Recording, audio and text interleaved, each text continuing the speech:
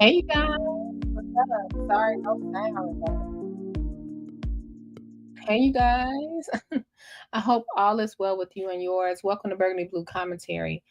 Today I want to do a video flashback per request. You guys asked me for so many video flashbacks, and I think that one day we may just have a whole live stream marathon on all the videos since the beginning when I started covering Dalton. So this is Dalton related, just for you guys to know.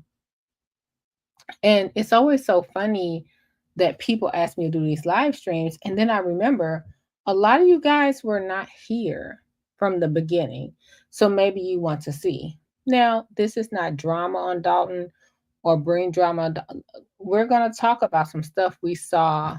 Um, Let me know, put a one in the chat if you saw the things that were happening at Thorn Ridge High School last week. Um, I feel like it's really weird that no one's talking about this.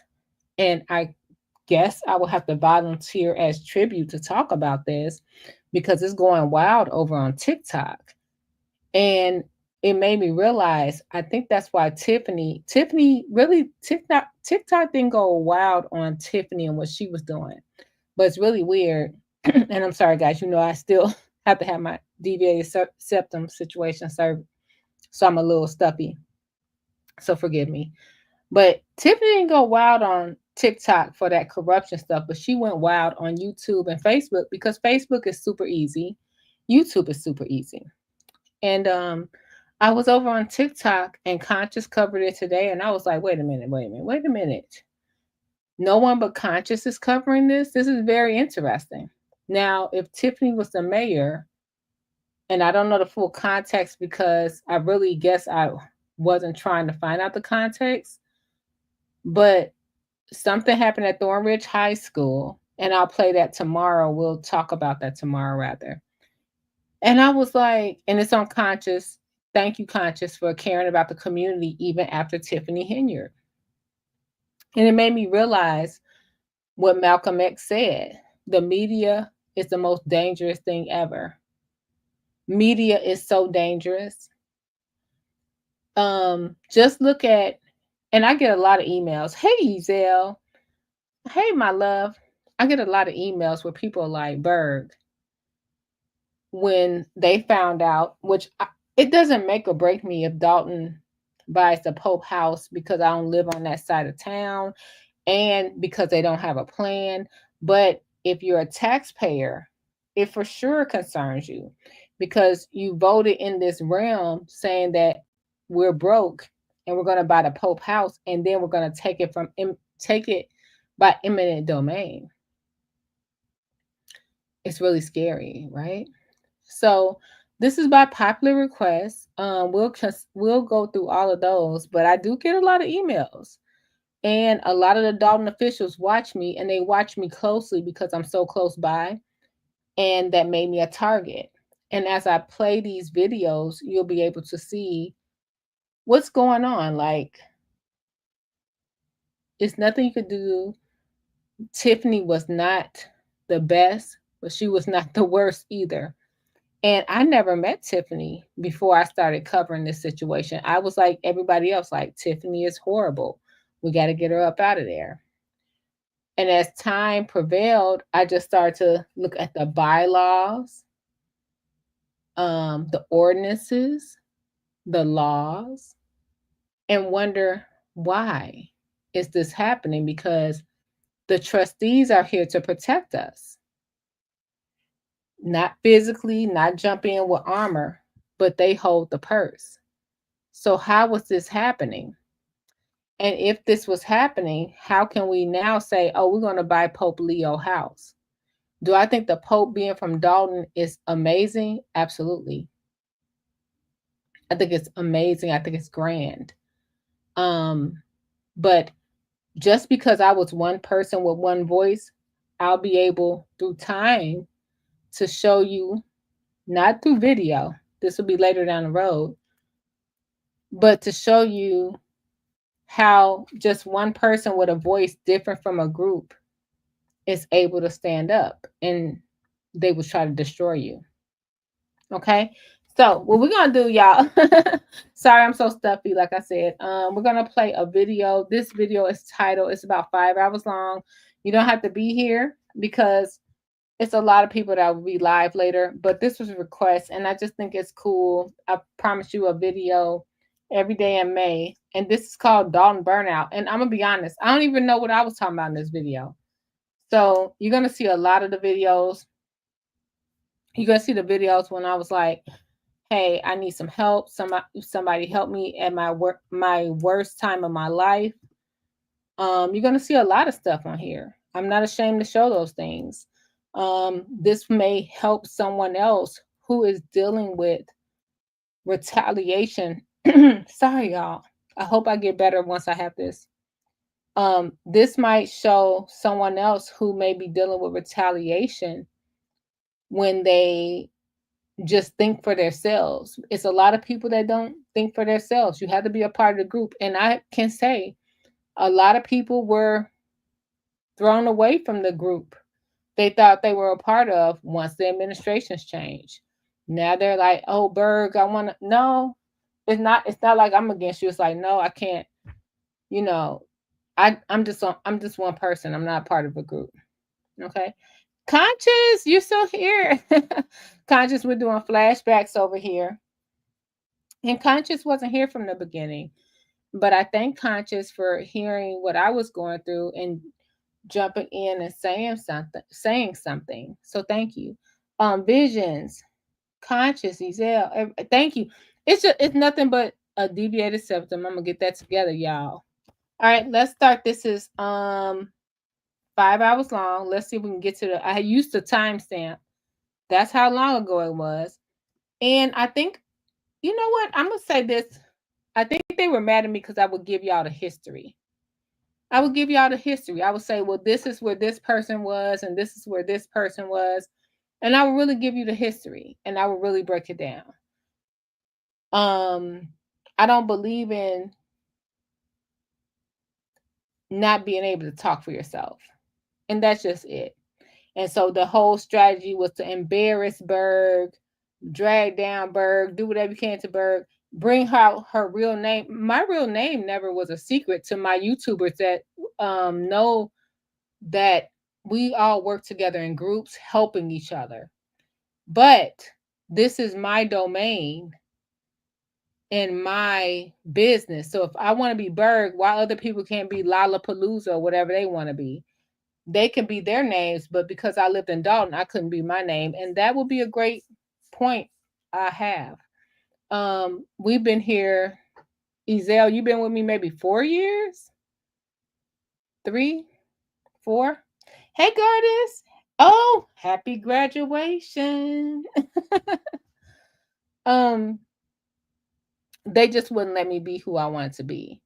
So we're gonna start from the beginning. This is not the beginning, but this was a video that I didn't have up. You guys saw in real time when my channel was attacked just because they wanted to. You guys saw that in real time, and you'll be able to see that in real time as I go through all these videos. Okay.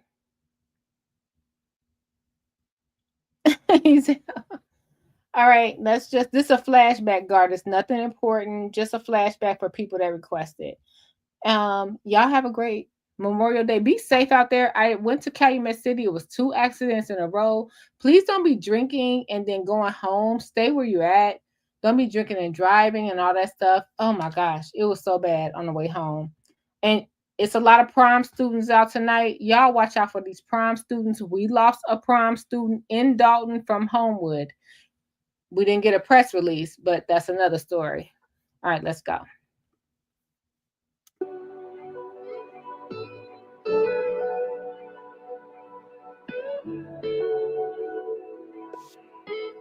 I mean, when y'all remember this was my beginning. Anybody remember this little TV screen? Hey everybody. Hey, I'm gonna play this video. I just have to set up some of my clips really, really fast. I want to talk about the Lansing Journal. I want to talk about being burnt out on Dalton. I want to talk about this Chase Bank in Harvey. So yeah, I'll be right back. I'm just gonna play this video really, really quick. Thank you. Hit the like button. Hit the And I want to say, when y'all heard me say that Chase Bank and Harvey, I think Gardis was at that. That was the annual town hall meeting last year. And they said, oh, all our money is in a Chase Bank and Harvey, but it's no branch in Harvey. So I hold all elected officials accountable, and they don't like that. Much like somebody else we know, right?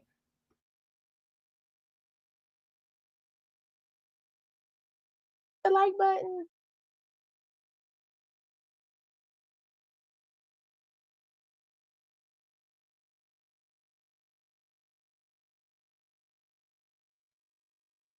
Hello. I'm sorry, I'm just popping in here. Visions, why would Gardis help the newer man with understanding the Catholic beliefs? What does that mean? That's can you can you tell us what that means? That doesn't we have no Catholic. I'm not saying this on behalf of Gardis. I'm saying this on behalf of a person that went to Catholic school, on behalf of a black woman, on a behalf of a person that lives in Dalton. We close everything Catholic near Dalton. It's not even street crossing, let alone a cross.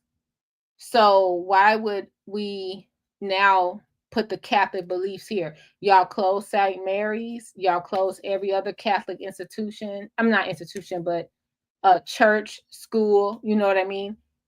Why would someone now come and enforce Catholic beliefs? Did they install a Catholic chaplain? They didn't do anything. And I'm not bringing this out on you. I'm just saying, now we Catholic. I still, when I get in the car, do the cross. Father, Son, Holy Spirit. I still do that. But I'm not Catholic. It just is because I went to Catholic school. Why now? Interesting.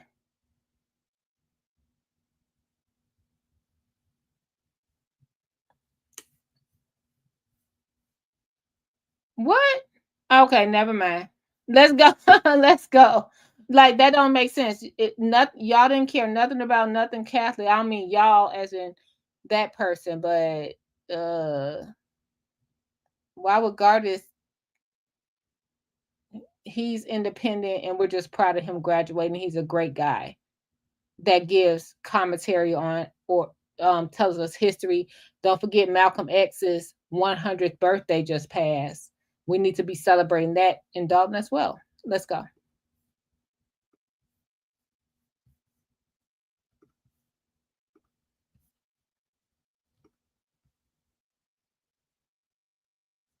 Oh, I'm sorry. Did I pause my probably pause myself?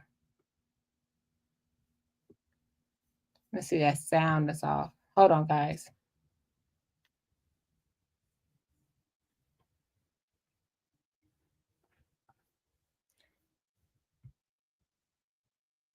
Let's see if this works. It might have been me. Yours. Yeah. We're going to talk about this Thornton Township town hall meeting in bits and pieces. And wow, was it some moments. I want to talk about this moment. This came from Mr. Doncor. Doncor is a 20-year employee of Thornton Township as well as a fellow Falcon. Shout out to him.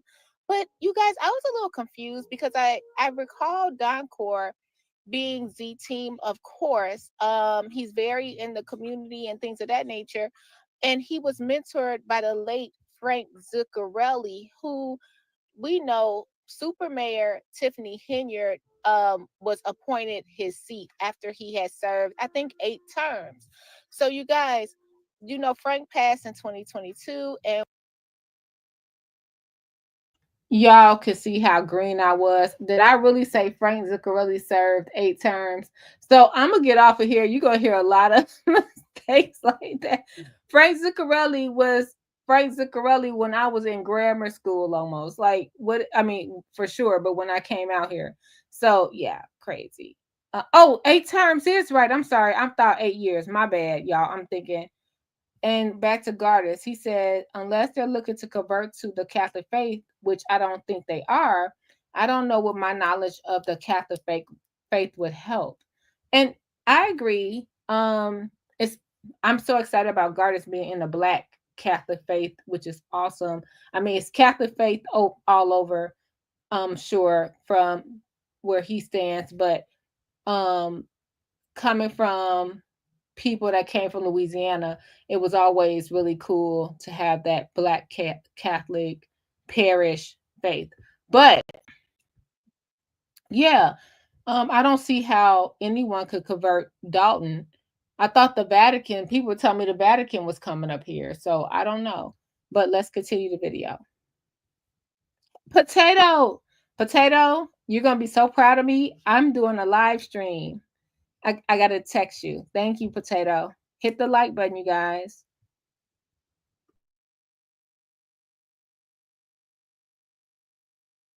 And with Miss Hinyard coming about, it brought a lot of change. One I did not know was going to be Don Core, honestly, because we remember him possibly being her campaign manager, but definitely being the one the Lansing Journal captured during her appointment, during the super mayor appointment for the seat. Let's take a look.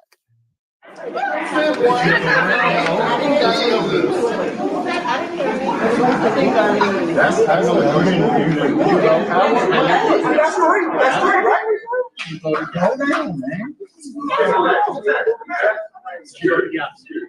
has to sign the warrant, and then she's got to take the oath in 9 minutes. Let's go.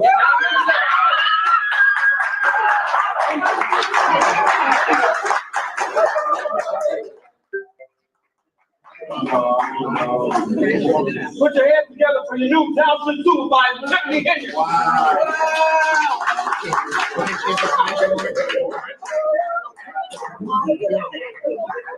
Y'all can have it, baby. Y'all can have that shit. The question is, when did things go wrong? Because this was such a special moment between the two. I would have thought that Don Core would have been Tiffany's right hand. I'm confusion. Okay, you guys, as I always say, I'm confusion. Okay, you guys, let's get to what happened at the Thornton Township meeting. Stood here, and one thing we never stood here under Frank is race. Black, white, Asian, or Latin, we all got along. So no disrespect to UTO, but we don't do that here. This is our house. And first of all, we understand one thing. When you're doing wrong, you need to be corrected. So I only have one question, Ms. Darlene Gray. Do you think that the board is doing a good job right now? Frank told me to ask you that. Oh.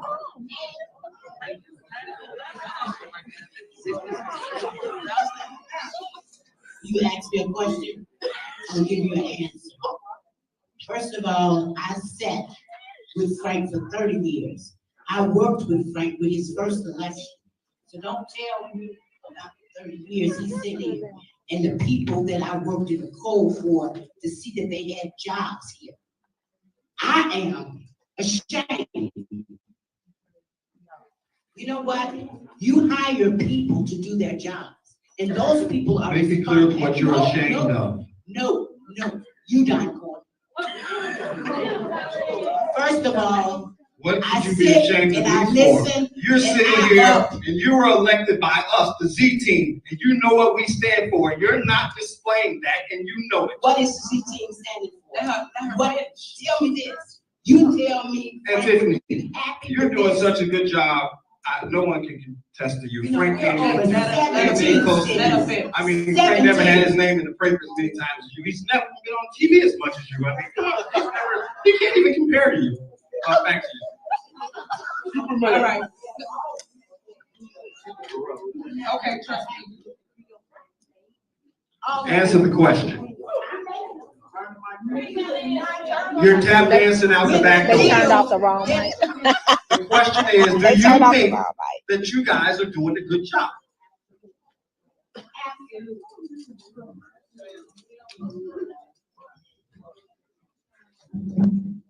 You can finish your comment, Don. Go ahead. Darlene, with all due respect, my love for you will never change, but you know where we come from and you know what we stand for, and you're not displaying that. And if I did something wrong as a young man, you guys would chastise me. I've been with you all for 20 years, and you guys know better. And look at Pepe over there not saying a word. That's him right here with the black shirt. Yeah.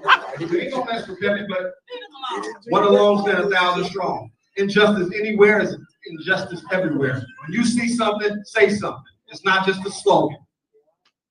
Now, at the end of the day, who all on that board thinks that they're doing a good job? Cassandra, are you guys doing a good job as a whole?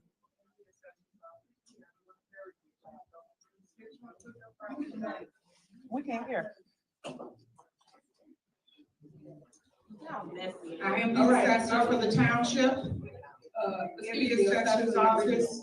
This is kind of doing a very good job. Gotcha. Just so you know, you can make your statement and move on. I got you.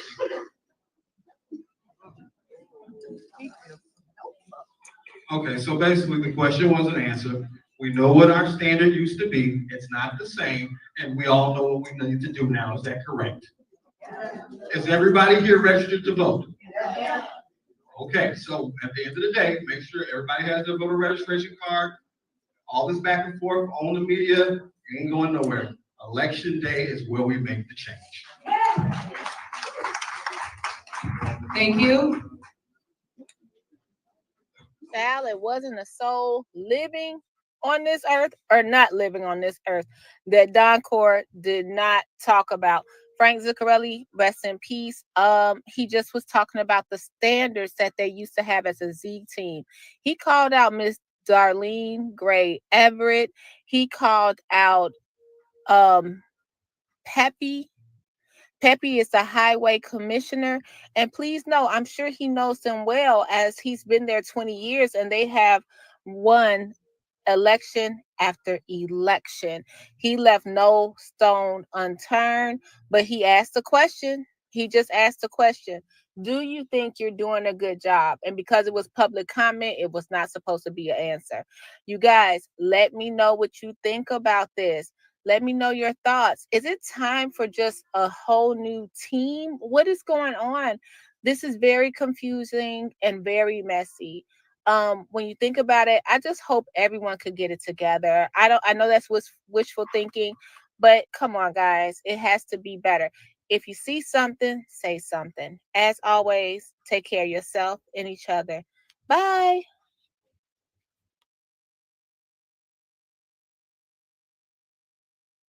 Uh-oh, hold on. Good morning. Good Sunday morning. Did y'all put y'all beans on?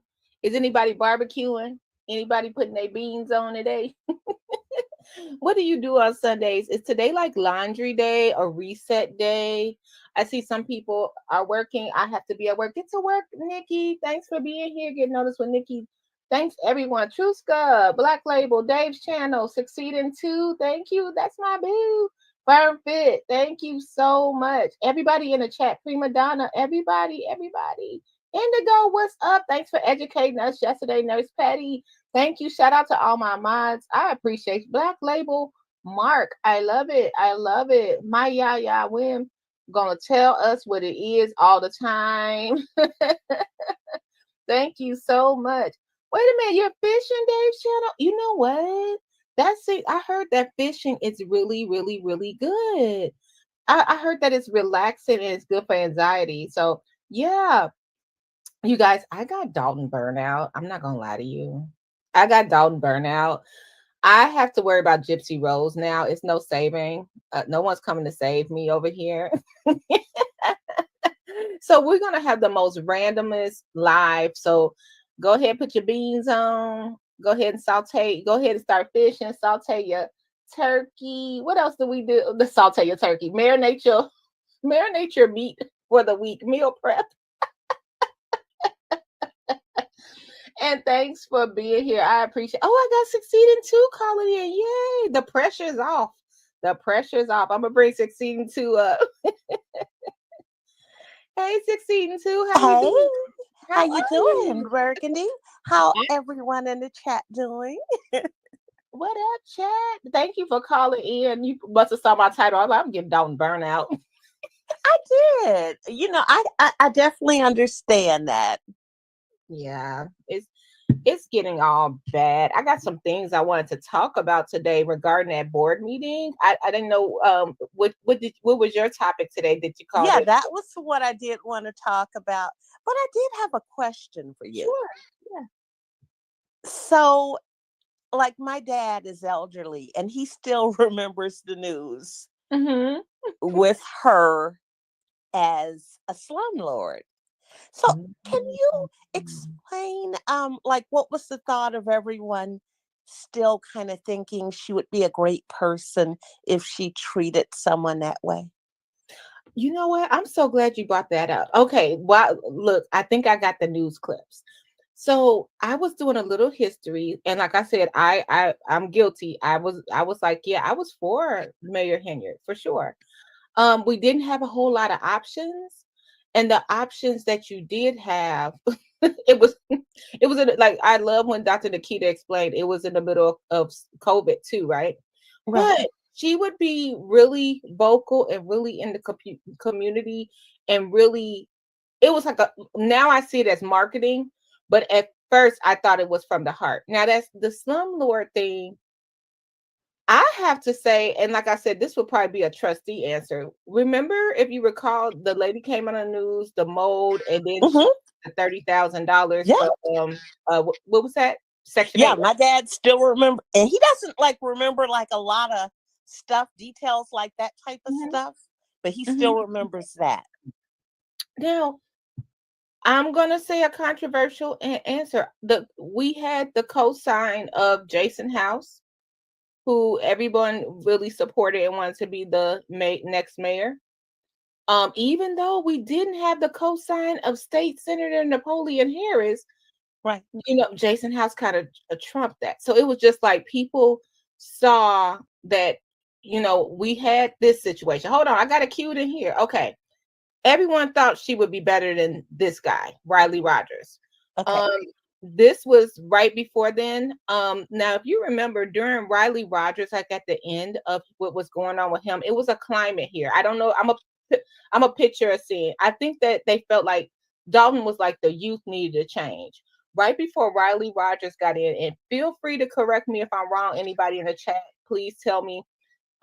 It was the young lady, she got killed at Moonlight right there. It was like Moonlight Liquors. She was like 18 years old, Simeon graduate. The mother, I remember Alexis Wilson was sadly during when Tiffany was lawyer, but I mean lawyer, mayor. But I also think that it was like a back-to-back series. It was like a 31-year-old lady Hmm. killed at the Sand Ridge, a nightclub on 142nd. Then the Moonlight Liquor situation with the Simeon young lady, and then I think it was the mother of four, right?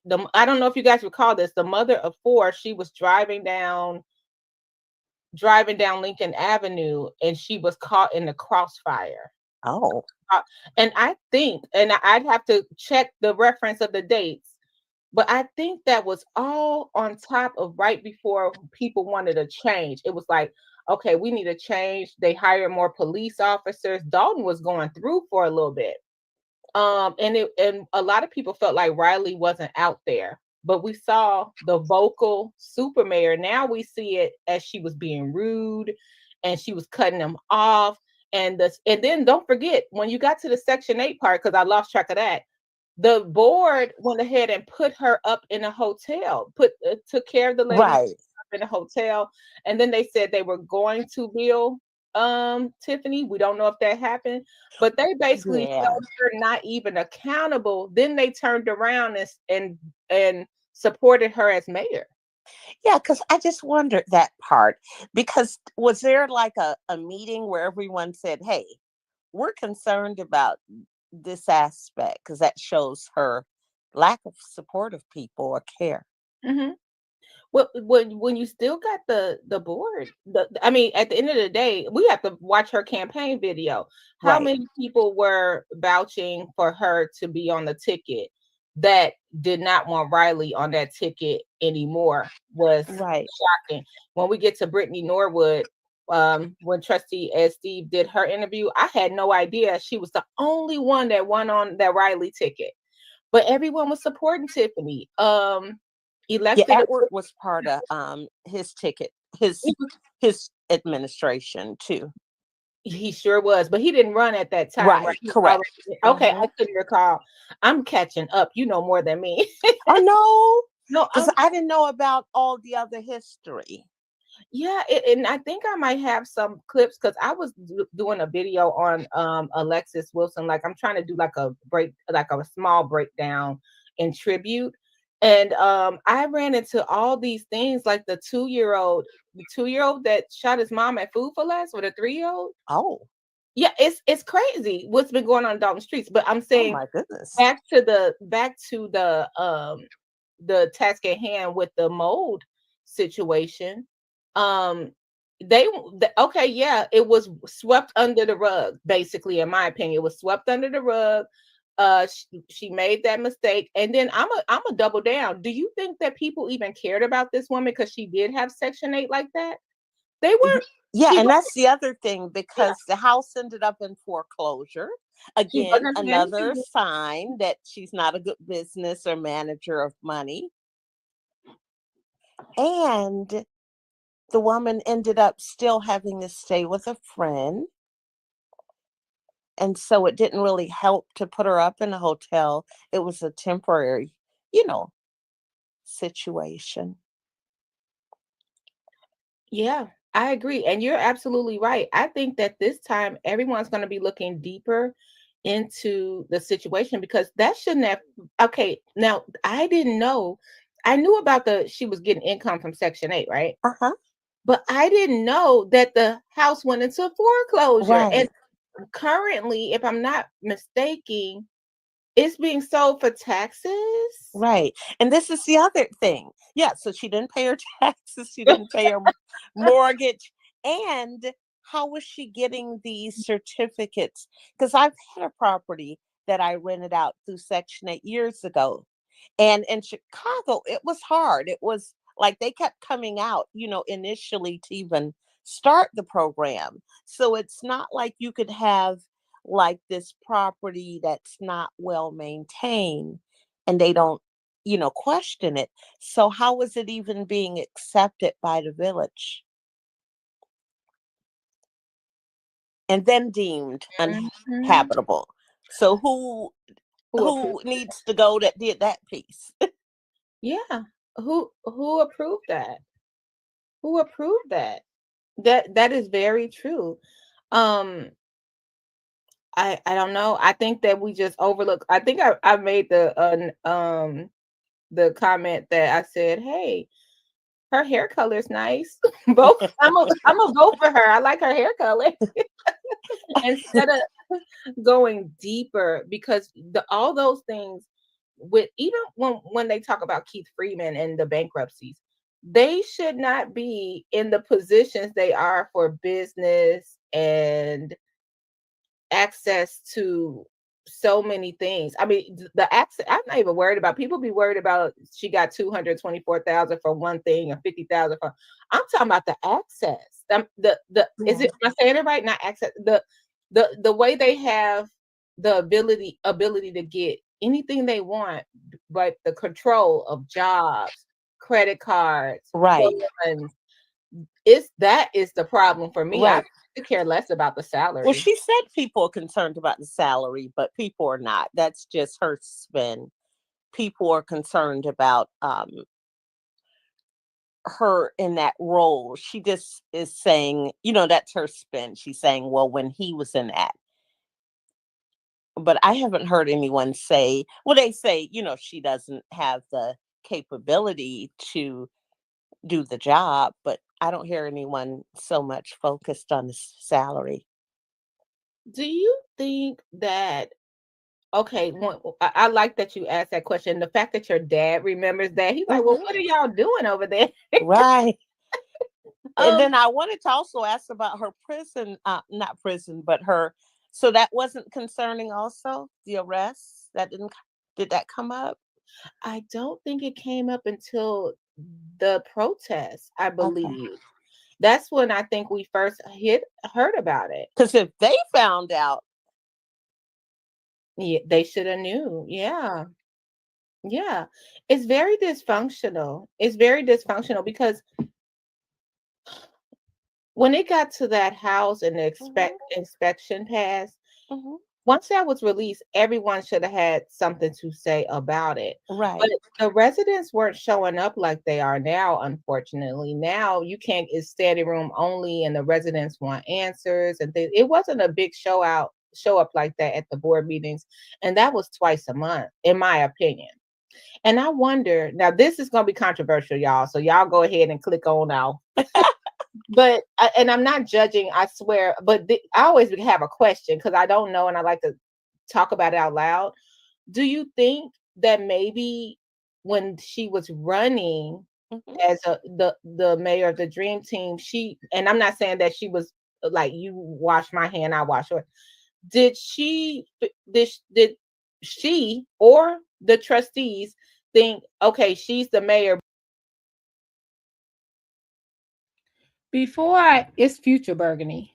Before I say even what I'm going to say, have any of y'all been over on TikTok? Let me know. I got 12 people watching. This is a flashback, but have any of y'all been over on TikTok? And I want to preface this by saying, if you see some weird retaliation, you know why.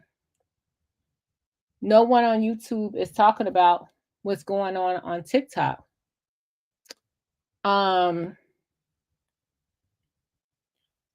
Remember, Tiffany had a moldy house, put this lady in a moldy house.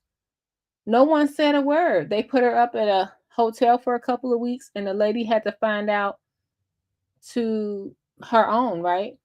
It's okay if we thought one way and now we see another way. You guys said Tiffany was spending the money. Did you guys see that recent article about Jason House? I'm actually doing a video about it. Let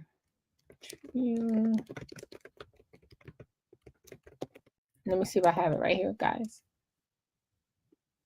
I might have it available. Let's see if I can. But oh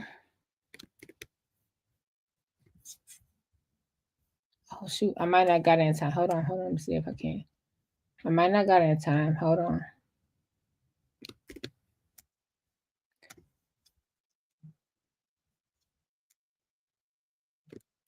Hold on, guys. I just want to pull this up. I'll do this video later. But actually, I wasn't planning to come up here, but I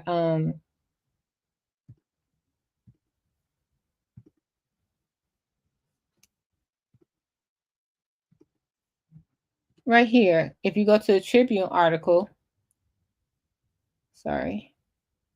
I'm not here yet. Hold on, guys. Sorry. I'm not in my normal space. But it's a whole article.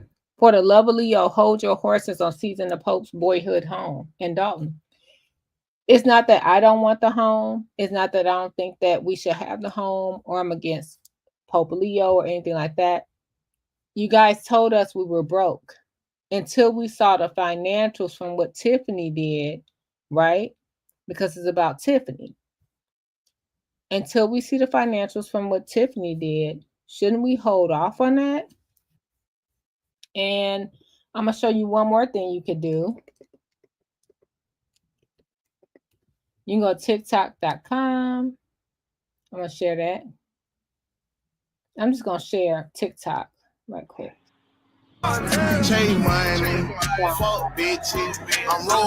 There's somebody in police, but hold on. But that's what's going on the Tribune. No one says anything. So this is TikTok, and let's just put in Dalton.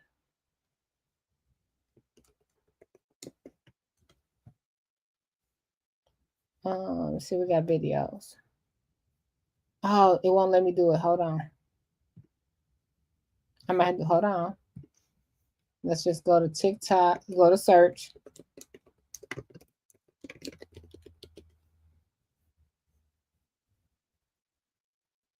Hold on, guys. Let me click out of that.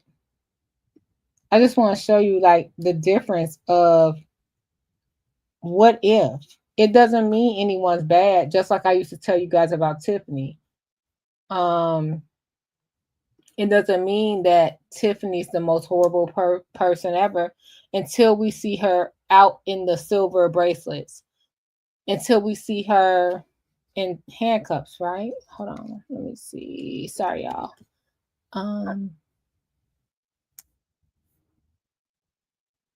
So this was just posted.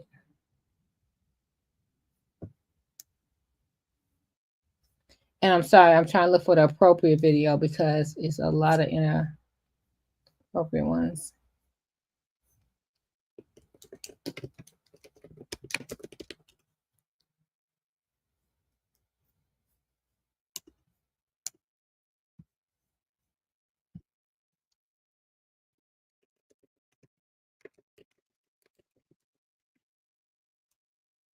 I can get that right there.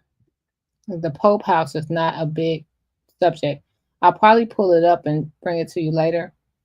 But it's a big thing going on in Dalton, and it has nothing to do with Tiffany. And nobody's covering it. Hey Scott, good to see you. And no one's covering it, and it involves District 205. So I'm not gonna say, but I think that I know someone for sure that they're not expecting is going to make that next board meeting. And we have a new police and fire. Oh, let me bring up Conscious video. Hold on, let me just go to Conscious. Because this is important. We need information. If this was what you guys doing, what were y'all doing up there? I saw that the kids were very active. Oh, it's gone. Oh, Conscious doesn't have it anymore. I don't see it up there. Live in 7 hours. Live in how my normal life. Okay, then I won't worry about it. I'll do my own video. Because I saw that people just weren't paying attention. We had a whole situation at District 205.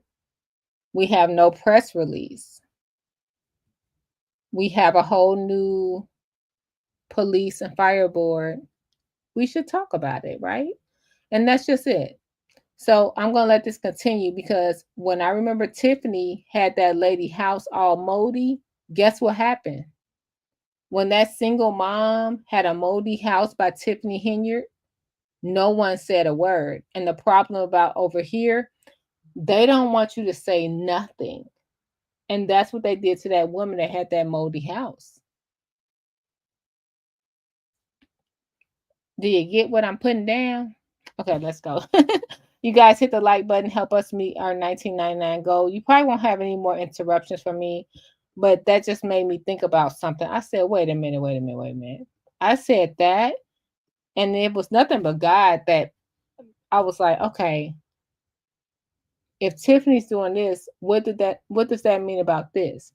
If Terry Young got paid 303 hours, who approves the payroll? Those are just simple things I'm asking. You know what I mean?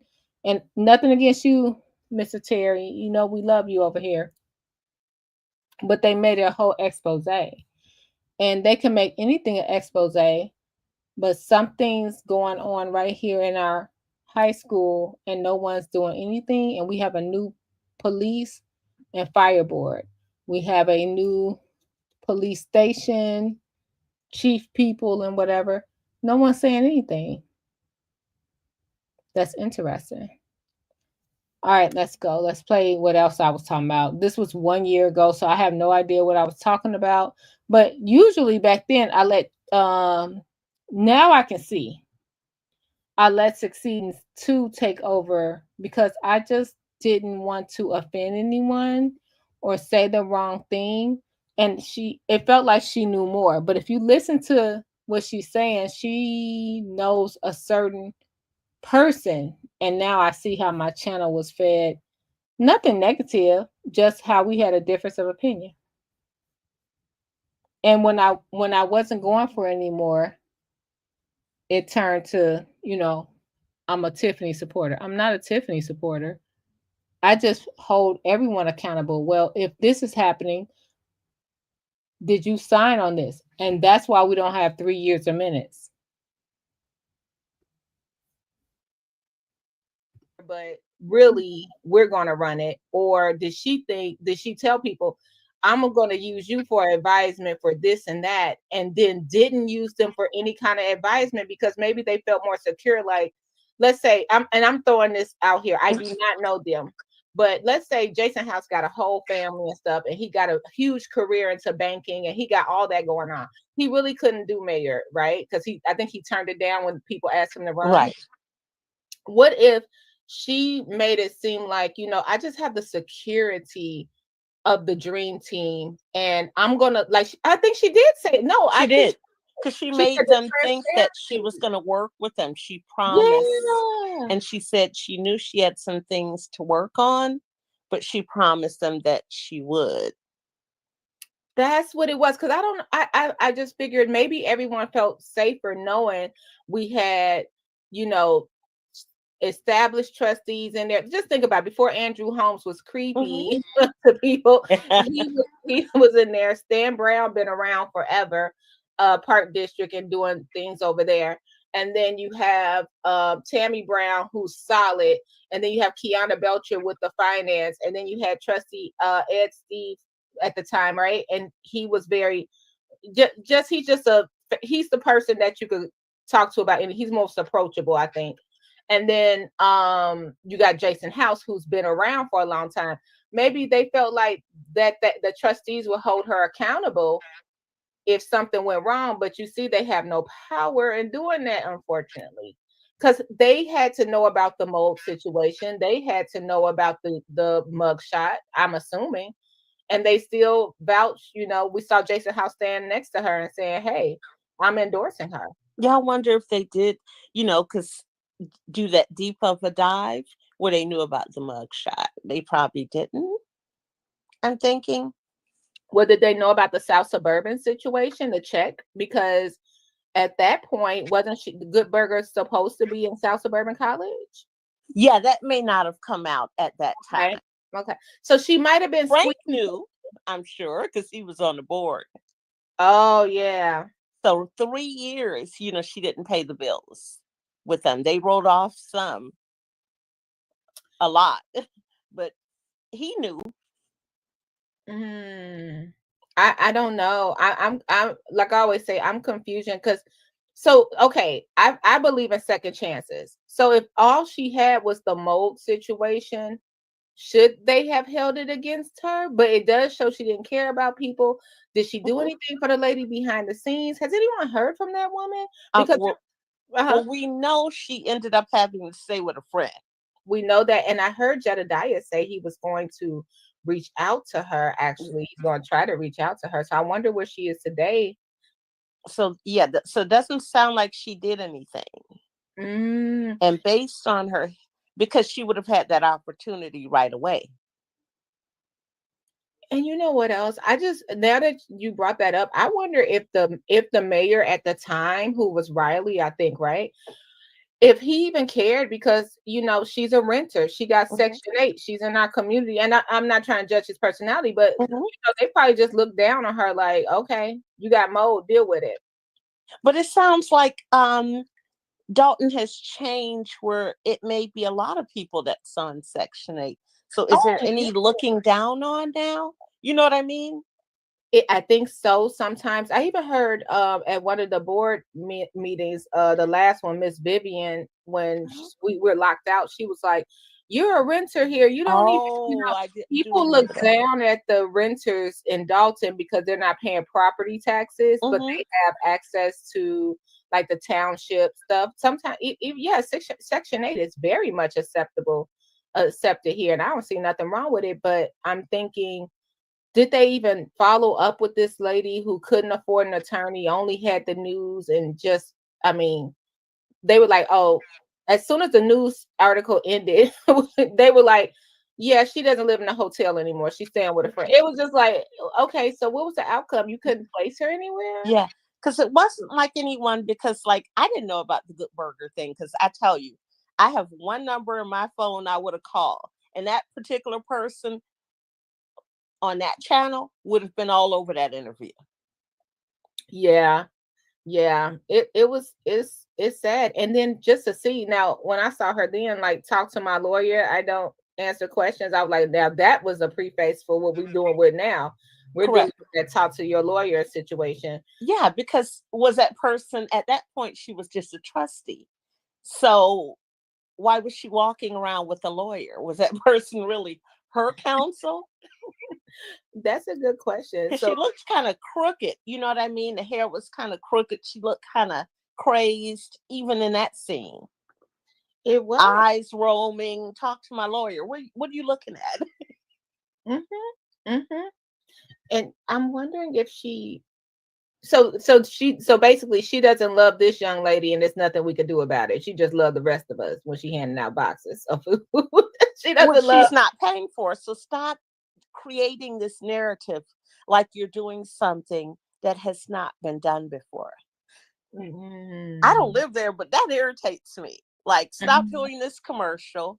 Like, no one has, to me, like, people have not held her accountable. Like, they helped create this monster. Like, no one has said to her, you work for us. Yeah, they don't say it. And I think, and you guys, I promise I'm not the end all be all of Dalton. Oh, Because yes, you are. You end all be all. it's some smart people out there that's in Dalton. But let me tell you, that stand up for us at the meetings. I don't recall, I'm being honest, without this propaganda, knowing how many resources Thornton Township really offered. And I was someone that was in need of resources and I didn't know that. And I don't feel like Frank nor the trustees came to Dalton for anything. So now when I see her, I know that the township pays for it. And everybody's like, well, yeah, the township pay for it. It's like she's trying to, I'm not taking up for her, but push that over here because we never had that. We never had no one come over and bring the Easter bunny or bring say we need a second food pantry or say we'll help bury your loved ones or help come. And now that's Yeah, but show me the real figures. Like, who cares about the Easter bunny when you have people, the crime going on that's going on there? It's not even like the stuff you described to me. That is crazy. People talking about being in drive-thrus and carjackings and shootings. Like, I don't hear guns and stuff like that. You know, I hear fireworks. That's it in my community. It is quiet. And so those things to me alone are alarming. And would I rather safety or would I rather the Easter bunny? 100%. And I think like that's what I feel about the ice skating rink. I said, well, how the kids gonna enjoy it? And then the AutoZone getting shot up the street. Like we have to figure something out here. We have to figure something out. And I think it may be I know it's good people out there and everybody doesn't deserve it, but it might be a new overhaul of the whole department, the whole police department, it might have to be a whole just a change for people that, you know, I was talking to a content creator and I was like, it's still the same rotations. When I walked into the board meetings, I still saw the people that were around when Shaw was around. Right. You know, it's still the same rotation of people. We need some fresh people to step up to the plate. You know, to do some to not have an influence, if you will. I'm willing to give Jason House a chance for sure. But it's gonna have to not be the same rotation of people that's been around for 40 years and haven't brought about change. Yeah, because that's what happened was people got caught in like those things of, oh, we have this, that, or the other going on now, but not like the substance. You know what I mean? Like the crime, like get a handle on that. And then you could say we have what other places have. Yeah. You're right. Start with the root. Start with the root and build. Mhm. Municipality, I love your name, says, do you want smoked turkey tails or transparency? Right. I love it. You're absolutely right. And those are I think Brittany Norwood said it, which I love. She said it's the smoke and mirrors because Right. I'll I'll always I look at stuff and be like, oh wow, look at this. Things are changing, and now we're in a $7 million, we hope, deficit at Mhm. minimum. And you don't see that because it is the smoke and mirrors. Right. So, Smoke. because there are people doing these things that she's talking about, like the gentleman that hand out the turkeys that she didn't want to give them the business. And Oh, it's not a business. They're just giving out free turkeys. So there are people that are doing a lot of things that she's doing this advertisement about. Free indeed. Do I rather a box of food, or do I rather being able to take a shopping cart, get some fresh produce and some groceries and shop with dignity? Which would I rather? yeah, shopping with dignity. That's important. And we were going over that food box that day. We were like, oh, that's gonna spoil in a day. You're not even Right. it's not, it's like it's people for that. I think she wants to do everything herself. Everything herself. So Well, I think she wants to make that appearance. yeah. So if anyone is doing anything that may take that mirror off, that spotlight, she doesn't want it. Yeah. Yeah. I agree. That's what Free Indeed would do, because why else would you not want that there? Yeah, she wants it all. We drove by downtown yesterday, and that whole side, I didn't notice because I went by, but I didn't notice. Like you brought up the free turkeys. That was the lodge, and Hmm. dude, they've been there forever. They still have Right. an orange sticker, and they're like, we did everything. We paid our dues. What do you want? And it was public comment. No answer. No Right. No answer. I would like to talk to them. Was it something building, structural, housing? And No, what was because it? there was no answer. So, and then if you have nothing else there, why would you not help them? It's So totally it's like, would you rather all the buildings be vacant? yes. It look and the buildings look nice. They have put it together way nicer than it used to look. And you just don't let them open. But that when she was ready to give us the receipts, that furniture store had water coming through the ceiling. And you said nothing because you get your nails done next door. Oh, So it's like, come on now, we have to figure something out. This is crazy. Lady K9, owner and partner to Sarge. I love that. Her problem is she's doing all of this to make herself look good, but hmm, the funds are not there to be doing all the work she has done without permission. Thank you. correct. You're Cor- right. Because look, you have this guy who's owed over $500,000. Is that the tree cutting? Who The was that? pavement guy. The pavement guy. Now I thought they wrote that check. Well, she signed that check. Was that a different company? Well, it was approved. Mm-hmm. Keywords. And that's what the trustees had said. We're approving stuff, but checks aren't going out. I remember that because didn't we go right back to the board meeting where they said they paid for the light check? Tangenique said they paid for the lights in cash, Right. and then fast forward, it was right back on the list for payment. Like, what are you paying for in cash? You're taking just cash? You're taking 65,000 in cash?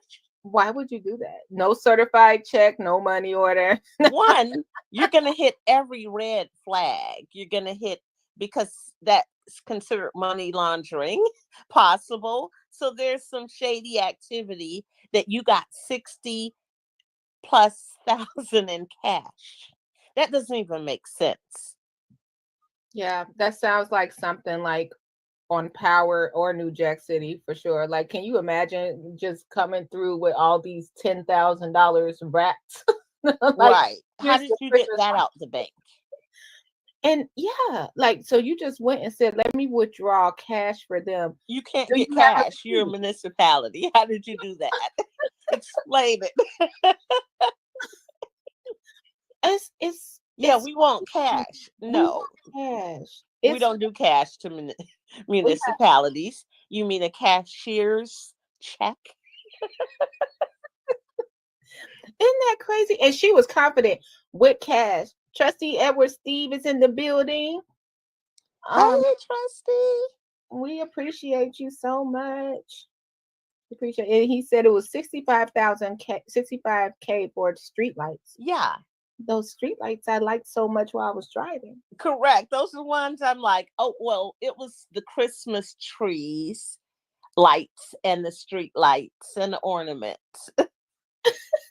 And it's so funny because Shay was driving through downtown Dalton and he hated the flashing stoplights. He was like, why do we need this? And I was like, oh, they're so pretty. And you were like, they're not paid for. Okay, just get over it. Yeah, like, would they be pretty if people were coming, like, taking them back? No, and I think it maybe it was you succeeding, or was it Lucille? Hi, Lucille. Thanks for being here. Hey, Um, Lucille. we appreciate everybody in the chat. Hello, sorry. Lucille, I just want you to know you gonna make me message my old high school friend Renee, Judge Renee Oh, Jackson, just based on that. oh, wow. You It's, guys are connected up in here. it's a small world. We have Gardis Watts. Thank you, Gardis. Thanks for being here. Gardis, the quiet celebrity. He is, and just a powerful speech. I Like, have a question for Gardis. yeah, I want to know his cybersecurity background and what he thinks in terms of that. If he doesn't have the answer to this, what he thinks once he talks to his friends that have that certification, what could be done to find information, and what would he do to get it? that is quite interesting. But I'm gonna pause really quick. Amazing Tribe. Good morning. Good morning. Good morning to everybody in the chat. We got to talking, and I'm sorry. Please hit the like. Thank you for being here. I appreciate everybody in the chat, and thanks for listening on this Sunday. Okay, I'm speaking, y'all. I'm speaking. Yeah, we need Gardis. The link is up there if you want to come on up too. That is that I wanted to go back to what you were saying. Did you see? Because cybersecurity, I don't know if this is relatable. Someone in a Dalton politics group posted that they were insider at the village, and they put a list that someone's trying to go through, like Stephanie phone and this person's phone, but they're trying to break, like, go through their laptops and phones some kind of way, cyber like. I'm like, oh my goodness, why? Yeah. What is wrong? And once again, Jedediah said this week is hell week, y'all. So yeah, so I would want to know if Lori called him personally and told him she needed him based on his expertise, especially since he's worked there. So he knows the infrastructure. What would he do, and what would he advise? Well, we're gonna get the answer because he's here. Hey, Gardis. Hey, here. how are you? Hey, ladies. Hello, gentleman. Yeah. All right. Godly. You know, I gotta get some stuff done, and I promise I won't be here long. So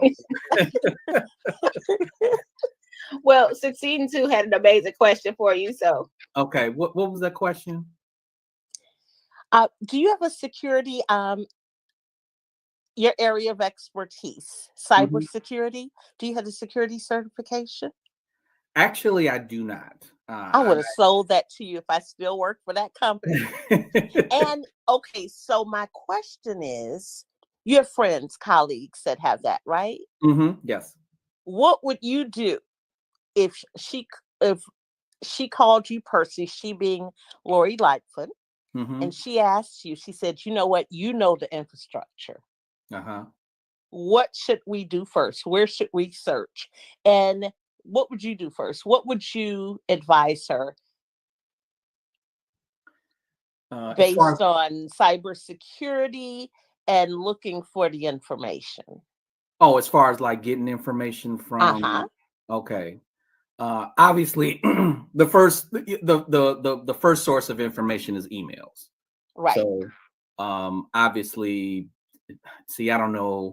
I know when I was working at the township, they had an exchange server. So obviously, we can go in there and prod through emails, search through emails. I mean, you could do all kind of searches. Search, by word, phrases, who sent to who, that type of thing. Do they have a cloud? They have a what? Do they have the cloud?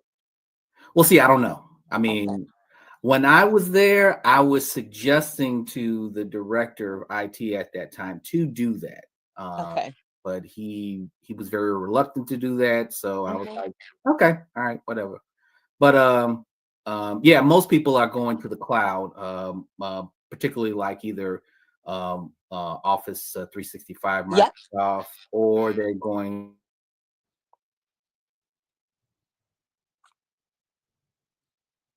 a large cloud base. Like, is that Azure?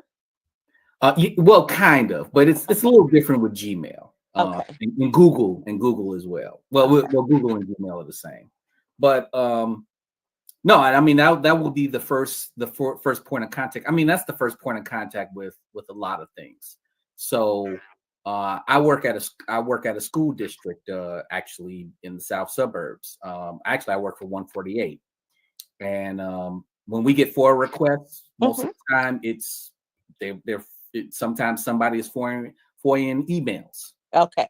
And that's the first source of data that you would probably want to look at.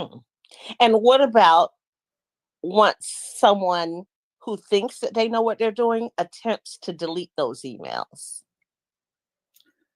Well, I mean, if you have like the domain like administrator account, which oversees everything, you can go to like a log file and see, who deleted what. I mean, that's if you know what you're doing. Right. Keywords. Yeah. I mean, if you know what you're doing, but I mean, yeah, somebody who has domain access, could go in and delete emails. But that also can be traced as well. Okay. But then, also too, there's different financial systems that you can go to. There's, I forgot what they were using when I was there. Hopefully they got something new, because everybody was complaining about how old their system was as far as the financial systems. But are you talking like the treasury management services? Yes. And like the remote deposit and all of that? Yep, all of that. Yeah. So, but most of the time I had to work when I was working on that, I had to work in conjunction with the township treasurer's office, which actually wasn't it wasn't in reach of like the main township office, and only because during the time when I was working there, they had to move their stuff because the office was getting reconstructed. So I had to work with them and whatever financial services they were working with. So that brings another question. So when grants come in, are they wired? Is it wire paper? Yeah. No, and that's a good question, because yes, they are wired into the bank accounts of that particular organization. I remember there was an issue with the grant coming in at one point, because whoever wired the money wired it to like an invalid bank account number, and they had to call somebody to give them the right bank account number. So stuff like that happens. I mean, it definitely happens. Yeah. I've seen it happen. Yeah, no, I mean they don't like. I mean, rarely do they like send you a check or anything like that. No, they wired it. They wired it straight to the organization. So that so that clarifies the answer I gave Burgundy. Remember, I said that, Burgundy. Mm-hmm. I just wanted to have his clarification to put the I over it. Now, I mean, there might be some legacy organizations that might still send you a check. I don't know. Not $1 million. Yeah, They send in a wire paper. I understand. we're waiting on it to come down the pipeline. What we got? 3 weeks? 2 weeks? So Jarvis, why didn't anyone mention the millions that there's only weeks to come through? I mean, I don't know a lot of the financial stuff that, I just know how it gets transported. Well, the commercial, the infomercial that she's been doing about how she brought all this money in, and the trustees were like, but we haven't seen it. It's not there. And the people were thinking because of the infomercials that this money was actually delivered. And she was like, oh, they can see it. She even went that far as to say they can see it because, she does like a Trump format of lying. They can't see sugar, honey, iced tea. What are you talking about? It's not there. How could they see it? They could hear your mouth saying it will be there. Well, I mean, yeah, I know. And she never says what the source of, these funds come from. Correct. So it's like, it's like where you say we getting $7 million. That's the one I'm talking about. From who? Like, is it the state? Is it the federal government? What's the name of because, like, say for instance, at 148, we get grants, and if you go to the meeting notes, they'll tell you like we're getting ESSER funds. Yeah. For people who know, ESSER funds are the emergency relief funds for COVID. Right. And so whenever financial reports come in, it's like, we're getting such and such $1 million in ESSER funds, or we got this much left, Right. So that's what they're talking about. Or when they're talking about, like, say, E-rate. E-rate is a federal government program where school districts get reimbursed for technology type of upgrades. Right. So we get a percentage of that. So when that comes in, they say E-rate grant such and such.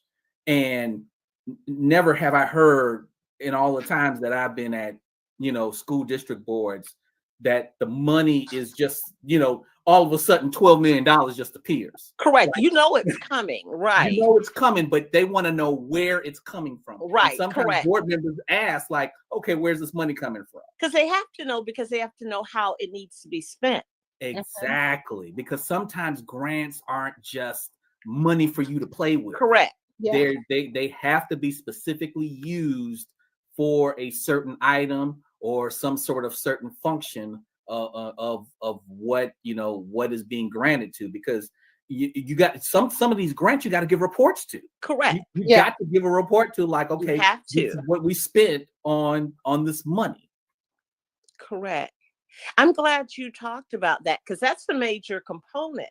Because if you notice, that guy who is missing his $617K plus the additional 12K, he talked about this money that he thinks is coming from the Highway Commission. You notice him saying that? yeah, I know. And it's it's interesting. It's like you can go on to various government organizational websites and find copies of financial data, budgets, what they spent in this year and that year. You go to Thornton Township's website, and it is like going through a maze trying to find anything. If you can find anything financial. Unless you're looking for big bingo, you can find that instantly. Yeah, exactly. You can find, and most of these governmental organizations also, have, salaries posted. They have what was spent at particular event.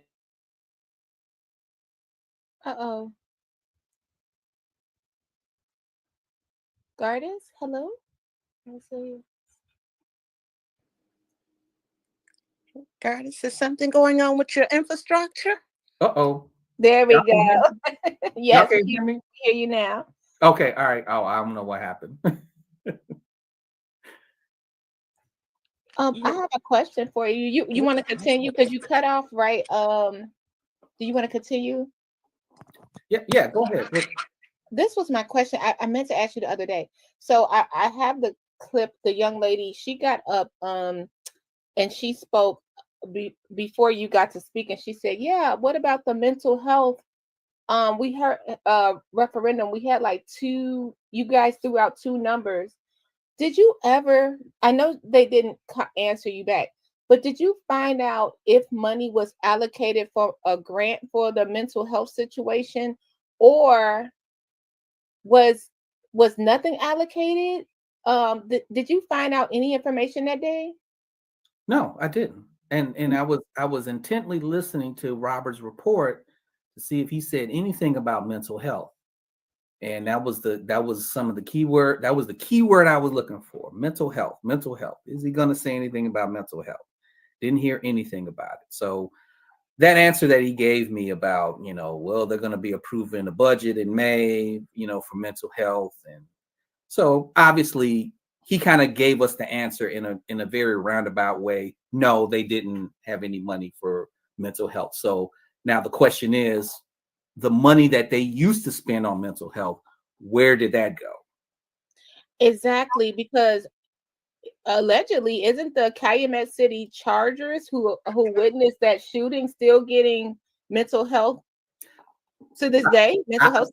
You know what? What's so funny is, I know a alderman in Calumet City, and I know some people who are tied into the Calumet Chargers, and I've asked them.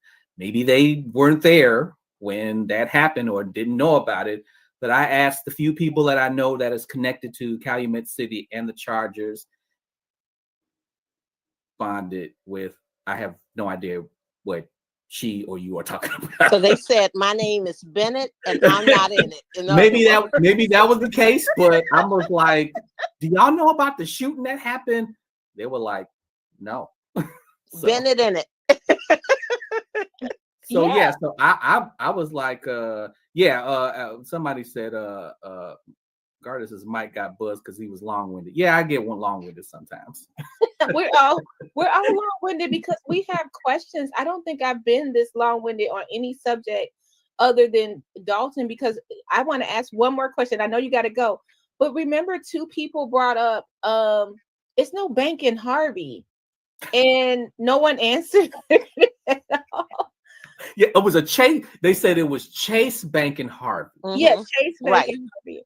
Yeah, I don't know what bank they're using. But I mean, these governmental organizations, sometimes they use several banks. Yeah, there might be one specific bank they use for payroll, or one specific bank for maybe getting in the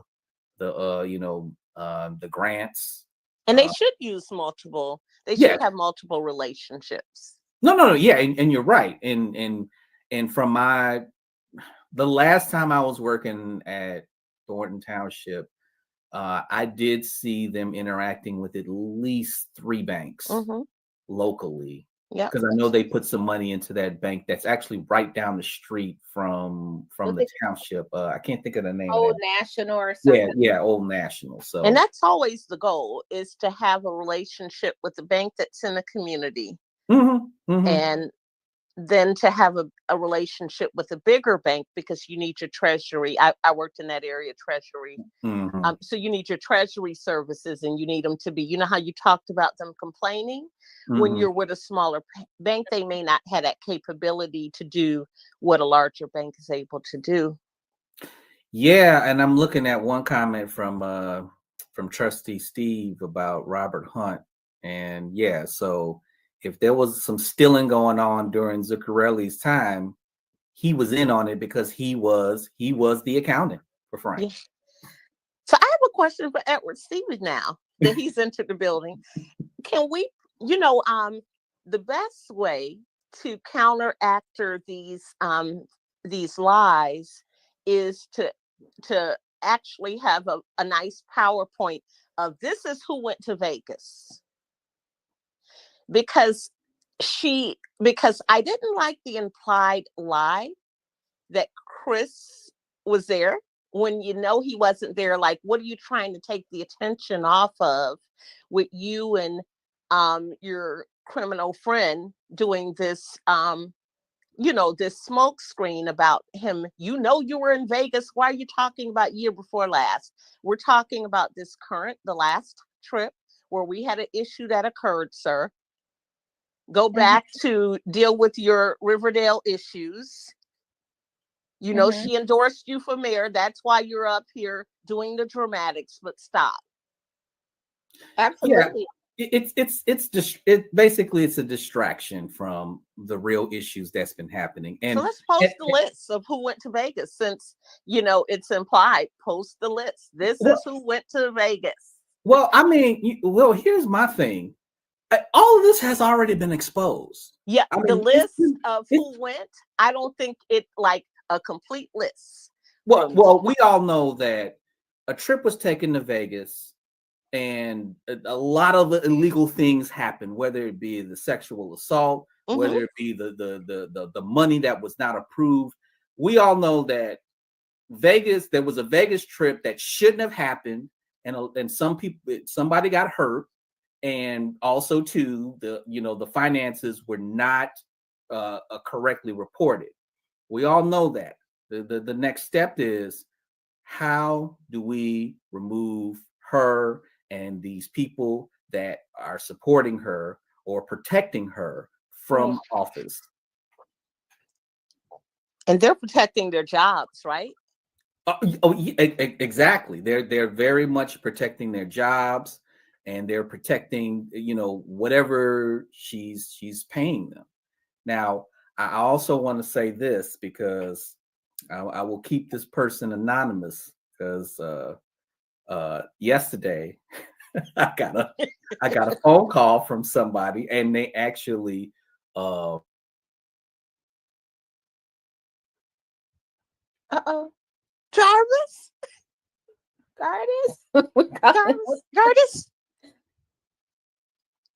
Oh man, he dropped. Gardis, you better come back here. We have to check his phone. Is his systems okay? Like you said. Gardis says all that. IT people tend to have multiple servers in their home. Yes. Well, while we're waiting on him, maybe he'll come back. This was the General Assistance Fund cash on hand. If you guys want to see the whole report, actually, the Lansing Journal scanned the whole report for us to see. So this was the Chase Bank in Harvey, Illinois, that people are like, wait a minute, it's no Chase Bank in Harvey, Illinois. It's just an ATM, and they never corrected it. He dropped, so maybe he'll call back.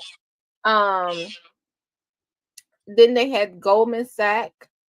What's that? The maturity they had for the bonds, and then Rosemont, Illinois. And the breakdown of investment on hand is $1,349,000.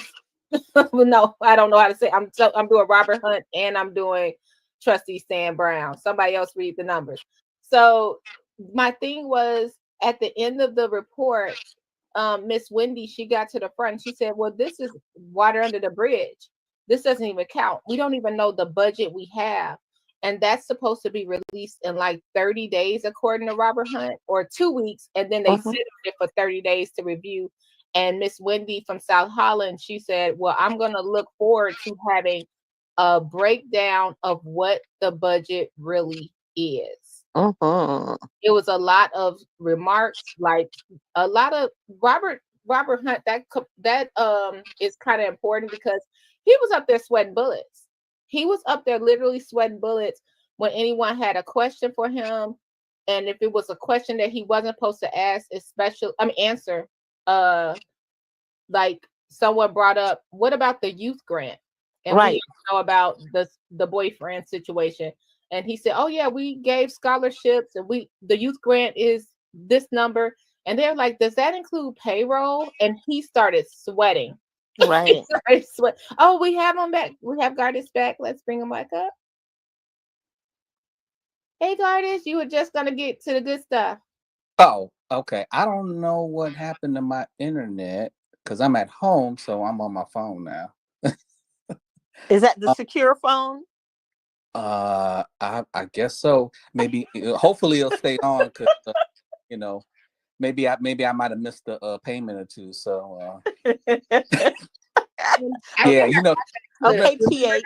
Did you guys hear that? Did you hear that one succeeding when Tiffany said it's not my fault if you didn't pay your phone bill? Yes. Oh yeah, maybe I didn't pay my internet bill, so I don't know. I gotta go check to see what happened. Where I get cut off at? You got a phone call yesterday. Oh, somebody called me yesterday, and they you know, they saw me on TV and everything, so they FaceTimed me, and I rarely get a FaceTime from this person, and it was like, guess who is downtown? And she was at some high-end restaurant sitting outside eating. And I was like, oh my God, okay, all right.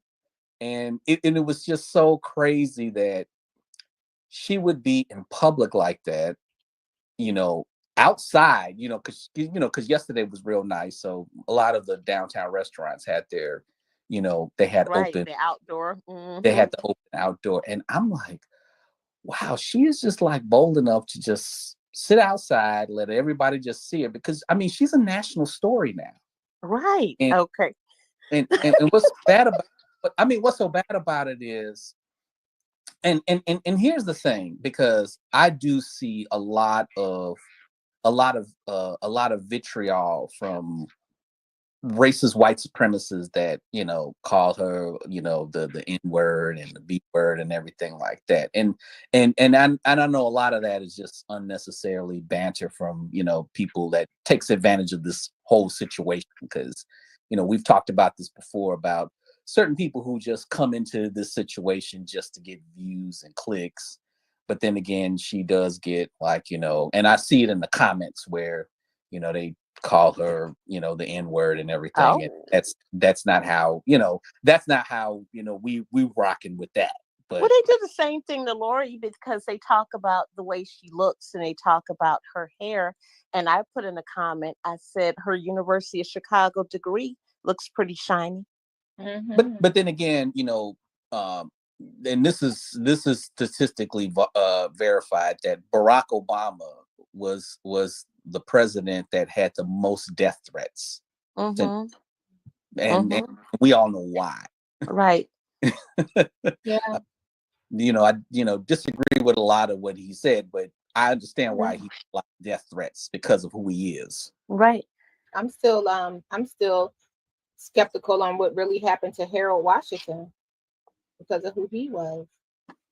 Well, I mean, yeah, I know there's a lot of conspiracies and a lot of theories going around about Harold Washington. I remember the day his funeral was. His casket drove right by where I lived at the time on the south side in Morgan Park. So we was able to see the casket drive to that church that was on 119th. Johnny Coleman's church. Yeah, so we was able to see that. But that was the saddest thing, because remember they were showing all the people were standing outside in the cold and all the dignitaries were inside. Yeah, and many people say that was probably the day Black politics in Chicago changed, because Harold was that type of person who not only rallied just Black folks, he was everyone. He was everyone. And there's a lot of, it's so funny because I get a lot of, I get, not a lot, but some people who kind of criticize Harold Washington and how he, you know, he was this or he was that, and they remember. And my thing is, you know, Harold could not have done what he's done if he would have just came out and just said, well, I'm only doing this for Black folks. And this is, I mean, we're talking about the city of Chicago. Right. From my opinion, the most segregated city in the country. True. When you look at the structure of the neighborhoods, and Harold had to just basically, you know, not say that publicly, but we knew what he was trying to do. And you also have a person who was on the inside, the person who knew about the politics, because mind you, Harold actually ran for mayor in 77 and lost big time because nobody really knew his name. Right. But Harold also, you know, he was a state senator, you know, he worked in West Congress. Yeah, with Hayes. Exactly. And he, you know, he had a degree from Northwestern. So he was very, very smart. Right. You're talking about these people with smart, and also they didn't talk about Harold giving that 10% of his salary his first term back. You know, people get quiet about certain things, like they want to attack the person, but they don't give them the accolades for, well, he was the first and only mayor we know that ever gave 10% is his salary back, and did a whole list of every promise he made the date it was kept. When did we see that ever done? Yeah, and also too, the way he flipped the tables on the aldermanic war. Oh yeah. All the 21 verse 29. 21. the 29 verse 21, or wherever you want to say, and how he flipped the tables on that. And most Black politicians would have been paralyzed in that particular situation. But what did he do? He said, okay, what I'm going to do is I'm going to file a complaint in the federal courts of the redistricting that happened in three, and he won. Yeah. And so what ended up happening, his next term, flipped the tables. He had the majority. He flipped the tables and got the majority. Unfortunately, he didn't live out his second term, but yeah, he had that flipped. So I think too with Harold, and this is I guess this is the issue with a lot of politicians, and maybe in Harold's case he didn't have time for it, but he never got a chance to groom a successor to take the mantle of his, because I'm pretty sure Harold, even if he did live, I don't think he was gonna do like 30 consecutive terms like Daley's dad. Yeah. And see, he knew that certain people had to, you know, certain people had to take this mantle, because eventually he wasn't going to be mayor forever. Right. They were gonna do something to take him out. So he had to bring somebody in, and I don't think he had enough time. They usually don't, though, when you think about it, because Daley didn't bring anyone in. Like, see, and think about it. Everyone has talked about every Chicago mayor, like the way they attack Lori now. They got really quiet with Daley only because his wife got sick, because before that they had a whole lot to say about him, including him tearing down the airport in the middle of the night. Remember that? That's true. But see, here's the problem. When you talk about Chicago Black politics, you got to have somebody in there who is for the interests of Black people in that particular city. Or and I never saw Harold that way. I lived in the city at the time. I always saw him as like the people's mayor. I never saw him as, so whether I was downtown or on the north side, I always saw it all the same. But it was the alderman that they had at that time too. That made a big difference. Well, exactly. But considering like a person like Daley didn't have to groom nobody, because there's several people in line who is part of the machine. Right. And the machine. And was Daley, I mean, not Daley, Harold wasn't really controlled by the machine. Correct. I mean, he can maneuver around the machine, but the thing is that he wasn't a machine candidate. Correct. And That's so true. Daley didn't have to groom nobody. You know, somebody Neither else. was Jane Byrne, though. Maybe. I'm not sure. I consider her a machine candidate, but yeah. I mean, I would probably say because of the fact that she was a woman, and the only reason why she won the election was because of Bolandic's the snow mishandling of the snow, 79 blizzard. Because right. I remember my father telling me that day because he would take the public transportation to work, and how it took him. I think he said it took him. Typically, it would take him 40 minutes to get to work. Yeah, it took him 3 hours to get to work. So let's go back to what you said, the snow. Mm-hmm. So, and that goes to the start of my question to Burgundy. You see how it took that one thing for Chicago to say, you know what, we are going to give her a chance because of that one thing. They were that snow. Mm-hmm. They looked at that snow. Well, here's the thing. So the snow was close enough to the election, right? Exactly. But here's another thing. So remember in 2013, Rahm shut down 50 schools. And I remember a lot of people were talking about, oh my God, he shut down all these schools. We're not going to vote for him, yada, yada. But that was 2 years before the 2015 election. And he still won. Yeah. He still won, even though there were a lot of pushback against him doing that and how they were going to make him pay in the election. But people have short memories. Yep, he sure did. He still won. Look, Lucille said she remembers going to Beasley. We always knew Lucille was smart. And she remembered Harold Washington coming to their school with gifts. I will never forget me working in the Illinois Center and someone saying, there's Harold Washington. And he had walked by already, but he came back because he heard someone say his name. Wow. And I remember he picked me up and my friend, and we were like, I was like, I am never washing this sweater again. I still remember the sweater I had on. Wow. Like this chic sweater with this fur woven and, you know. It was something. He was something. I remember. He came back. You know what I mean? He didn't have to. Mm-hmm. Mm-hmm. He didn't have to. But that's the humbleness which we're lacking here in Dalton. We're lacking that humbleness. When we were in school, I was in Catholic school at the time. I went to a school called St. Catherine's of Genoa, and we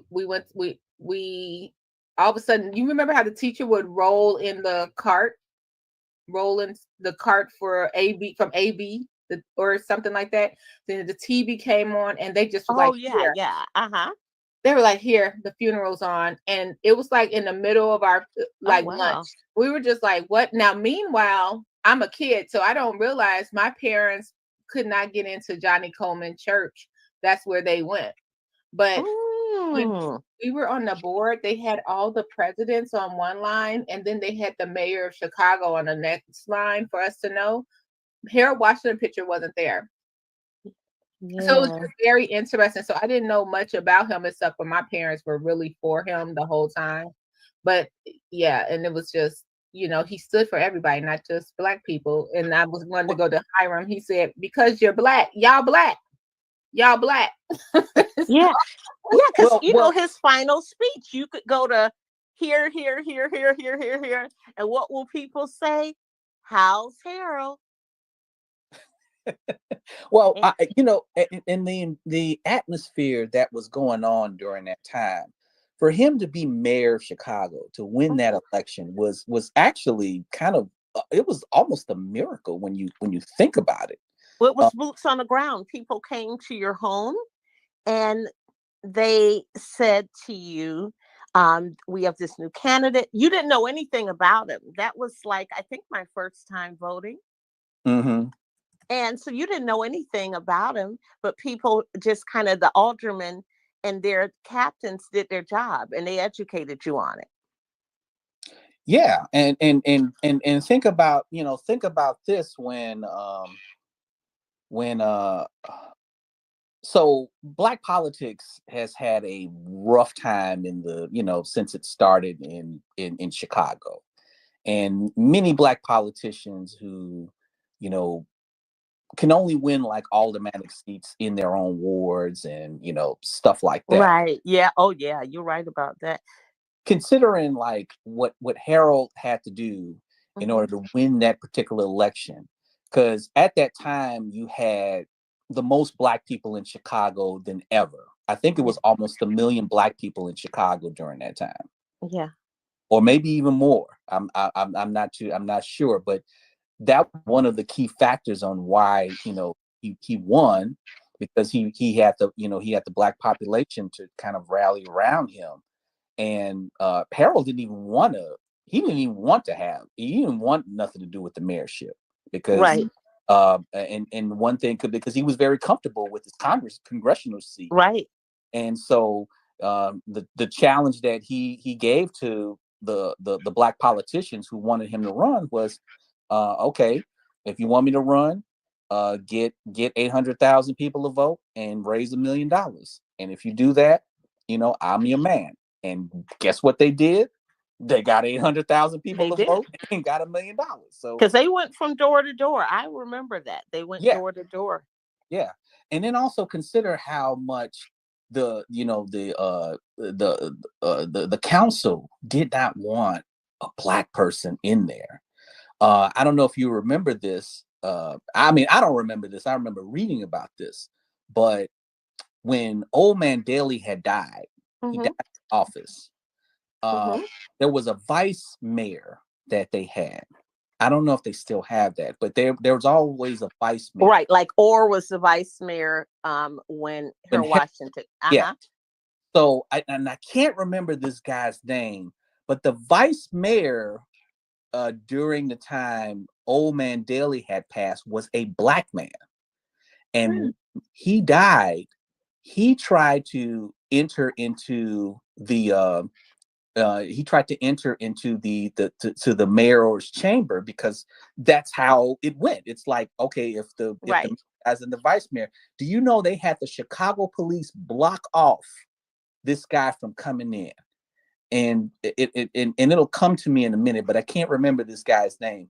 But they did not want him to be the mayor because he was a Black guy. So what they did was the alderman, the city council had came in, and they decided to get Balandic to do it. And one who eventually won the next special election, and he became mayor. But I cannot think of this guy's name. If somebody in the chat knows, they said Wilson Frost. Yep, that was him. Yep, thank you. Yep, Wilson Frost. And yeah, he was technically supposed to be the next mayor. Yeah. Wow. Was he running? No. Because remember, Orr never wanted to be mayor. Everyone else was fighting, but Orr never was interested. And I remember thinking, I didn't know a lot about politics. I'm like, this guy is so nice. Why doesn't he just be mayor since everyone else is fighting? Yeah. No, but I mean, but that's the order of succession. Whoever's the vice mayor is the mayor immediately. So just like with the presidency, if something happens to the president, the vice president. But they literally stopped Wilson Frost from taking office. Yeah. Yeah, there was definitely a lot with respect to politics, and it's still a lot. But it's still a lot here. Yeah, so that is amazing what Harold has done at that time, due to the fact that they didn't want any Black faces in those type of offices. So him winning it, but compared to what's happening now with what we were talking about, how Mayor Washington was very personable, and obviously every politician has enemies, but not in the sense of just because they did something crazy or, and you look at the landscape of Black politicians now, and it's not the same. It's not the same as when Harold was coming up, because even Harold had, Black politicians who didn't agree with him. Correct, like Danny Davis. But you know what they did? They realized that even though they may disagree with him, they still backed him for mayor because they felt like they'll get something out of it somehow. And they put aside their own interests for the best interests of the overall collective. Right, and that's what you have to do. And I think that's what you all are doing there, is putting that aside. But what are you all going to do about all the, like, it seems like it's a disease there, like, and it's infecting the community. So you have like what's going on in Dalton, and then you have what's going on, because I watched the Harvey meeting. Oh, yes. I did. I watched it. I'm like, I have never watched a Harvey meeting, but I watched that meeting. Well, me and Burgundy had talked about that on Friday about Harvey and how Harvey was so much into their politics have gone, greatly down due to what Eric Kellogg and even Graves before Kellogg was this new guy, even like what's with him not coming out of his office and the meeting is start, that whole thing was just crazy. Their last meeting. And see, and Clark, who's the mayor of Harvey right now, it seems like I don't know if he also has been co-opted into this whole, political mindset of, I can do what I want to. It is. It's that same thing. And that's what they're, and then you have the Riverdale. So you have all these places close that are contaminated. I'm glad you got a good mayor in your town. Yeah, but I mean, so here's the thing, and this is the thing that we talked about on Friday about how a lot of the political structure has been shifted towards a central power person. Yeah. When you take a look at the situation in Dalton. I mean, not Dalton. I'm sorry. The situation in the township, Thornton Township, and Frank Zuccarelli. Now, obviously you all know I'm very neutral on Frank. I don't praise him, but I don't down him, like everybody, like some of the Tiffany supporters have been doing. Because I know Frank. I've talked to Frank. We've had conversations about this, and Frank caused a vacuum in the township, whereas when his vacancy suddenly came, there was nobody to step up. There was no structure in place, because just like those trustees who are there supporting Tiffany to the hilt, they were doing the same thing for Frank, because they did not want that responsibility. They wanted to hide behind Frank. And so when Frank is gone, nobody is able to make, the decisions that Frank can make.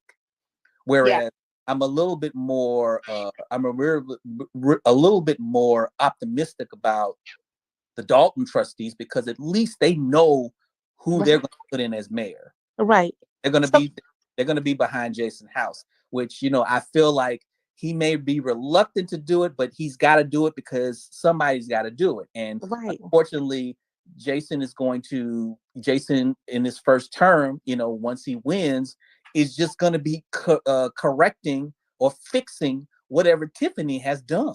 It's almost like you're going to need one of those vacuums to just kind of get everything out. But so can I ask you why you think everyone booed her at the meeting when she mentioned Frank? Well, because for one, there are a lot of people that Frank helped out who still support him. And two, I think also another reason is because it's basically deflection. Right. You know, Okay. we look, even if you didn't like Frank, Frank is gone. You can't prosecute him. He's gone. So it's like, stop deflecting and start talking about your mess. Right. You know, what are you doing? You can't blame Frank on this because Frank is gone, you know. Right. So I think that's probably the two reasons why, you know, she basically got booed. Frank is gone, and you went to his house while his body was still inside. And I think if someone would have said that to her and let that marinate, then her face would have dropped even further. Actually, someone did say that, but it got towards the end of the meeting. I'm gonna see if I have it because my phone died. Were you still there, Gardis, when the young man said that? No, I missed. I wasn't there. I left when Michael Smith was talking. Okay, about 70% of the crowd left when Michael Smith was talking. After Michael Smith, a young man came to the podium, and we thought he was for Frank, and maybe you know him, but I forgot his name. I'm gonna look and see if I got anything on my iPad. But he said, "Tiffany, I found Frank," and he used to be in photography or something for the township, and he said, "I found Frank." So he was in Frank's house when he died. And he said he was 33 years old now. And he said, "You came to Frank's house in all black. You pulled up." He said, you came to Frank's house with police plates in all black. Correct. And you came and you hugged me. You spoke with Frank's wife and you said, "I got you." I cannot remember his name. He said, you got me. As soon as you were elected, you fired me. And he said, "What about my mental health? What about me? You didn't even care about me." And I was told I was a good employee. And I think he was with the township 10 years. And he said that once he got in, he was replaced immediately. And he opened the door for Tiffany to come in the house. Yeah. So I was like, that was totally deep. I didn't know that. I thought that, you know, his wife found him or something, but it was an employee that found him. And the fact that he said, "I opened the door for you and you hugged me and said you would have me, that you would I got you. You don't have to worry about anything." And when he brought up, he said, "What about my mental health?" And he sort of, I'm not judging the brother, he sort of cracked a little bit because he started talking about corn out of nowhere. I know this sounds weird because I don't have the tape in front of me, but he was like, "And y'all need to stop eating corn." If anybody heard that during his speech, let me know, because we were just looking around like, what is he talking about? He started talking about corn, but he brought up mental health. He said, "I have a baby and you fired me. What about my livelihood?" And that is the issue that is, you know, present in her administration. And don't get me wrong, when things change, there might be people that might, you know, that you might want to replace, but this whole thing just, you know, letting people go, not giving them their last paycheck, no type of empathy for somebody who just had a heart attack and is dealing with family issues, health, you know, family health issues. And it's just like, you know, where is the empathy or sympathy for what you are getting rid of? And I remember having this conversation with Sandra Tracy on Tuesday about that, because, you know, her situation was just so. That's the HR lady that was working our car. Yeah, and that was horrible. Yeah, and she was the one that recruited me. She was me to the township, and I felt a personal slight from Tiffany when she told me all of this stuff, and I was like, that's not right. Because if you ever know Sandra Tracy, she's one of the nicest people that you would know at the township, and very fair. You know, she's over 30 plus years of HR experience, and that's why she didn't want her. Well, because of the fact that, you know, Sandra was like, I worked 30 something years in HR and I've never did anything unethical, and I'm not going to start now. Absolutely. And so that was the integrity that I really appreciated about her as well, because, you know, Sandra working in HR, she has had to deal with a lot of difficult situations. I mean, people are people, but you're not going to get somebody to just dig some dirt on somebody just a lot of the stuff is confidential anyway. You know, you're not supposed to be telling people's business. That is that's illegal. Yeah, and that is her job to be, you know, to be very confidential, because somebody is talking to her. She has to have that level of confidentiality with somebody, not to say this to anybody else. And I really applaud her for that. Like, that's not something that you use against employees. So we found out in the comments about the corn, possibly. Is it pronounced Haiti? The corn was probably brought up because she has a corn cup vendor at most events. Yes, and I just noticed that because I was confused. Thanks for that, Heidi. And Trustee Edward Steve said the young man that spoke name was Nate Fields. Yeah, I think I do remember Nate when I was working. Yeah, I do remember. But yeah, that is, yeah, it's such a tragic situation going on with township, because of the fact that, like I said, it was not built to run after, you know, suddenly passed away.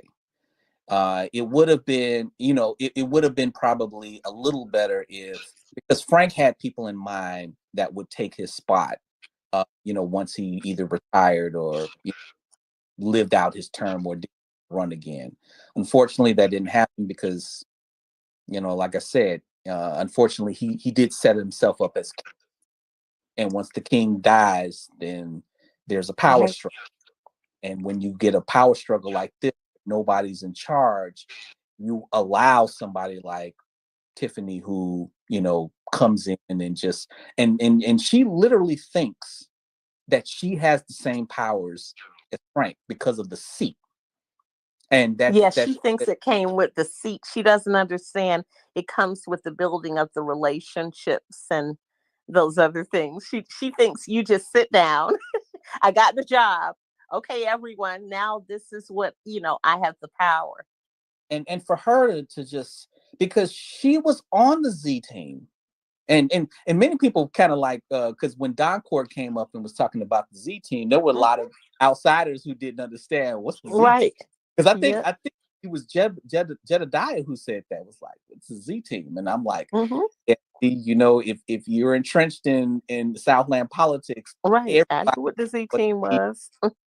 He is the most powerful of, I mean, just in Illinois as a whole. So I mean, so for those who are outside of the Southland, who are on your, you know, live Burgundy, the Z team is Zuccarelli's political team that he has. They have a barbecue. They used to have a barbecue every year, of, you know, bring entertainment, and I think it was one of the parks in Calumet City. But you're on the Z team, you will be backed, you know, financially, and you will be backed by Frank, and in a lot of cases, Frank gets you whatever office you're running in. So Frank has helped, you know, mayors, he has helped aldermen, he has helped school board members get on these particular organizations, and she was on the Z team, because he's been voted as one of the most powerful. Exactly. And what was so interesting about it is, and I still don't know, maybe Trustee Steve, who's on here, might know, but Riley Rogers and Frank fell out, and I don't know why, but I know they fell out, and so he was not on the Z team anymore. But then, you know, he ended up backing Tiffany in her, which she barely won. So he even got awards, you know, for different programs that, you know, people know Tiffany to deliver. He got awards for that in Illinois. Which is interesting. And she barely won. Like, how did you do? Like Rogers had a stroke, and so she was basically running unopposed. Like how do you only barely win by like 100 votes? So that was true, because nobody wanted. I forgot. There was a couple of write-ins, but wasn't Burge on the ticket? And everybody was like, "Oh no!" Right. Oh, that's right. Yeah. Steve had Frank had 3 seats exactly, and so that's why I say people. And he made it look easy. He had 3 seats, and she has 1, and she does this infomercial every time she stands up, like she's doing something. Mm-hmm. Exactly, so that's when I just understood that she just basically presents herself like she's doing this, she's doing that. I don't know if you guys seen that she just released some sort of the misspelling with all the misspelled words. They didn't even take the dummy text out. Right. So yeah, bad. take the default text out of that, because I was like, I know y'all was using some sort of video template. content, and I didn't even take the I'm like, oh wow, what kind of laziness is this? Right. Why is there not a secondary person even looking at this stuff? It's like it's the blind leading the blind. They're just doing stuff. Yeah, they're just moving, just at a pace.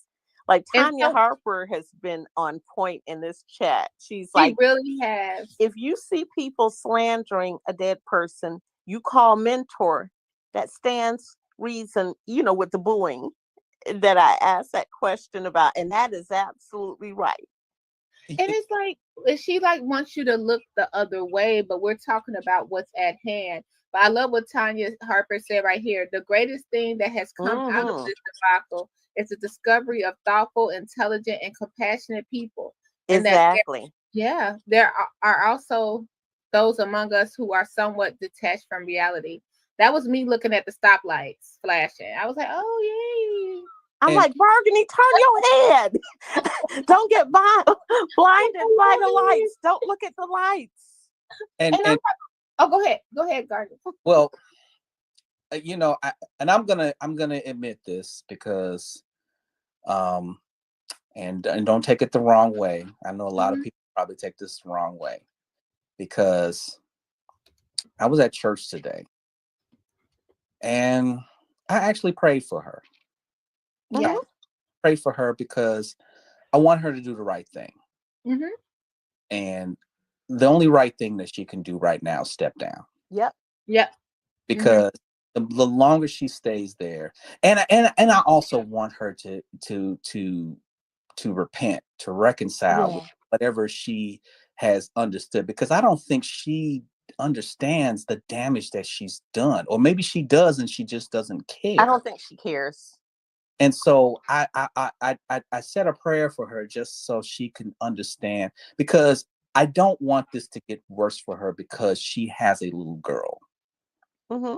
And what's going to happen is that if she keeps dragging this on, she's going to get indicted and she's going to go to prison. Hey, Betty had to go to prison. And now what does that do? You remember Betty? Yeah, I know. Betty Motis had to go to prison. She had a little girl too. Exactly. But see, no one saw tears for her little girl. That's what I would say if I was an attorney. I would say Betty had to go, and they would be like, Betty. Betty. She had to go. But as a person, but see, here's the thing, because as a person who is an attorney who is just trying to do their job, you can't really sympathize with that. You just got to do your job. But as a person who is looking at this from the outside, and also as a father who has a daughter, I couldn't imagine how much, she would be hurt if I had to go to jail. Right. So I looked at this as a parent to say, I don't want her, I don't want her daughter to end up in a situation where, maybe she may not go with the father. Maybe they might take the girl into the system, and she might have to be a foster child. And we all know the situations with. So I was thinking about that situation, but also thinking about, will she ever reconcile with anything that any of the damages that she has done? I don't think, if she does, I don't know if I would believe it was real. And the other thing I want to say is, we have families, and we do things that we do to protect our families. And I would be more worried about her daughter being with her than I would being with definitely the dad, because is it safe to advertise a married man as your daughter's acting father? Is that creating safety for her? No, not. It's not at all. And you're absolutely right. Maybe she is doing much more reprehensible damage to her being with her. But like I said, I just feel like, with sometimes I do feel sorry for her. I don't change my stance that she needs to step down, step aside.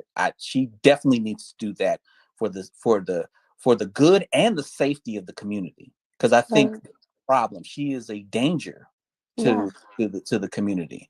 But I think she needs to realize that. And I don't want her to, because I'm like I said, I'm a man. I try to be a man of faith, and I try to give everybody a chance. And I just hope that one day, this doesn't end up into some sort of tragedy. Right. And so I still respect her on the spiritual level as a human, but also as a person who understands the situation. She needs to step aside. I would respect her if it was not so many victims. Personally, I don't live in Illinois, but because it's so many victims, if I did like a flow chart and I charted each person's name, you know how you do for business with, the responsibilities people, and I charted what their circumstances were as a result of what she's done to them. Yeah, and just like I told Burgundy on Friday, when she does leave, whether she's forced out or elected out, there should really be no celebration. Nope. No, it should not be. It will be, but it should not be. It's just like, when the Chicago Bulls won the game, it's going to be a celebration of, it depends on what comes after that. It shouldn't be. But, see, now you say that, but you South Holland people don't play. No, we don't. But y'all don't play. When it comes, and y'all will be celebrating because in a different way, because you all like that freedom of finances. And I was in South Holland, and again, I was looking around at all the businesses that you all have there, and I was just kind of, happy about that. So, but see, that's that's the problem. There really is no freedom of finances. Right. And when you think about it, it's about responsibility, which she's not taking. She's not being very responsible, which is hurting and damaging a lot of things, not just in Dalton, but also in the township. And so, just like I'm going to reiterate again, whoever comes in after her, whether it be the supervisor seat or the village mayorship, they're going to be spending the first term just repairing the damage. Correct. And the money that it will take, the finances. So I think one of the worst things that you can do in life is to grape your community. And you all know what I mean when I say grape your community of finances when you're in a position that controls that. To grape your community, to act as an imp to your community, taking away the P word, and to say to your community, you all are going to pay for me to get my hair done. You all going to pay for my clothes with the stylist because you all want the mayor to look good. No, we could care less how you look. Get your clothes, get your life together, just like you would if you worked any other job. And to say these things to you and to force these things, and you all are going to pay for these vehicles, because if they didn't have the leases, would she have silently left with those cars? That's my thought. And just those things alone to me. Or her dad's name. Oh, Gracie, someone probably told her who the dad was. Is Early. His Tia, on Fox News, her husband, Early Walker is the child's father. Yeah. And I think what's more critical of the next administration is that, there needs to be a level of transparency that they've never seen before, because what's going to happen is a lot of things are going to have to be fixed, and the only people that's going to have to do is the residents. So the residents are going to have to really see that has been done, because whether whoever comes into that mayorship is going to they're going to have to show, because I think this is what's happening with Clark, with Chris Clark in Harvey, because he is dealing with a lot of things that Graves and Kellogg have done for 2 decades. And the problem is that I think he's trying to fix things, and I might be wrong. But watch the last few meetings. But he's not being very transparent on a lot of things. And I think that's what he needs to do. He needs to show the people how much this city is in shambles. But they think that he's part of that because they're wanting some of the things that the people of Dalton are wanting. They're saying we need an audit and we need this and that. And in order to have grants, we need these things in place. And they're saying, since you're not doing that, you're causing, you see what I mean? There's something that you're not wanting to be transparent about. Exactly. Yeah. So I'm hoping the next administrations in the township and in Dalton, do that, exercise that, so at least the residents will know where they're at and how they're, what plan they need to do to get out of it. And I would be very disappointed too if whoever is the next supervisor comes in and you still have the same group of trustees. Yeah, they're gonna get rid of they're definitely gonna get rid of the bobbleheads. Yeah, you know what? Why? That's why they tried to drop that trustee income down to what, $5,000 if they're not reelected. They tried to do the same thing she did, and I hope that people just do not let them face them at all, because they can change it when they get in there, possibly, right? Well, I guess it all depends on what the statutes of because the township is under. Obviously they're under federal and Illinois law, but they didn't have power to really do it. They also have their own codes of townships, separate rules for townships. So that's why it was so strange, and obviously Tiffany doesn't even know how a township runs or what this, because she literally thinks that these mayors of these 18 municipalities that the township runs under work, they work for her, and that doesn't work that way, because and you would think, but someone must have told her by now none of them report to her, and she has no. I don't know who told her that or where she got that from, or why she even thinks that when she went to Vegas, she was trying to do some business development for the township. Well, first of all, the township is not like a village or a city, because for one, they technically don't own any land. They don't have a police force. They don't have a fire department. They don't have none of that. All they do is services that counties and the state don't provide, like any other township does.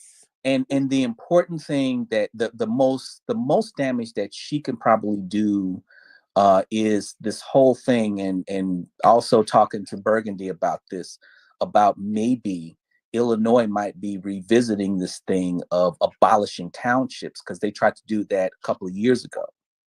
And so this might be a case in point where somebody might say, well, you see what's going on in Thornton Township, I think we might need to revisit this thing about abolishing townships, because they want that township money. Right. So guys, I'm going to bring up former trustee Edward Steve, if you got a quick moment. Okay, I'm bringing up former trustee Edward Steve. You're in the chat. Oh, we're starstruck. Yeah. What up? Can y'all hear me? Yep. Hey. What up? What's up with y'all? How y'all feeling today?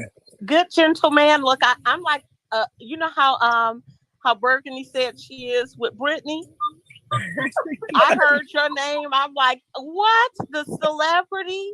Yeah, You funny. need your Y'all own introducing. Yeah. Stevie. Or she used to say Steve. She used to butcher my name, Edward Steves, and put an S at the end of my name. Hey, I was listening. I was out, you know, Sunday morning. I got my children, 2 children with me, and I Hi, rode past. beautiful babies. They're in the back. A good friend of mine told me about this old cemetery that's behind Wilmer's. How the history is there, so I kind of rode past that, which was interesting. A lot of history over there. But y'all were breaking down, which was really good. Goddess, she was breaking down the history. I didn't realize this. Frank had 3 positions. Correct. He was a Thornton Township supervisor. He's a Thornton Township Democratic committeeman, and he was a South Suburban College president. Correct. There were 3 positions, which you had 3 different people doing that. Right. So she wants to operate like Frank, but the supervisor is not the committeeman. Correct. So the committeeman has powers, political powers that the supervisor doesn't have. Correct. The committeeman is Napoleon Harris now.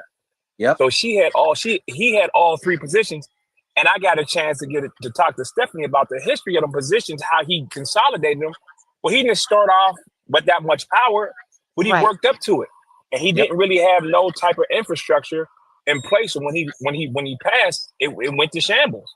Right. And it involved this because they were so at odds with each other. They couldn't agree on Cassandra, on Jerry Jones. They couldn't agree on nobody. And Tiffany, they agreed on Tiffany. So it's an interesting story. And I was there. See, I came in Dalton at 2013, and I was the media person for Riley when Riley, Tiffany, Robert Hunt, Stan Brown all ran together. And Riley did not have a ticket when he ran. Zuccarelli put them 3 with him, and they fought him tooth and nail for years because Frank and Riley fell out. So all this, Frank was a crook. All this stuff, Frank, all that stuff, they were co-signing and his biggest supporters. Right. Riley was one of the few mayors that went against Zuccarelli and beat him. So Zuccarelli really couldn't get it. He ran Stan Brown against him, he lost. And every trustee race, he would lose against Riley. But that history is real deep. And it's funny, I got a lot of video footage from that stuff too. So I need to put something together because you'll see all the stuff that Tiffany, Stan, and Robert Hunt fought against for years. Right. And look how 3 of them are still causing so much hell. Rob, I wouldn't believe, like she said, what this lady said, I wouldn't believe her. What she's storing a stack of Bibles. Right. That had her tongue notarized. Well, that's what Judge Millian, the famous word to Judge Millian is, I wouldn't believe your tongue if it came notarized. Yep. And you think so? Robert Hunt is gonna go along, and he was there right when Frank was doing all that. If there's so much stealing going on, so it's interesting to hear how they rewrite history, and so I just want to checking in with y'all. My son is crying, so. But it was a good conversation. Take him to Dairy Queen. We just ate some breakfast. But it's a good conversation. That history is very real. And what happens is the hypocrisy is so hard to get over because she fought Riley tooth and nail on you got it. Oh my goodness. I gotta call you. I gotta get off, y'all. Go ahead. Okay. Being a dad, like yes. Awesome. Yeah, doing probably a little spill going on. You know how that is. Yeah. Ooh. I don't miss those days. Me neither. You definitely can't do two things at once when you're in dad mode. Well, here was my dilemma because I also have a little girl. Now, during the time my daughter was an infant, didn't have a lot of changing stations in men's bathrooms. Right. So that was my dilemma. Like, okay, what am I going to do? Oh, you are so right. Right. Now it's family. Yeah, they have a family home. But they didn't have that when she was an infant. So that was always my dilemma with the You're probably the reason that they started. I'm because my thing too. Like there was situations where I had to take her to the men's bathroom and then also see it's even worse with the potty training. Right. Because even when we was potty training her, like they didn't really have. I mean, they were putting them up, but there still wasn't a lot of like quote unquote the family bathrooms. Right. So there was a question that I think it was Mr. Strack had. Yeah, Steve Strack. So Steve, she doesn't have. I'm sorry. Let me think about the wording.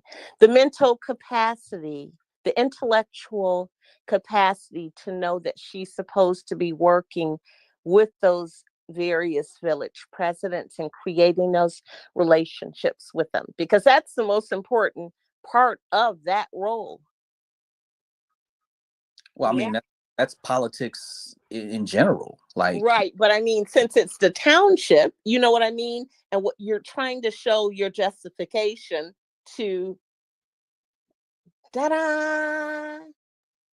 Well, yeah, and I don't think and obviously, I mean, I've never ran for office. I've never held an elected office, but I know well enough, some of the basics on how it runs. And people just don't get in there and start barking orders at folks just because they're in a particular seat or positions. It doesn't even matter if you're the president. There are certain people, certain constituencies that you still have to work with. You still have to give some sort of leeway to. And unfortunately, she doesn't understand it because she thinks that having the seat at the township, having the seat at the mayor allows her to be the queen. It doesn't work like that. Yeah, it probably looked easier than it was, but that was because, of course, you're going to have the right people in place. So when you have each of the people doing what they're supposed to do as the person that is in a leadership role, your job does look easier. And that's why Harold Washington is so important, because he could have did the same thing Tiffany did because the board was against her. He could have been doing all of this, immature, crazy stuff like locking them out or whatever, but he knew how to play the political game. And it is a game. And it is a game, but you got to know how to play. And so he understood that those politicians like Burke and Verdoliak, they would male.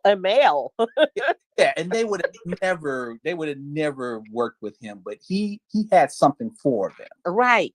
Because they respected him at the end. Remember, Verdoliak told him that. Yeah. He said, I may not like you, however, I respect what you did, and I would have did the same thing when he created that majority.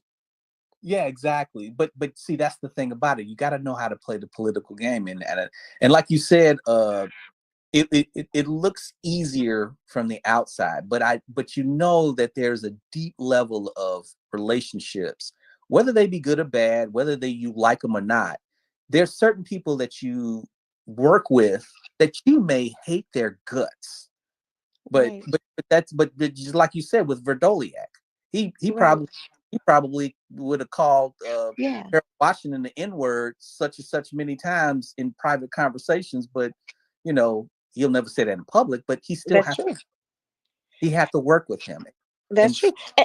That's absolutely true. And Regina,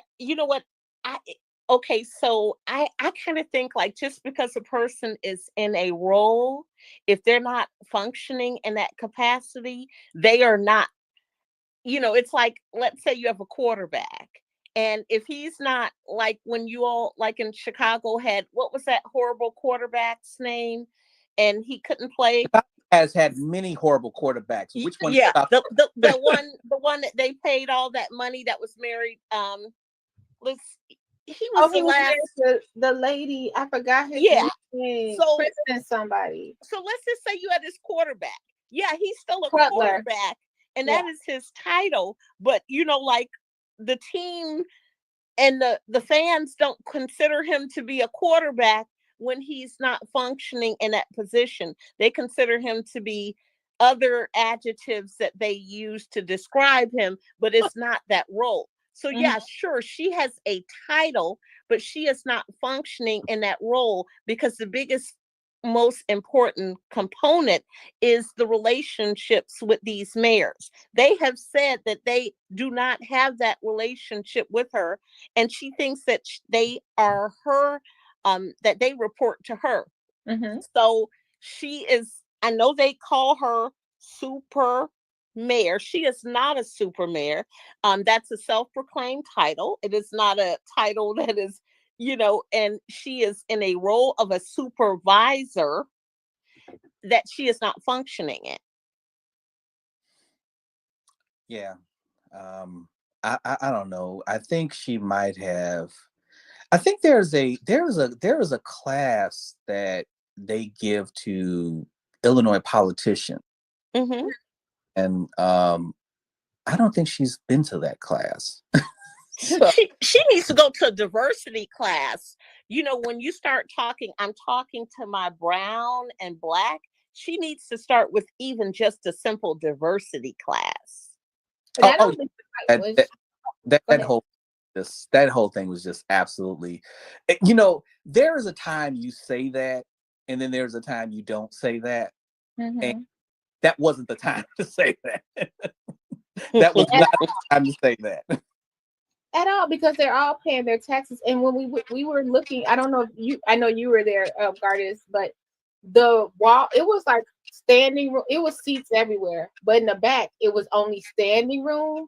And all of those people back there were mostly Thornton Township youth employees or Thornton Township employees. They had a vote because they lived there, so they had a vote. But it was like, when she looks up, she looks at that area back there where the crew was. It's all her crew, like Kamal, the employees, stuff like that, that whole section. And it's like, you still had other races sitting in the crowd, and you say that? It was. Yeah. Like I said, that wasn't the time or the venue to say anything like that. If Frank would have said that, what would have happened? Where would you say that, though, you all? Well, I mean, here, this is a cultural diverse climate. Exactly. Where would you say that? Exactly, but yeah, you don't say that there. Because like going back to Harold, right? I felt Harold was doing a lot of things specifically for Black people, but yeah, and I never felt that living in Chicago. He never said that, but he did do. But that's how it's supposed to feel. It's supposed to feel to everyone. So that may have been what you felt, and someone else of a different race that was Polish may have said the same thing, and that's the way it's supposed to feel. But when you ask, when do you say that, right? You only say that if you're specifically talking about specific race-based issues. So when you're talking about, like say for instance, healthcare, studies show that. Oh, sure. Yeah. And I agree. Americans have the worst, healthcare outcomes, not just healthcare outcomes, but, sometimes the treatment of our healthcare industry, they don't treat us that very well. That's when you basically say that. When you but I want them to give an outcome. I want them to even give additional information when they say that, because to me, even that gives Nexus, Lexus, and the others the opportunity to say, okay, since this is what statistics say, and since this is what all these people say, let's start charging them more. It's just like, that's why I choose a diverse community, because I don't want to pay more for my insurance. So reality is that people, and when she says I'm talking to Black and brown communities, pay more for insurance.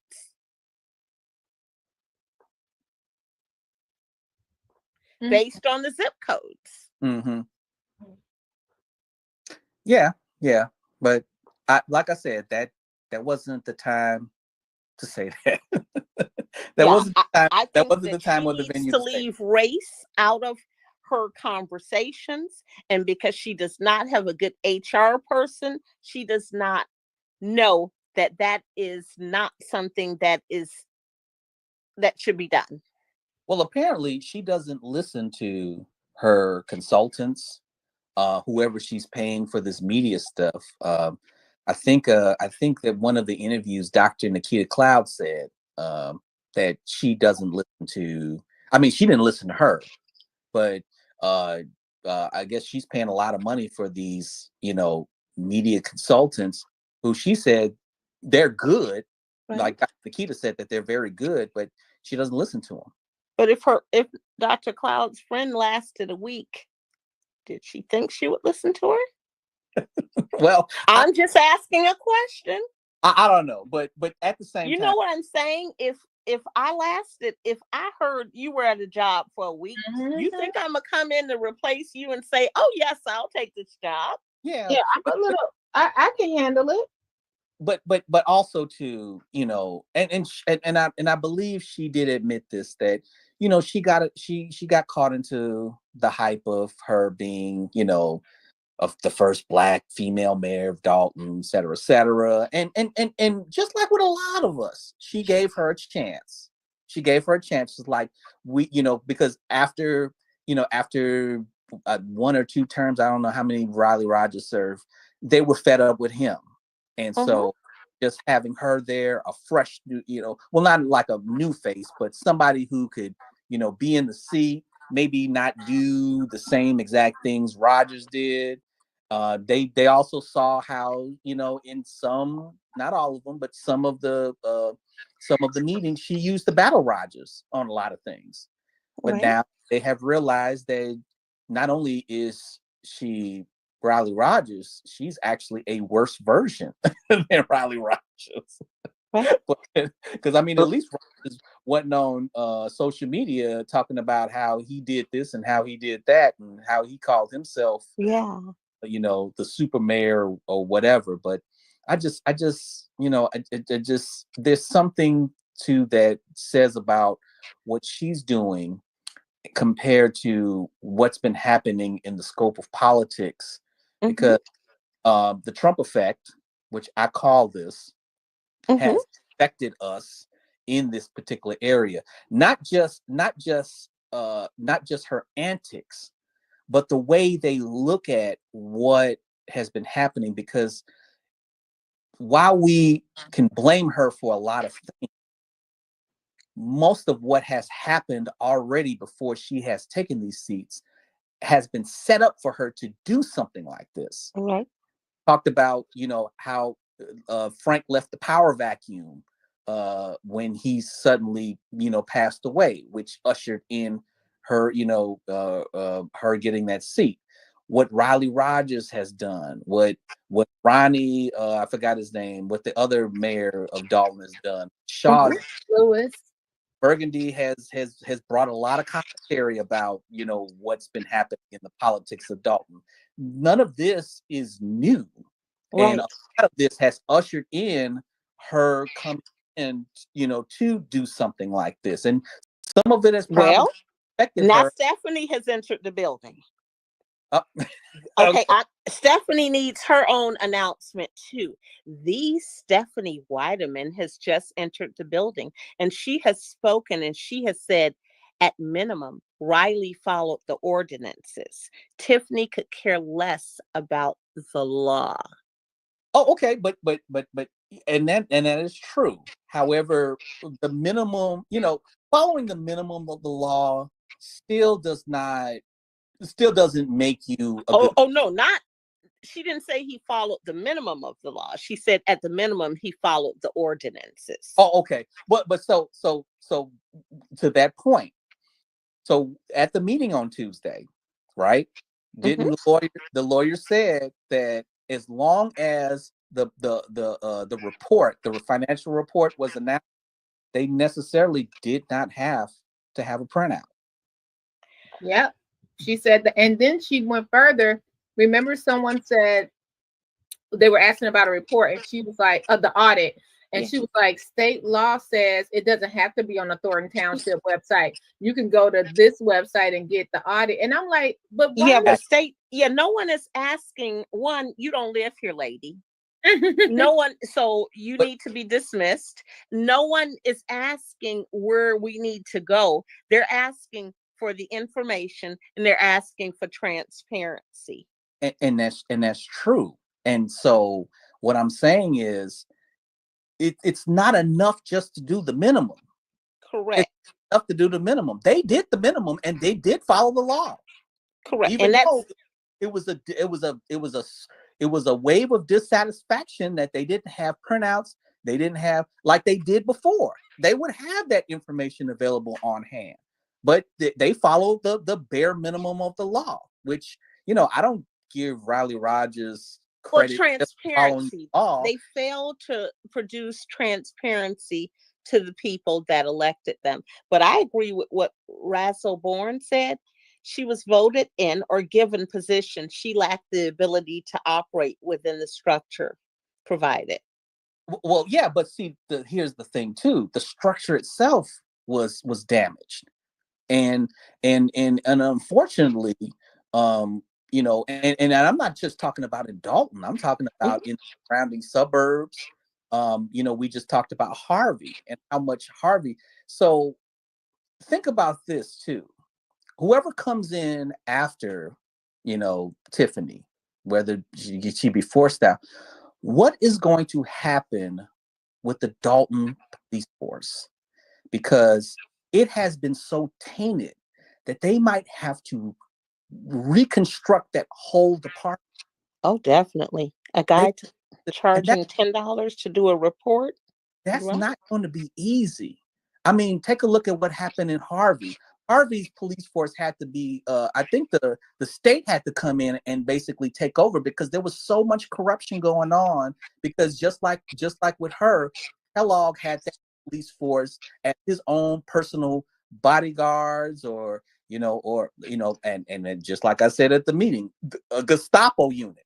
Yeah, that's Kellogg. Is that the Kellogg stripper club guy? Oh yeah. And he needed them to go collect his money to say to be better have my money. So he needed a bodyguard because he was probably dealing with cash. Well, in my opinion, but I'm sure he wasn't getting checks. And also too, Kellogg was an informant for the feds because Arnie's was a mob-run institution.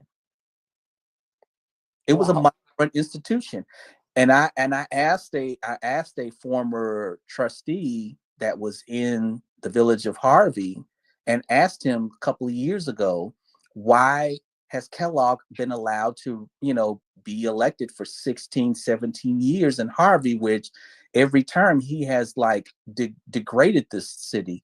And he basically said that, Kellogg is an informant for the FBI because they want to take down whoever is backing Arnie's. Yeah, see, they got to focus on more than that because the town suffers. But I agree with what Dave Hicks said. He said just because the structure is damaged does not give her the right to make it worse. No. And I'm not excusing her for that. I'm just giving an analysis of why all of this is being allowed to happen. I'm not excusing her at all. Oh, we know. and Tanya said, even when the law is known, there are still those that will recklessly disregard it. And that's what I believe it is known and it is direct. I mean, look at the FOIA requests. It's known, but it's a direct disregard. Don't give them what I want. They're not on my team. They're the enemies. They're the ops. Those are the types of things that people are being told. But the problem comes in when you don't analyze it in a deeper sense. You get that situation where everybody wants to get rid of Riley Rogers, and they allow her to come in and do the same things, or even worse. So people have to look at the structures of the system so they can prevent something like this from happening. Right. That's and yeah, because and Stephanie, I was minding my business. I was watching the meeting. I was in my living room enjoying my salmon, and I was doing fine until I heard Michael come for you. When he came for you, I had already Googled him and sent some information, disseminated that to Burgundy and Shay.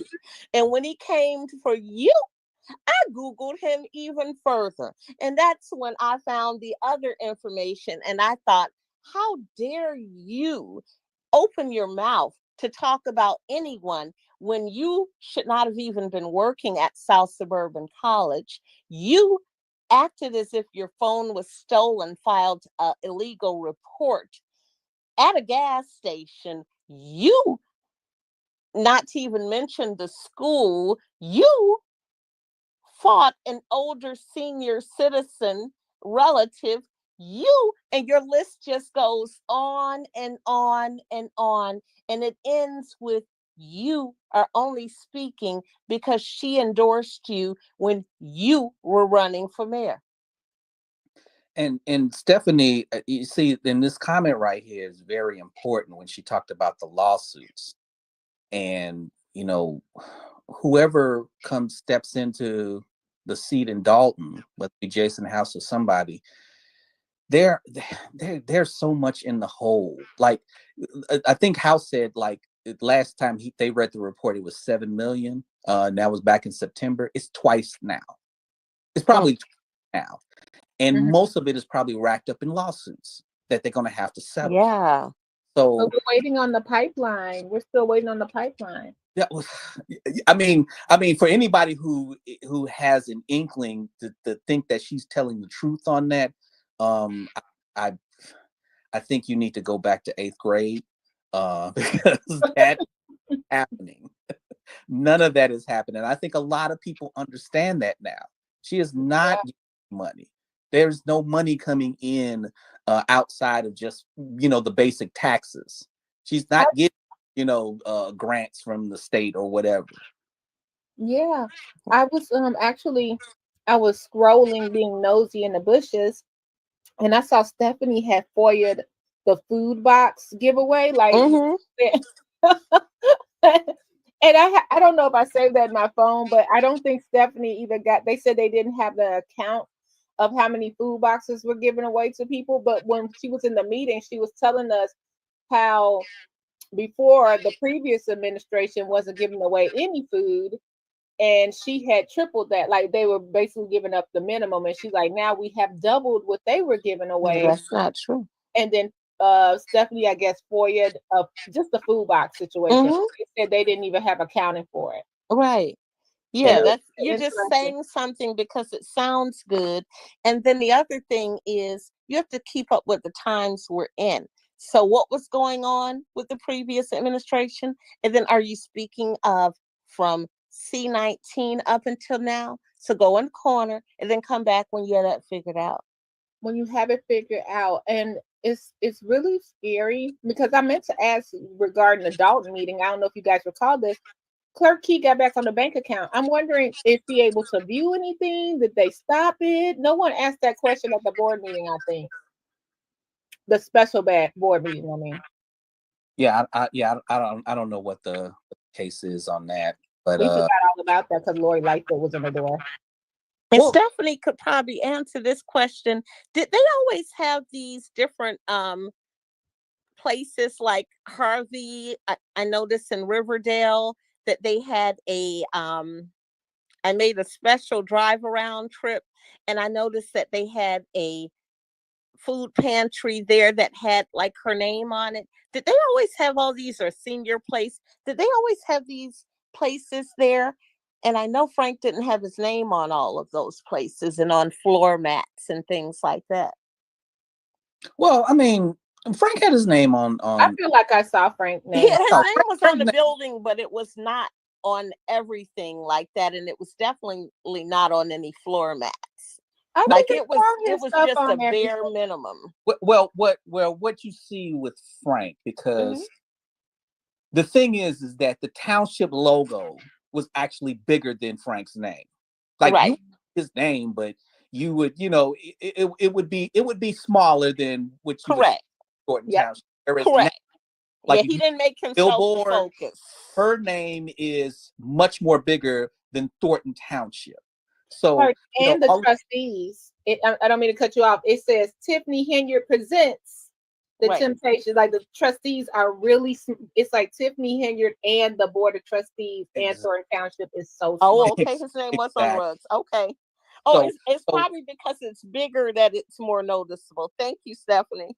exactly. So Frank's name was more of a footnote than anything. Yes. It wasn't huge. So like when you saw that video that she released about Dalton, and you saw at the end it said Mayor Tiffany Henyard, and her name bigger than, say, the village of Dalton. Like look at that video and look at the end of it. Her name is much more prominent than Dalton's name is, which that's where okay. So that's why I didn't notice it, because he didn't make it stand out. Exactly. So yeah, that whole thing about, well, Frank's name was on everything. Frank's name was on everything, but it was like a footnote. Okay. Like you could hardly, if you were looking for it, yes, you could see it, but yeah, you initially see it, you don't see his name in bright shining lights. So yeah. And I'm the only place I noticed it really where it was obvious was on the vans. See, there you go. Where it should be. That picture right there is a perfect example. Like her name is prominent over the township logo. You could barely see the township logo right under it. Do you know, when I saw that, I did not know who she was. I had never heard of her. And she had probably been in her position for over a year and a half. I didn't know who she was. I was like, I have to Google this person. Who is she and why is she on a billboard? Yeah, and unfortunately, she is famous for all the wrong reasons. Yeah, it's really bad. Like to see this, like you don't even know. You just think you're calling her. You don't even see, like you said, the logo. And Frank's name was on the vans, because I recall when he left. Yeah, I was like, oh, they changed that name really fast. Like I think they did that overnight. But yeah, it's like you're not even doing anything for. It's like you want the credit, but the taxpayers we're paying this, so you're not doing anything correct for the community. Yeah, Stephanie, he wasn't on. He didn't have his birthday on the calendar, though. I bet. Yeah, and Stephanie is right. It's like, yeah, his name was on a lot of the boxes and stuff like that. Mm-hmm. It was like like I said, it was a footnote. Right. Yeah. He didn't have 1,000 photo shoots. He probably had like that general picture. She has an outfit for everything. I rarely saw Frank's face on any flyers that the township had or anything like that. So yeah, so you did not see a lot of Frank's images on advertisements for the township. Yeah, it's a lot of photos. It's a lot of photo shoots. At first, I'm first admit, I said, well, what's the problem? I don't see the problem. Then it became overkill. Like if I wanted to get my grass cut, I had to look at her to do it. I guess when you ask what the problem is, let's see. If you order a glossy calendar with glossy pictures, if those signs that are owed to that person that's waiting to hang up in Dalton were $1,200 plus, then how much were the calendars? And would you rather have calendars, or would you rather have the roads repaired, or maybe some businesses cleaned up? Yeah, maybe, I don't know. I mean, trying to figure out what she's thinking. I don't know. It gives me a headache. because what You'll a lot never figure it a lot out. of the behavior she does is not normal. It's not normal to a normal person. And that's why I always examine who and what structures and systems have allowed her to be in this position this long, and why she does that. So, from our understanding of politics, and like I said, none of us are, have been in these type of offices, but at the same time, we know well enough to know that it's not, I'm just going to come in here and do what I want to. That doesn't work in politics.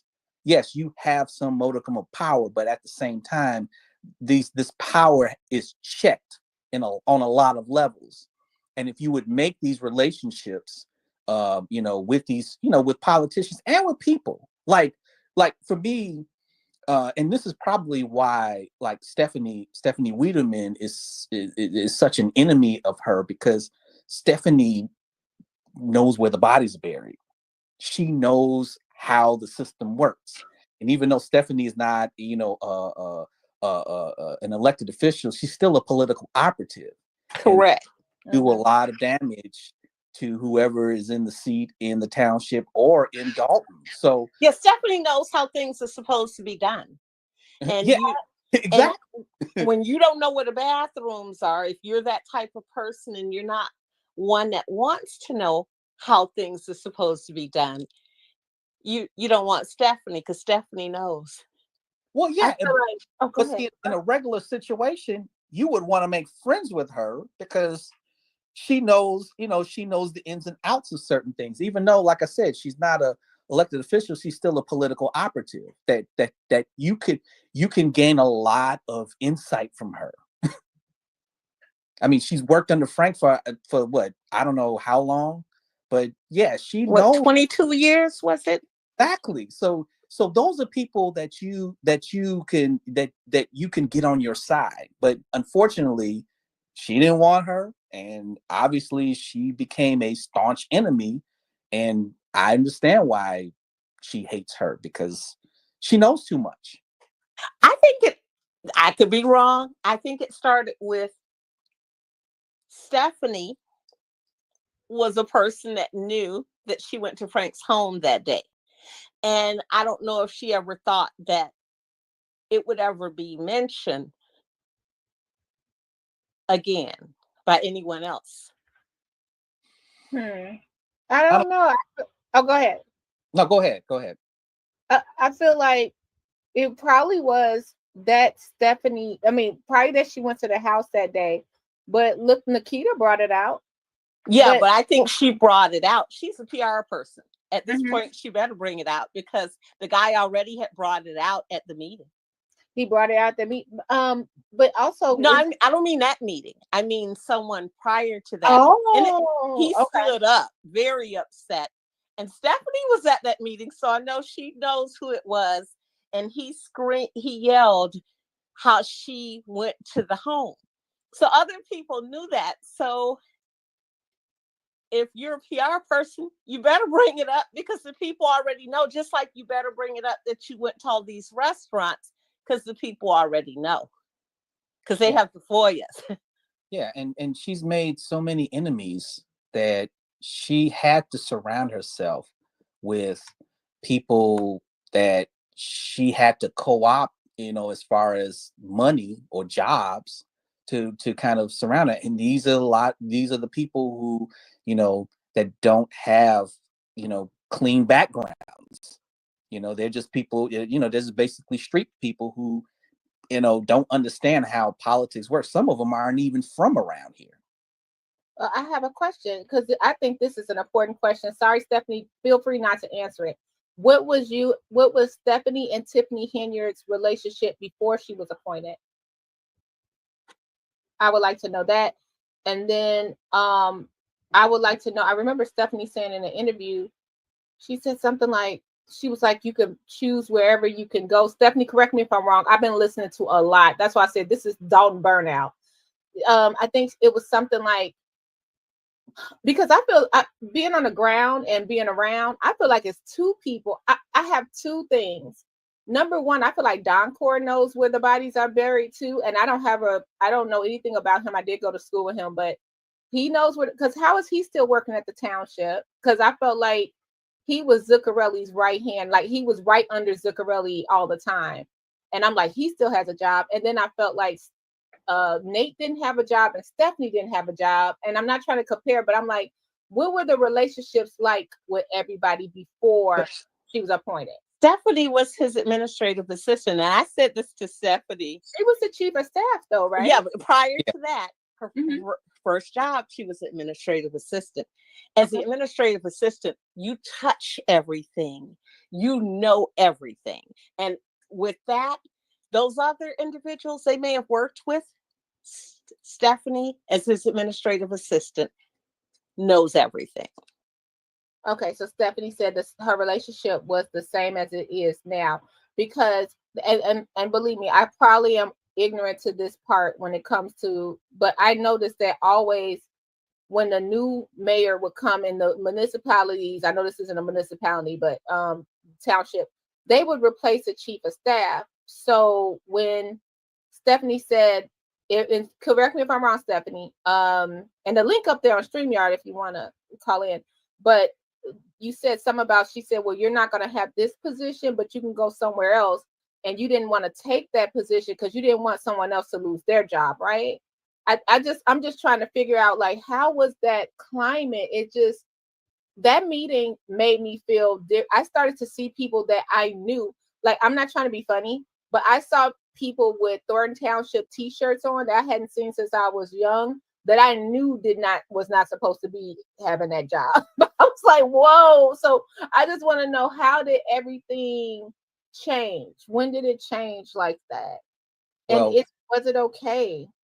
Well, the transition was really horrible because there were a lot of people who came in and didn't, basically kind of just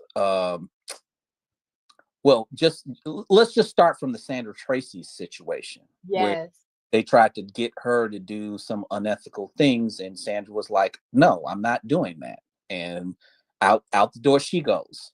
So at that moment, it's sort of like, that's when everything shifted, because I think what it was that they were going to use her to transition everybody over in a more nice and packaged way. But when they couldn't get her on board with this, that's when everything just went into chaos. I think Sandra told me the statistic. She said in all of Tiffany's administration of 150 employees, I think she said 100 of them have been let go and been replaced, and some of them have been replaced. 100 employees. Now, when I was working at the township, I rarely saw anybody get replaced. Rarely. Yeah. And mind you, I've witnessed things at the township where, because I come from a corporate America background, if that happened in corporate America, you would have been fired immediately. But I've seen people do certain things that, it was kind of like, okay. But yeah, so for me, it was sort of like, it was very hard to be fired from the township. I mean, you had to do something drastic, like murder somebody or, whatever. But it was sort of like, how do you do that? But I think when you transition into, when new leadership transitions into the space, there are going to be changes. And I don't, and Sandra said this herself. She was like, I didn't mind. I knew they were going to make some changes, but at the same time, be empathetic about this situation, and you would want the people that is helping you transition to be on your side. Like for me, if I was the if I came in as a supervisor, I would probably replace Stephanie, but at the same time, she would still be an ally, towards, getting me the information that I need to run the seat properly. So you don't throw her away. You don't make her an enemy. Right. I would not have removed her, definitely, because I feel that she was valuable, because 20-something years is a lot of intellectual property that Stephanie left with when her brain left. But see, that's what I'm saying. A normal person, like if you even had your own person in mind, you still want her as an ally. You don't want her, you don't want her to be an enemy, because she knows a lot of things. Let me tell you, I would have been probably removed as supervisor, because I've been like, Stephanie, you got it from here. And I'd be over in Dalton every day, because I would know she could run it and I wouldn't have to have that much pressure. So I get what you're saying. She definitely was an ally. Right. Yeah. And I think that's what we were talking about. If when you had the right people in place, you don't have to, you make things look easy. Yeah. Oh yeah. Oh yeah. But if your relationship, like, that's why I thought it was, thank you for answering that, Stephanie. I believe it should be business, not personal. I just wanted to know, because that was in my head, what were you and Tiffany's relationship like before she became supervisor? If you weren't getting along, I could understand the removal. And I recall you saying on my favorite mayor, what's his name in Hammond, the mayor, what's his name, the cool mayor? Oh yeah, McDermott. Yeah, I was listening to Stephanie, and she gave us so much knowledge on that one about how the road and bridge and all of that works. Stephanie know the breakdown. She got the breakdown. She was like, Frank was my best friend. And I can only recall, I was just like, okay, so I'm looking at it from two sides. Now me, I would have kept her and just been like, okay, Stephanie, show me the ropes and let's run this together. And then if stuff wouldn't have worked out, I would have changed. But to get rid of all the people that knew the ins and outs of the township, that's why it's in the place it's in now. And now all you got is the people that's going to be yes people. No one's telling her no. No one's telling her no, you can't do this. Robert Hunt was shaking. Yeah, I was, and I was not the only one that noticed that. There was a woman behind me was like, why is his hand shaking? And obviously we know why. He has to do and say whatever Tiffany says, or he's going to be replaced as well. And that's the thing about it. It's like, you either do what she says, or you'll be let go. And I'm just glad I didn't have to make that decision of walking out of there while I was at the township. If the power would have transitioned over, because I would probably would have quit the first day. Yeah, I think a lot of people with the integrity would have quit that first day. I have a question. Where I go with, yeah. Question for anyone: is Doncor Parker, who spoke at the meeting, still employed by the township? I thought he was, because he said 20-year employee, but according to Stephanie, he isn't. And Stephanie, one more question since we got you. Do you know about where's the Chase Bank in Harvey? What? Stephanie, like, I saw you look on your laptop. I saw it. Oh my goodness, I almost fell out my seat. I did too. Okay, and then one thing Stephanie said a year plus ago was, see, it was not a credible. Stephanie said, what you see now, the lack of maturity, is the same thing she had then. Oh, she said when that it was just magnified now with the money, and it was crazy. It was crazy, because I have to go back. I think I want to interview Doncor. Is that Burgundy?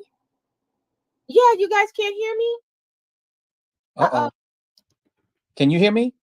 I can hear you, Burgundy. I'm here, but StreamYard must have messed me up. Succeeding too. I don't think she can hear you. Can you hear me okay? I can hear you, but she can hear me, but she can't hear you. I hear Succeeded and I hear you, but it seems like I'm the only one that can hear both of you. You guys can't hear each other. I can hear her. Oh, Wait, can you guys hear me now, or is it still messed up? It was a moment I couldn't hear you, but I hear you now. I hear you too. Oh, okay. Look, that might have been and you guys forgive me. When Don Cora said Frank told me to ask you that, I was like, oh, I'm still spooked out. But I wanted to know, we were getting back to, I was trying to say, I forgot what I was trying to say, because I was trying to reconnect. So go ahead, guys. Stephanie, thank you. Oh, I want to interview Don Cora. I don't know much about him, but I remember him being Z Team not Stephanie, Tiffany. I thought he would have been Tiffany Chief of Staff. That was who was there at 11:53 at night, right? Yeah, that was him, and that's what I'm Steve got off early because he had to do his fatherly duties, but I wanted to ask him what went down between Frank and Riley Rogers. Like, why did they fall out? And just like with you, Burgundy, like what happened with Don Cora and Tiffany? Why did they fall out? How did that fallout happen? Yeah, I want to know. I feel like everything that was going on, like we know Michael Smith don't have any shame or whatever, but everything's going on. I'm gonna tell you the thing I'm gonna end it with this on my end. What Gardis said about praying for her, I'm praying for her and everybody up there, because this is turning into a mudslinging, as Jedediah Brown said, hell week. I wish that we could just get into what needs to be done, shifting stuff around, step down where it needs to be, and do it right for the residents, not because of egos, because this is getting out of hand. Yeah, and I'm not like Moore, where I'm praying for her and hoping that she does the correct thing in the seat. I'm praying for her that she repents and then she step down. That's what. Because it's a two-part that's needed. You can't you have to apologize to the people, because they need to heal. Well, we're gonna have to heal and repair with or without her apology. Absolutely. Yeah, absolutely. So, my internet came back up. So, ladies, I'm gonna have to this project. We always keep you from work. Thank you so much. Thanks for being here. All righty. Thank you so much. All right. Thank you. That is Gardis Watts. I mean, powerful speech. And it was so, it's so cool because he's so level-headed. And he sees every point of view, especially when he was like, come on, about the auditors and stuff. When he explains stuff, he explains it so great. And I really appreciate that. So sometimes I'm just like, look at the stoplights, everyone. Look at the flashing stoplights. So I appreciate it. So Mary Avant, okay, another Dalton hero over here. Mary? Oh, is that the Mary? That I have a clip of her say when she said, I wonder if I have it up here. When she said, what about it? She was like, you're blocking. Let me see if I have it. You're blocking, a security guard is blocking Shay. Well, she says a media person. And then what about the Chase Bank? What about the Chase Bank? Mary. And if you think about coming over here, I got something for you. That's what I think of. When I think of Mary, I think, come on over here. I got something for you. I got something for you. Lacey started shaking. I was up there sitting next to Lacey. He was like, ooh. Don't call it off. So she's having a rally and it's at the old Sears. Yes. And at River Oaks, right? Yeah. So Miss Evans, we do have the StreamYard link. If you wanted to call in, you're welcome to tell us about the rally.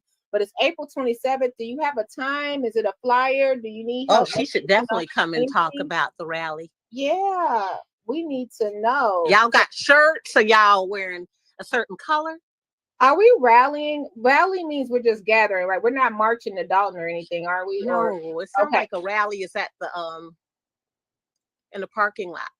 Okay, so that would mean, because why we're not? Well, because the Dalton police. I was like, why are we not doing the Dalton police, right? So we're still in Thornton Township, and we're right there where Thaddeus Jones is the mayor. I don't know much about Thaddeus Jones, but he's the mayor of Calumet City, and that's where it will be. So thank you for organizing that. It's at 1 p.m. on the 27th. Is Mary coming up? At Mary Advent. They got your name Mary, on the the celebrity Advent. Yeah, you see what she said? I got something for you if you think about it. Not if you come, if you even think about coming. Right. That's something. Mary, if anything go down here in Indiana, I'm calling you. And I'm gonna say my friend Mary.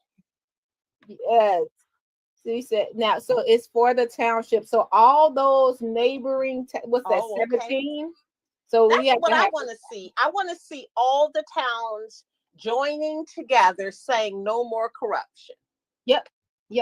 Because I wanted to know, I'm glad I actually had my little note finally. One of my questions I had was, how many of the township mayors showed up to the township hall? To the meeting? The annual town meeting. I was wondering if any of the other neighboring towns meeting mayors or commissioners, if they came to the town hall meeting, because they lived there, they could have voted, right? So I was just wondering if anybody showed up, like the Homewood North, their mayors show up. I don't know. I was just wondering. Okay, we have Laura coming on up. Hey, Laura for president. Let's bring him on up. Hey, Laura. Hey, what's going on? How are you guys today? Hey, Laura. Hi. I just wanted to thank you for the education. I've been listening to the whole entire thing. Oh, thank you. We appreciate you so much. I've been here the whole time. You're live earlier. It's pretty cool.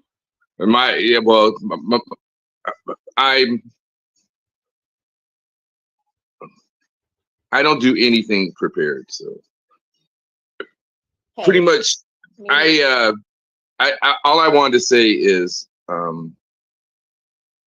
thank you for there's so many of you in Dalton. I preach it on my lives that people that want to find out what's going on need to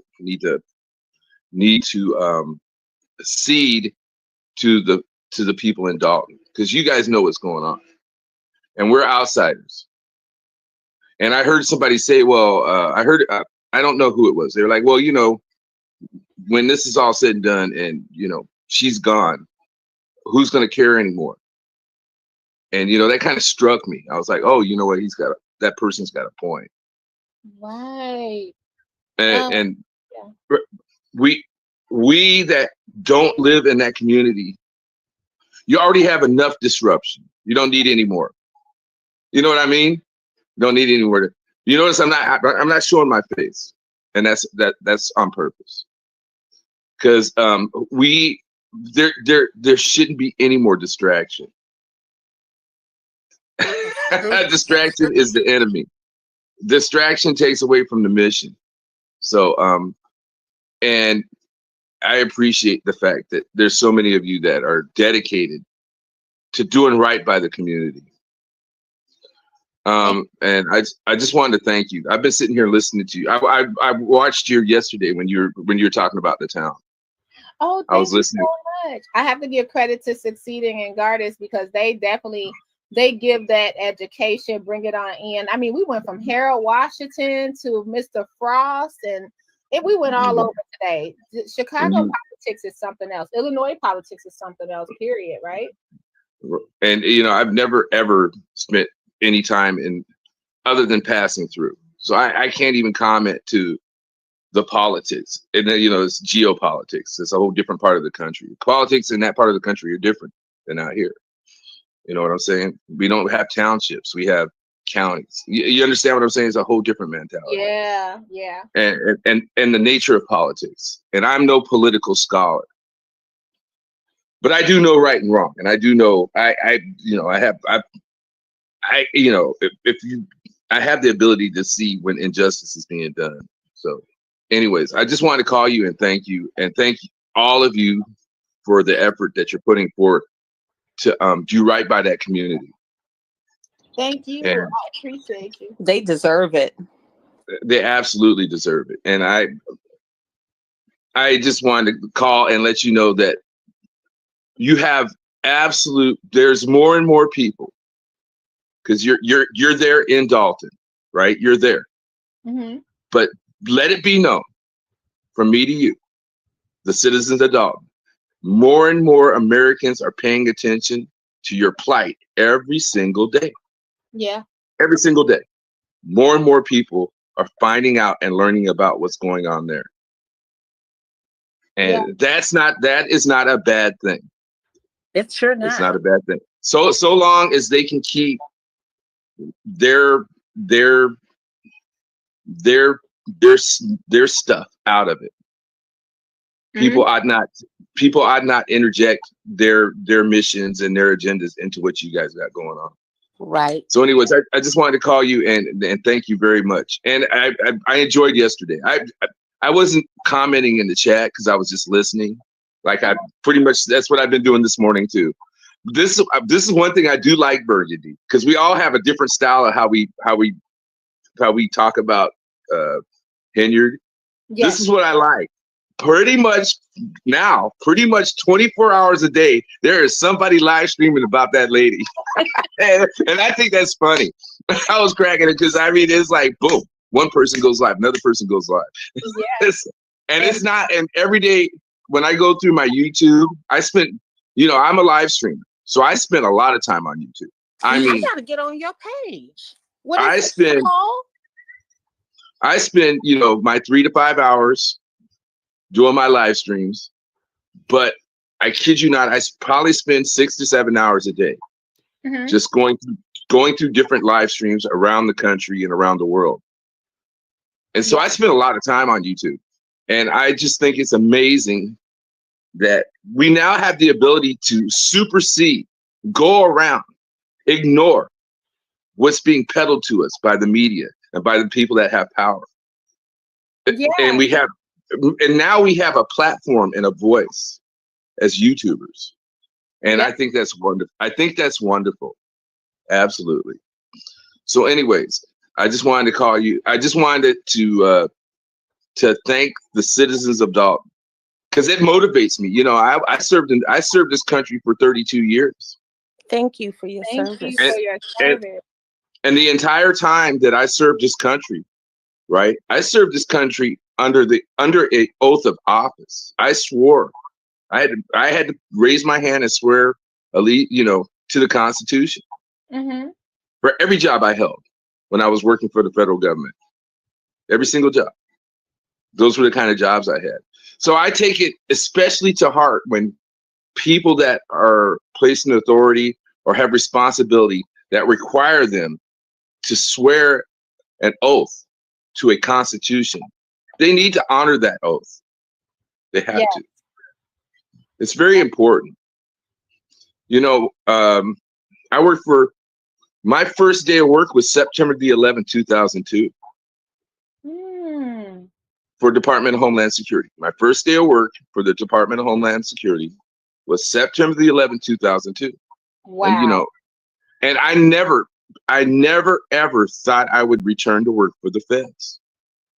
I didn't think it was going to happen. But there I was. But I was so, and stuff like this really affects my heart, because when people are in pain and they feel like they're being betrayed, that's real. That's real emotion. Yeah. Anyways, and you can see it and hear it in their voices. So, I just want to call in and thank you. And, today I sat and listened. I've been listening since you went live for the most part. And yesterday I spent you were live for a long time yesterday. I don't know if you realize how long you were live. You were live for I think 6 hours yesterday. I missed the whole thing. 6 hours? Yeah, you know what? When we get to talking, because we went down history and we got all this different stuff going on, it takes a minute. Time does go by quickly when you're live streaming, especially if you're discussing a topic that you are impassioned about. You will spend a lot of the time will go by quickly. And you were on your live stream for, it is now 11:40 here on the West Coast. So I think I've been listening to this particular live stream since around 8 o'clock. So you've been on for quite a while already today too. So I think you went live like an hour after I ended my live. Yeah, I did. So, We've been on 3 hours. I yeah. appreciate you, Lar. Thank you so So, much. anyways, I just wanted. Lars, you know what? You said something that's powerful, and you said a lot of things powerful. The most important thing that we could give as people that don't live in that community is our compassion and our heartfelt thoughts. Because in the middle of a live yesterday that I was on, I went to Twitter. I was moved to go to Twitter.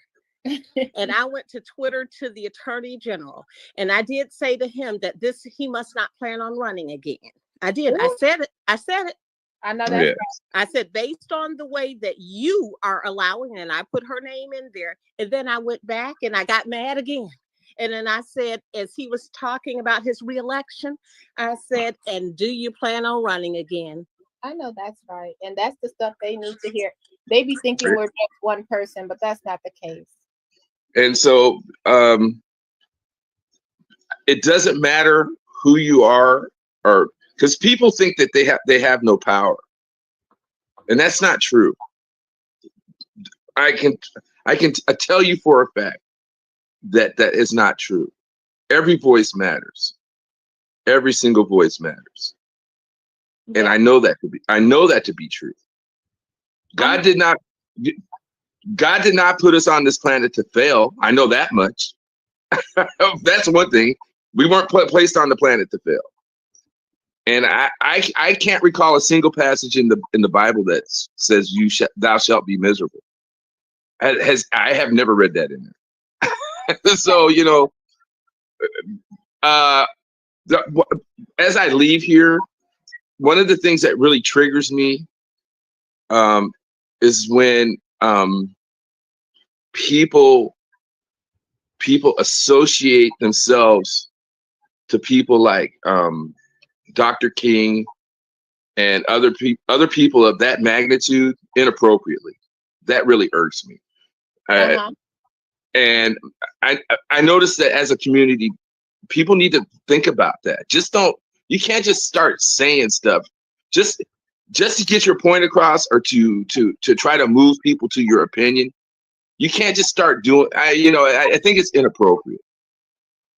I think it belittles the work that they did. Anyways, that's just my personal opinion. Yeah. Anyways, I'm gonna go because I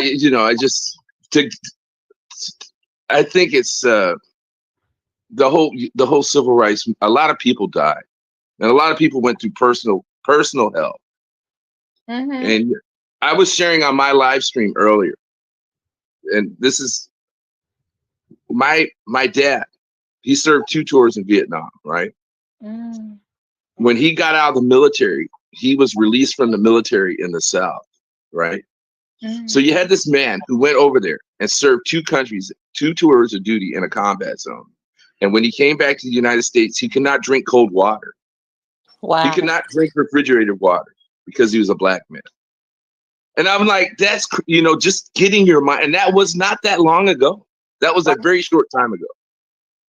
And it's just, and I have to, and that's the kind of things that I think about. I'm old. You guys are all young. I seen black people get killed for turning around too fast. Mm-hmm. And I talked about that a little bit on my live stream last night also. I actually seen it. I seen, the and so it's like, and people got to recognize, it's not, respect the sacrifice, like we were saying. Respect the sacrifice that people gave. Respect it. So, anyways, if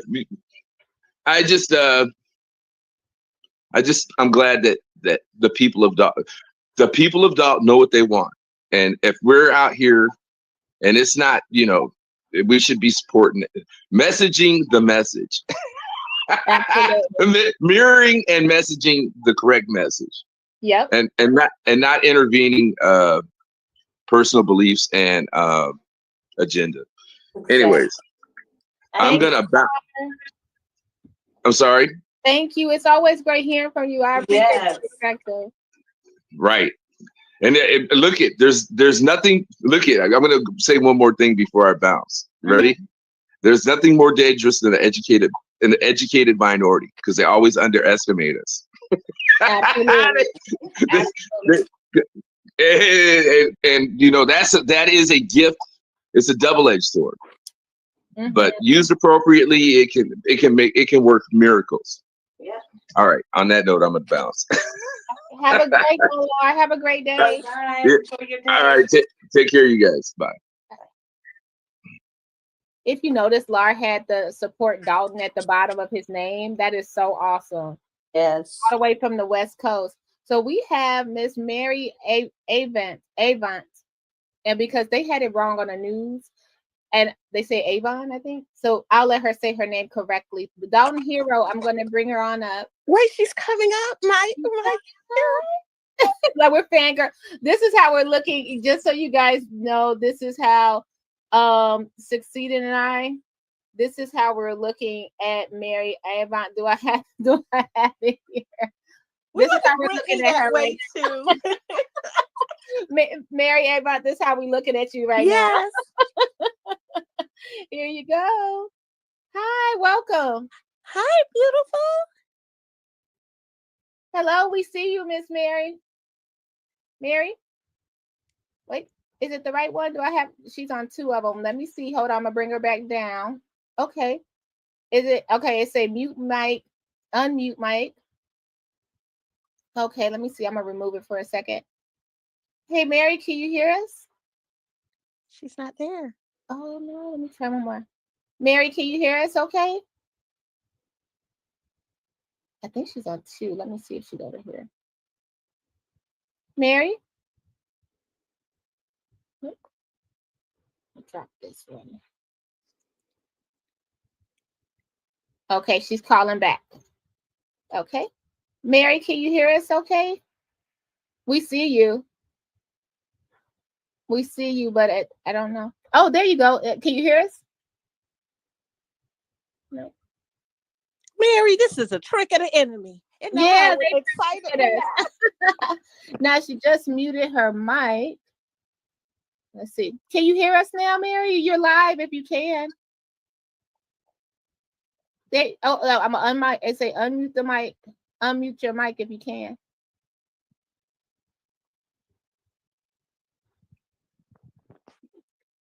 We hear you, but it won't let me unmute her mic. She may have to drop down and come back in. Oh no, because I want to hear this. Because it came in with two. It may be what's affecting it in the background.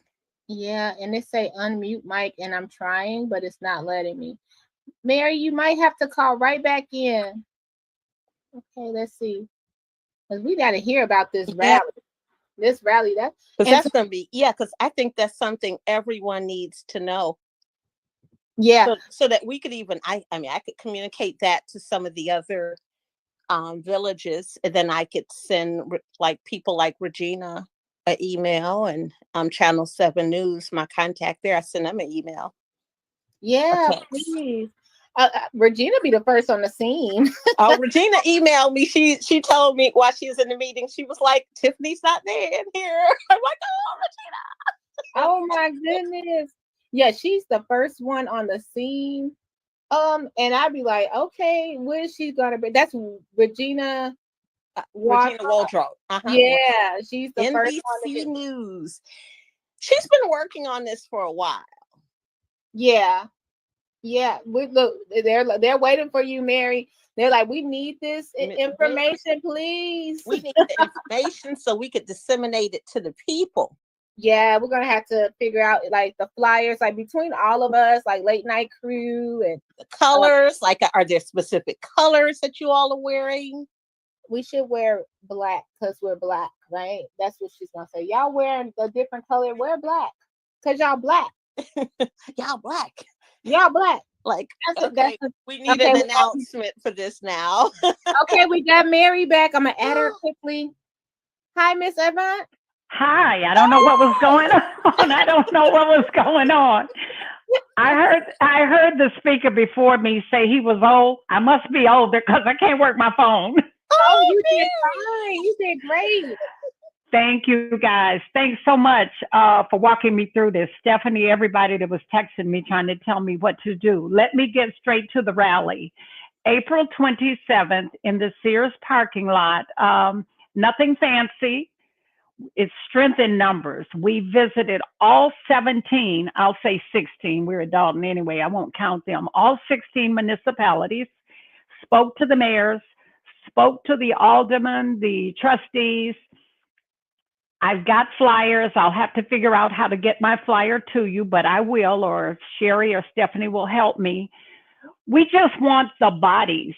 I've asked Thaddeus to speak. I've asked Napoleon. We sent invitations to all the mayors. Wait, stop. Napoleon is going to be there too? No, I said we sent invitations.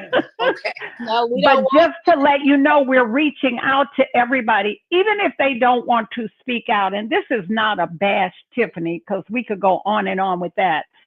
This is about our leaders showing us, the constituents, that they hear us, that they're with us. Even if you can't say anything, just be visible. Okay. You know what I'm saying? Be visible. We've got people from around the world that are supporting us. I'm a little disheartened that some of the bloggers, all of a sudden behind Lori Lightfoot, kind of went negative on us. Well, if they do that and they get what they deserve, we've all made mistakes. We've all bought into the campaign promises.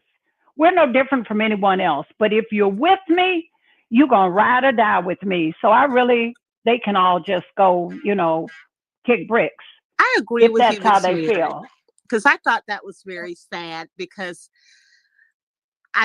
people were more so talking about her appearance. Like I haven't heard anything. They talked about Daley. They talked about him and his politics. So they always continue to do that. And these are not a lot of people that live here saying that. Absolutely. Like I personally haven't heard of anything that she's taken or that type of thing. I know she had issues with the police department and with her communications, but that degree she has, I told someone when they talked about her hair, I said her University of Chicago degree is very shiny. They didn't comment on that. Well, stop and think about it. No one else has stepped up. Now, number one, I'm sure a lot of people aren't stepping up because they figure how they're going to get paid. But we've even got Dalton citizens. Well, this is just political and it's a waste of money. 30,000, and I told them at the tea yesterday, 30,000 to me is like $30. She stepped up, she offered, she's willing. Compared to what Henyard has put us in, 7 million, this is a drop in the bucket. It's $30. And it brings up, I mean, that's not even somebody is willing to help. Somebody is willing to help. Now, whether or not they succeed at it, that's a whole different story, but at least she stepped up. So we got to try something. We can't just sit back and keep accepting this. And they've got to not split the vote, go to the polls. Exactly. We've got former Mayor Riley and possibly a couple of others that are talking about running. You had your chance. You didn't do it in 2 terms, or you would have been in there a third. Now, unfortunately, you got sick because I think you would have been in there. But don't split the vote. Don't keep us in this in the bottom where we are right now. Help us get out of it. Pull the people together. I've lived here for 26 years. I'm 73 years old. Are you a young woman? They are not going to run me out of my house. They are not going to run me out of my village. I'm a ride or die. I'm here. Miss Mary, do you mind if I ask you where you served? I know you had mentioned that. I was with Chicago for 25 years, and then I went into corporate America for another 24. Thank you so much for your service. Thank you. Thank you. Thank you. I mean, we got to stand for something. Is there got a particular to stand for something. Color shirt you all are wearing? We're using white shirts, and I think this is how my head is right now. I think it's supposed to be green, but you know what? We're going to have signs. I was out yesterday. We were buying the supplies. We're going to supply signs for people, and it's going to say, take our village back, or take Thornton Township back, or Thornton Township belongs to us. We're not trying to be radical. We're going to have neon signs with every one of the 17 municipalities there. We want the other municipalities to know that we are fighting for them as well. Because just like this is happening to us, it could happen to them. She just happens to be our mayor. Yeah. So we want her out of Thornton Township as well. If I thought I could run and get it, but I can't afford the campaign, hell, I'd run. Mm-hmm. It's just that simple. Right now, anything beats her. Yeah. And I thank you, ladies, everyone. I think everyone listening to this for your support. Just hang in there with us. Miss Mary, we thank you, and you are just, thank you for your awareness. Thanks for showing your up. zeal, your awareness, and your passion. I just wish I could pass it out. I wish I could just pass it out to everybody. I mean, I'm fighting multiple battles, and I'm going to stick this in here, although it's not the best thing right now. We've got the building on the corner by where I live. The 6-story building is going up. Yes. They're putting out that I hate them and that I'm against them. That is not it at all. I don't even know the people. They're not friends of mine or anything. I just don't want that structure at the onset of a residential location, a residential neighborhood. I don't want to have to drive past that or the traffic trying to get in and out. I am for economic development. Mm-hmm. I applaud anybody that can bring anything to Dalton that helps us. It's the location for me. It's the location and what it could bring to my neighborhood. That's simple. So I'm fighting all around. And it would probably be fine if you had the infrastructure where it wasn't that way. Exactly. But that does make a difference, because you think about, I'm in Indiana, and you think about like there's, it's a community, but in this community, there is a complex that is down the street. Mm-hmm. But it does, you don't hear anything.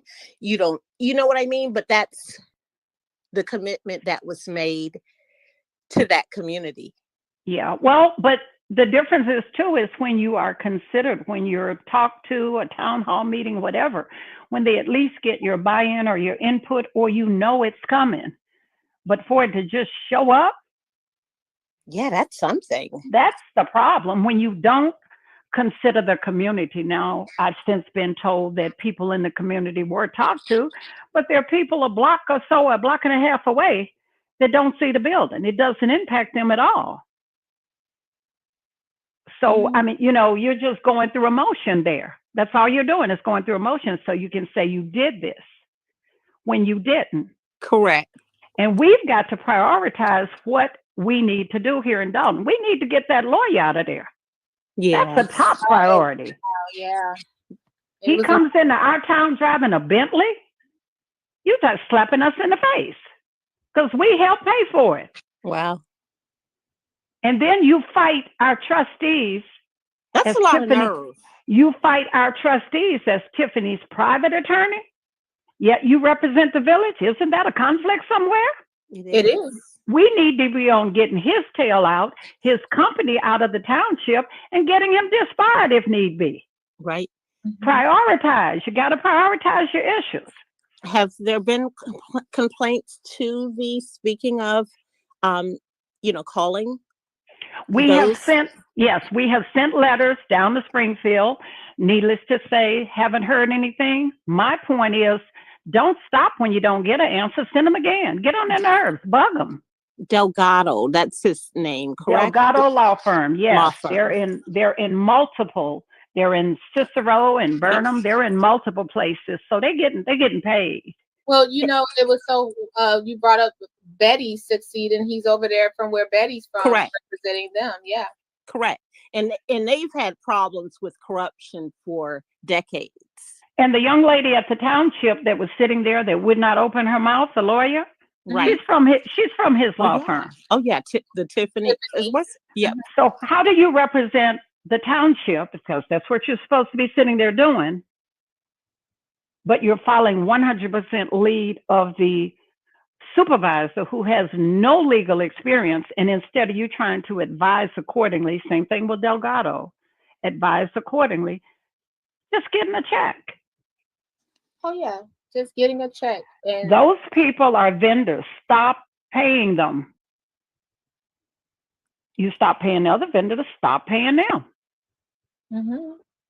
Yeah, I mean, that's we true. got to figure out a way. We've got to figure out a way. Yeah.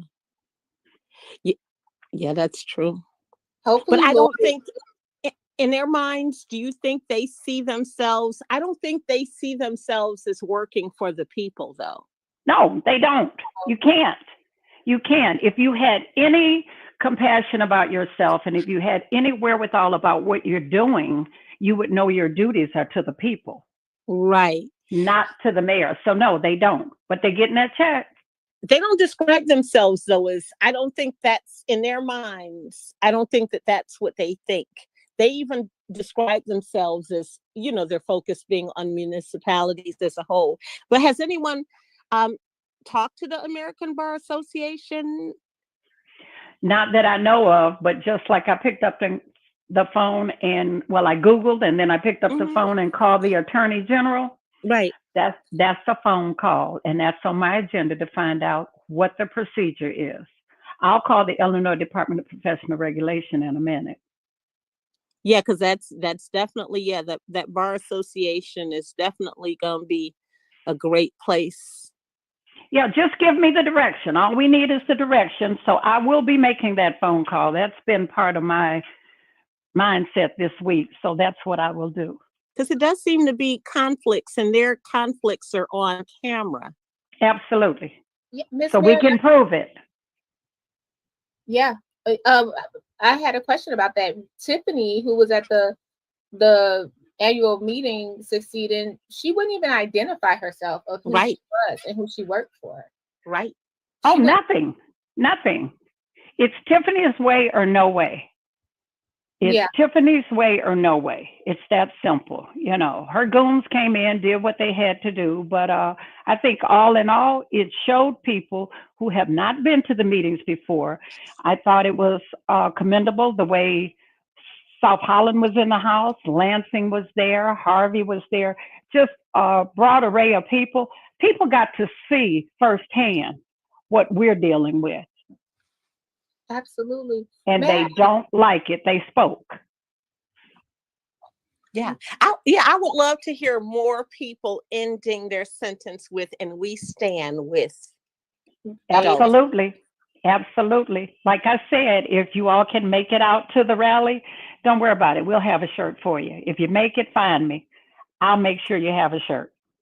And you mentioned that Miss Sherry, I see her in the chat. Sherry Britton, another hero of that's another celebrity too. That's my girl. We just talked this morning. She let me know that you guys were on, and I stopped what I was doing and ran and grabbed my phone.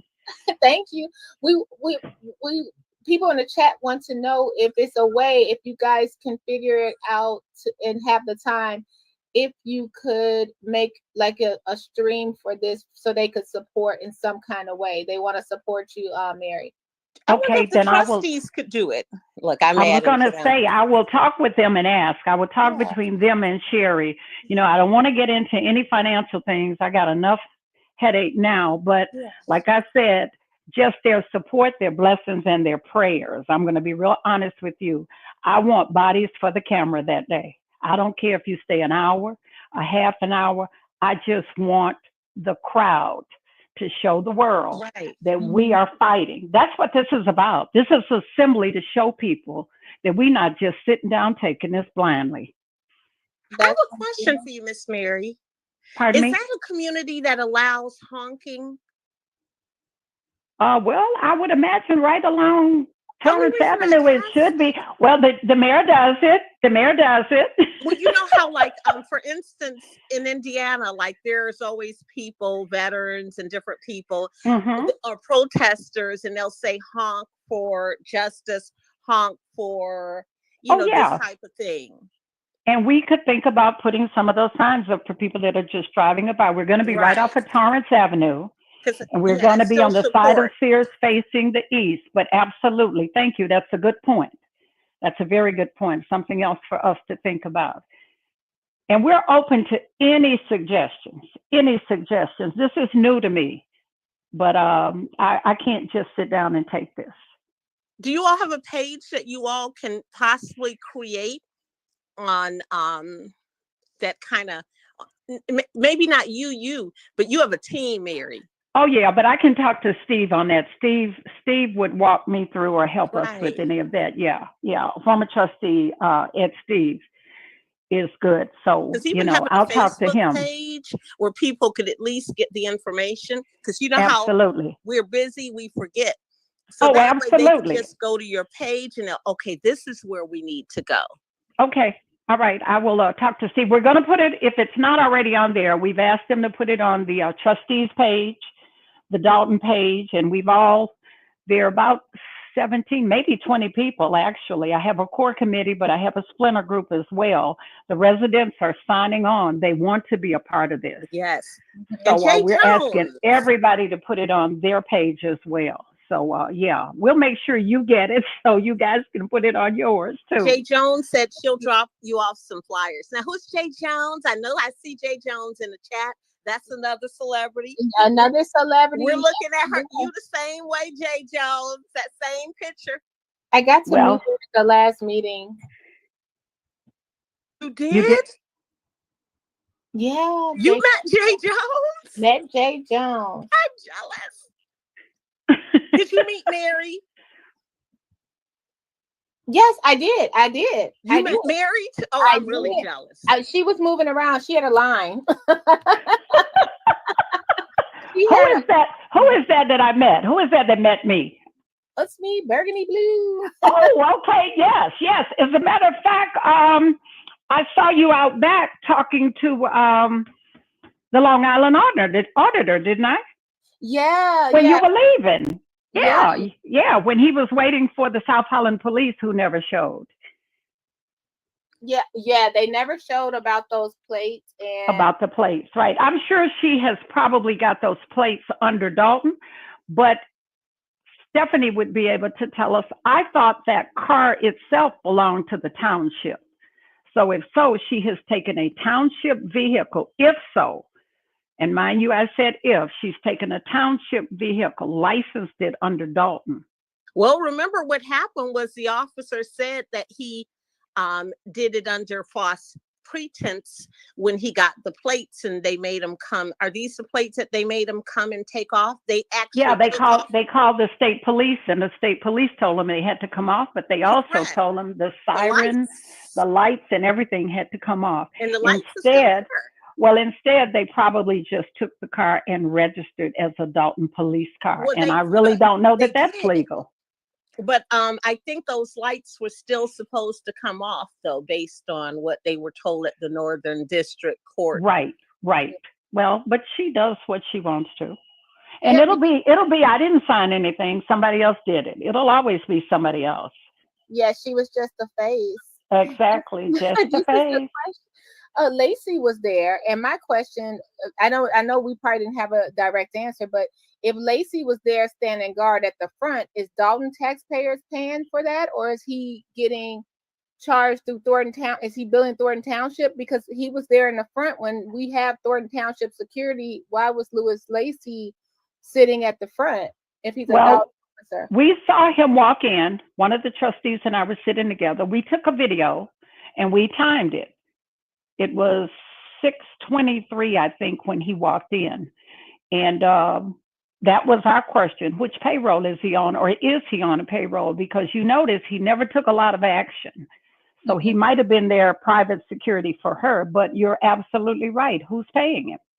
Yeah, he stood up. Who's paying him? People got loud and things of that nature. I say the same thing when we do our second meeting of the month, or our secret squirrel meeting, as she calls it, that the trustees do, since she won't do it and won't allow them in the building, but she sends the village videographer to every meeting. Yeah. That means he's on the clock.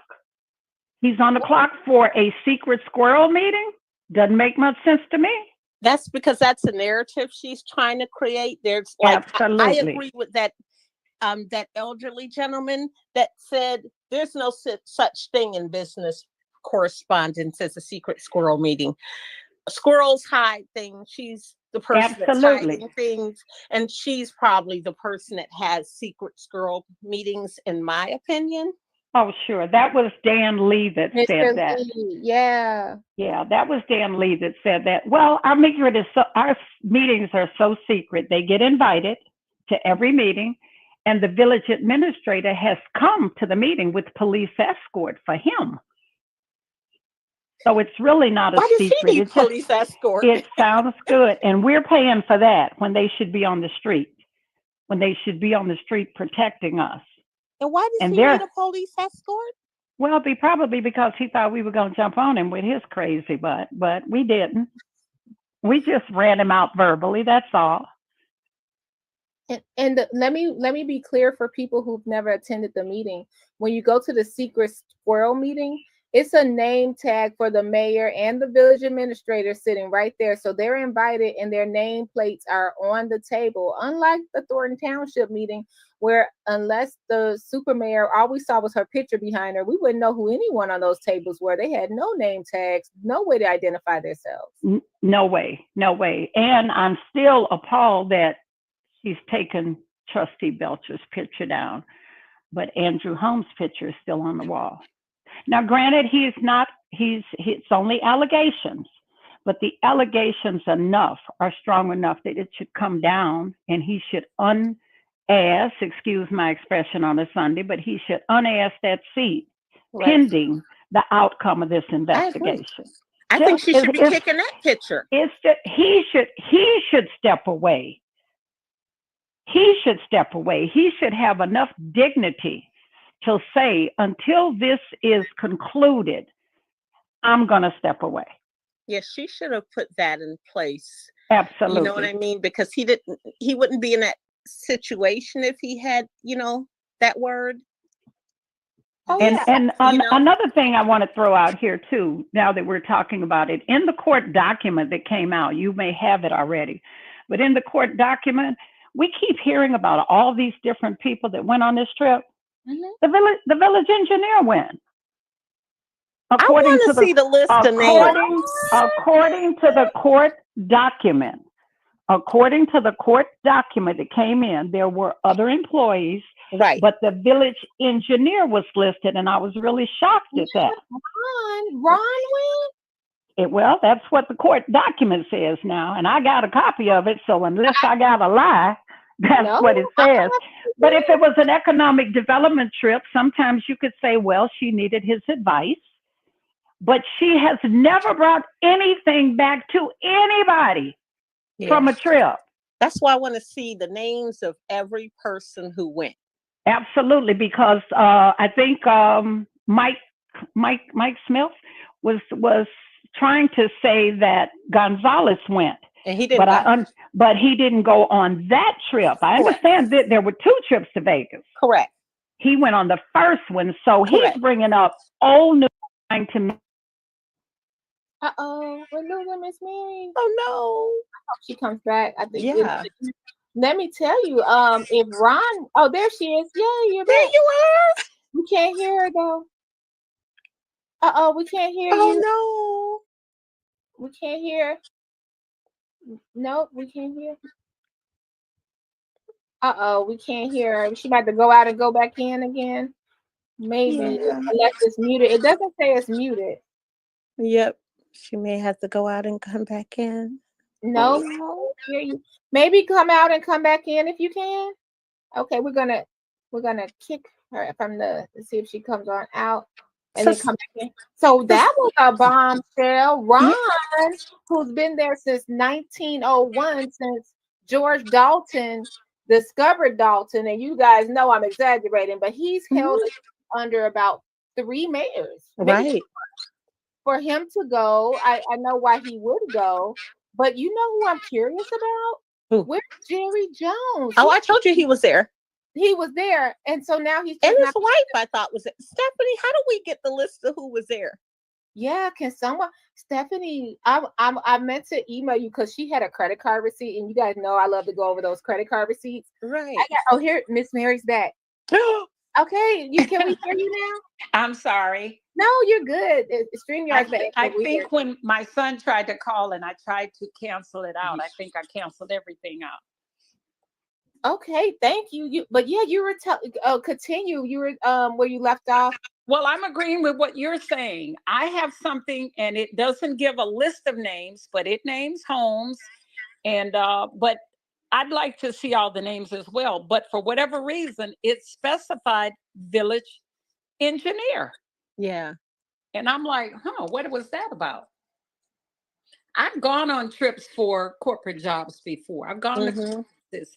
I bring back literature. I attend different seminars for equipment and whatnot. Bring something back. I thought him and his wife were there. We don't even get a receipt back. Got a bubble gum shrimp hat back. That's about it. A lot of things she's doing may not be criminal. Some are because she's in violation of ordinances, but a lot of them are unethical, and we have to deal with that as well. Right.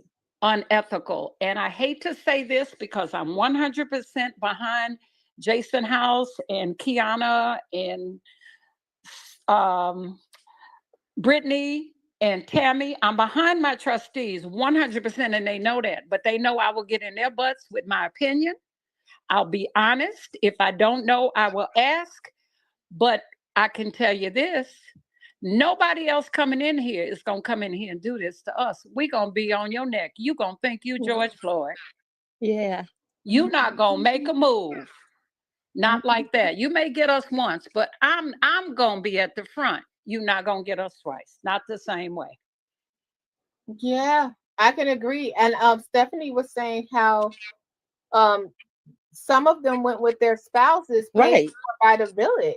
Yep, because I put it in your chat. That shouldn't have been. Anytime I went on a corporate trip and took my spouse or an other, then they paid. Now, you know, we could stay in the same hotel room because you're going to pay for a room with me anyway, but everything else, you're responsible for. Yep, their food, so their lodging.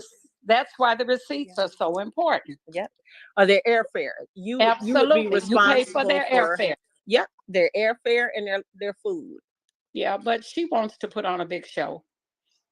The advisement has went so wrong, and I just can't wait to hear what happened where, like you said, I think Miss Trina Down said it. I like the way she said it too as well. Corrupt and unethical behavior. Absolutely. You know, and for you not to let Andrew Holmes, like just the allegations alone, when he's supposed to be this crime guru fighter, he won't address the public and say, you know, yay or nay, but we know he denied it, but I'm gonna step down because it's the right thing to do. I would step down. I would deny it if that's the way you really feel. And I would say I will let the investigation take its course and I will stand by the findings. Yeah. But he's keeping that check that everyone's correct. His career is ruined. His career is ruined. So because the news even put it out once. Exactly. Yep. Once they said something and they all started to report on someone they always felt the opposite of, it was gone. Well, I put him out there from the beginning. I didn't care. They told me at the meeting, you can't say his name. I said, no, you can't say his name. I can't. Yeah.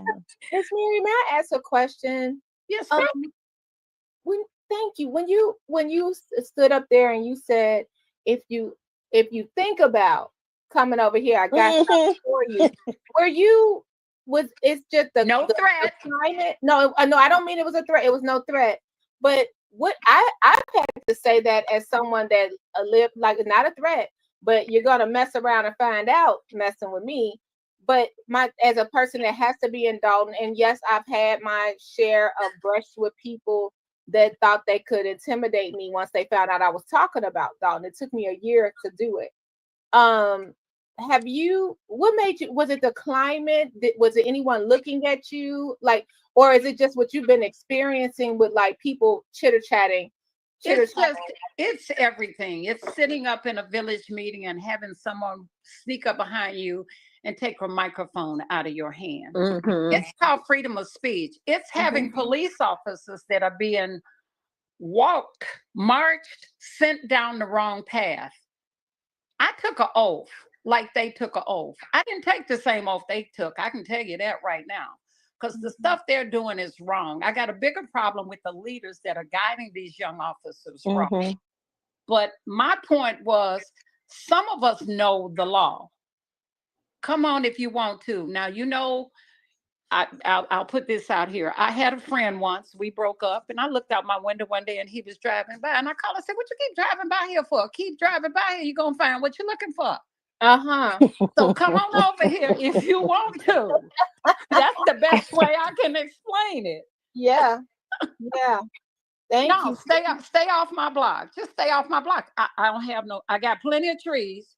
I had 26. I cut 9 down. So the village ain't give me nothing. I ain't got no sidewalks, ain't got no alleys, so I don't need you over here. Come fix the streets. You won't do that, so don't come. And you're paying for those services, so absolutely. I don't like the fact that they're acting like they're withholding these services from you all because you're not on that list. Because they made that comment to that nice lady, Miss Stubbs.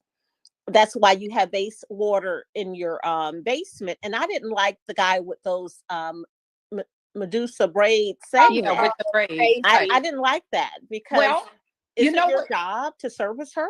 Here's what she went out and did. Servicing the streets are one thing. That is what we pay taxes for. They were cutting people's grass. There's an ordinance that if you don't cut your grass, you get fined. Yeah. You want some money, get that money. Right. Don't cut a tree in somebody's yard. That's not what you're supposed to do. Cut the trees on the village side. But they were in people's yards and they were doing things individually. She was buying votes. Right. And my thing is this. If she come over here and want to cut 10 of my trees down, I'm going to say, yes, ma'am, cut them down. Right. But I'm going to the polling place. Get what she give you. Right. But go to the polling place and do the right thing. Right. I just don't feel that services should be withheld from people because you don't like them. Well, that's exactly what's happening. Certain blocks, you know, they don't go in because she doesn't like the people over there. They don't come over here. Because I hate that because I think my neighbors are getting it because of me, unfortunately. Yeah. Because how do you clean that up? Like, how does that work? How do you clean that up? And see, when I was looking at that gentleman's video, that's when I realized I've only been to one part of Dalton, obviously. And it was the part where it wasn't far from Elizabeth Seton, where you sort of on the edge of South Holland then. Correct. You need to come in off of Sibley and start your road there. Well, I've been to Menards. Well, the Christmas lights are still down Sibley. Okay. Yeah, I don't think I've been far enough. And for the people that are listening, the red light camera at Sibley, Lincoln, right through there. Right. It never stops blinking. So if you get a ticket, check it. They just sitting there pressing the button, violate, and you may not be in violation. So don't just assume you're wrong. Right. It's unfortunate. We're going to have a long way to go, and it's going to get worse probably when the new administration comes in, from the standpoint of people who have gotten these things, who are going to still be expecting these things. And they're going to have to understand all of that is going to get put on the back burner. We're going to prioritize because that's the only way we're going to bring this village back. Correct. Because you wasn't supposed to get what you got. Yeah. Well, we thank you. You remind me of. Thank you. You remind me of someone, and I'm gonna tell you who. You probably know this person. You ever heard the name Linda Penson? No, but I'm gonna look it up. She's a friend of mine. She held the highest position, the first highest position, number 2 in charge of the prison on California. Okay. Her mom was Nancy B. Jefferson, the first living woman to have a street named after her. They used to call her the Black Moses of the West Side, I hear. And the street was Warren Street, but it's Nancy B. Jefferson Street, Nancy B. Jefferson Post Office. Nancy B. Jefferson's name is living on. Now that I know. Yeah, that Linda name I Pinson know. is her daughter. Okay, okay. And I had a landlady once when I lived in Chicago. She was also over the prisons, you know, much later on. But yeah, so yeah, shout out to all the women in our history. It's just unfortunate that this tyrant came along trying to make a name for herself and reality star. Yeah, Or because whatever she was wants to humble. be. My friend was humble. She is #2 in charge of California.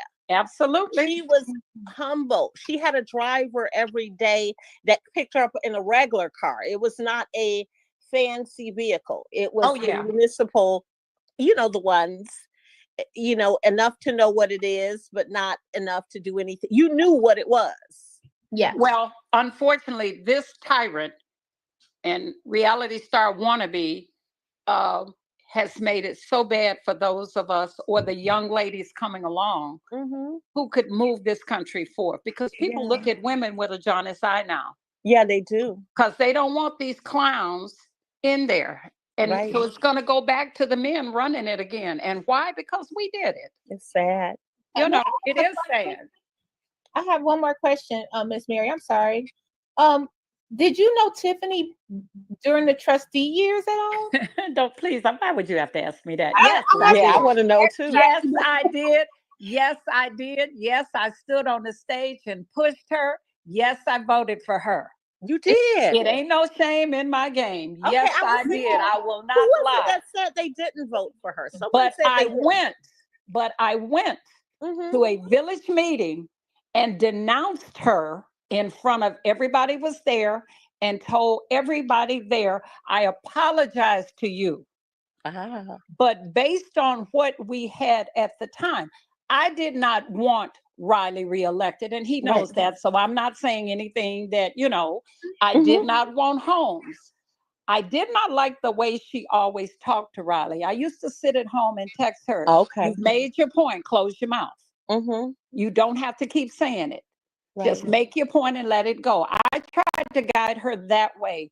I told her, you fought him on a lot of the right things. And you've seen the video showing where she fought him. And they were for the right things. I said, surround yourself with the right people and listen. Those two things. Surround yourself with the right people and listen. I didn't ask for a position. I wasn't looking for nothing.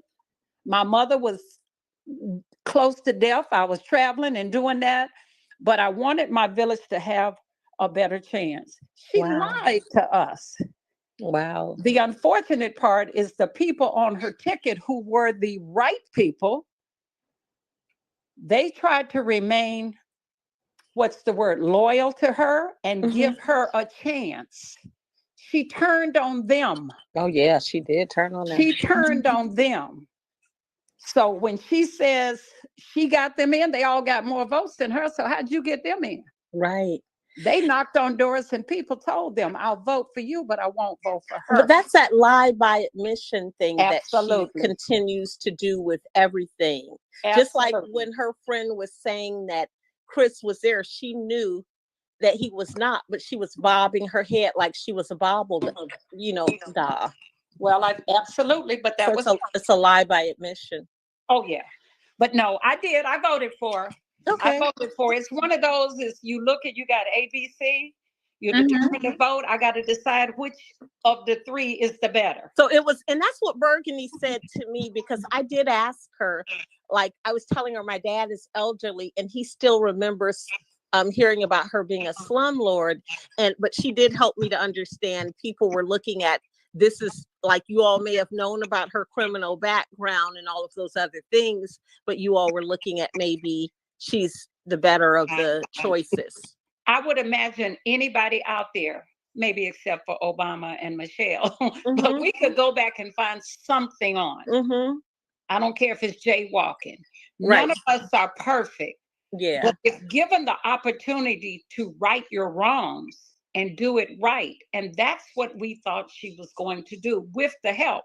But she didn't need a slate. She could have run by herself for the crap she's doing.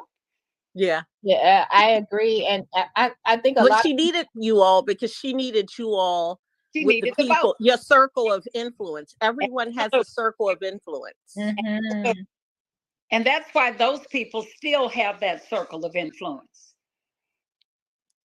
Yeah, because they went back and they apologized. Just like you went back, you apologized. Chris is still apologizing. He still feels bad. So it's that accountability that everyone has.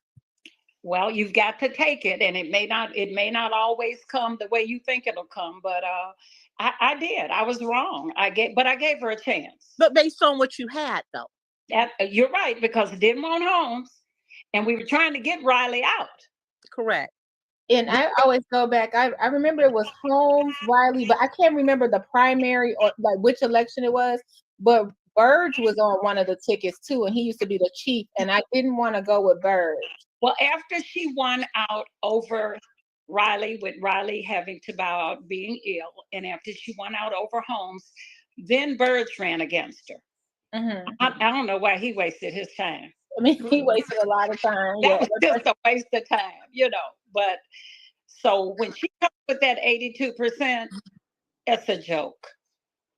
Yeah. But it sounds good to her, so we'll let her have it. She had it this long.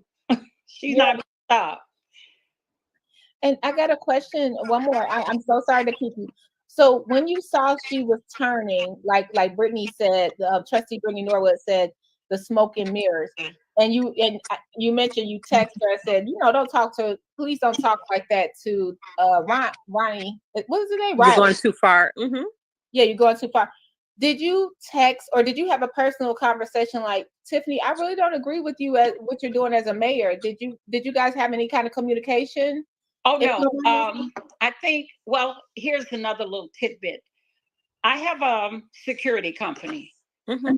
And a lady that owned the house that she was renting went to a tea. I wasn't in town. She went to a tea and asked one of the trustees, how can I get her out of my house? Mm-hmm. Have anybody? And she referred her to me. And the landlord and I talked, and she had papers from her lawyer and everything.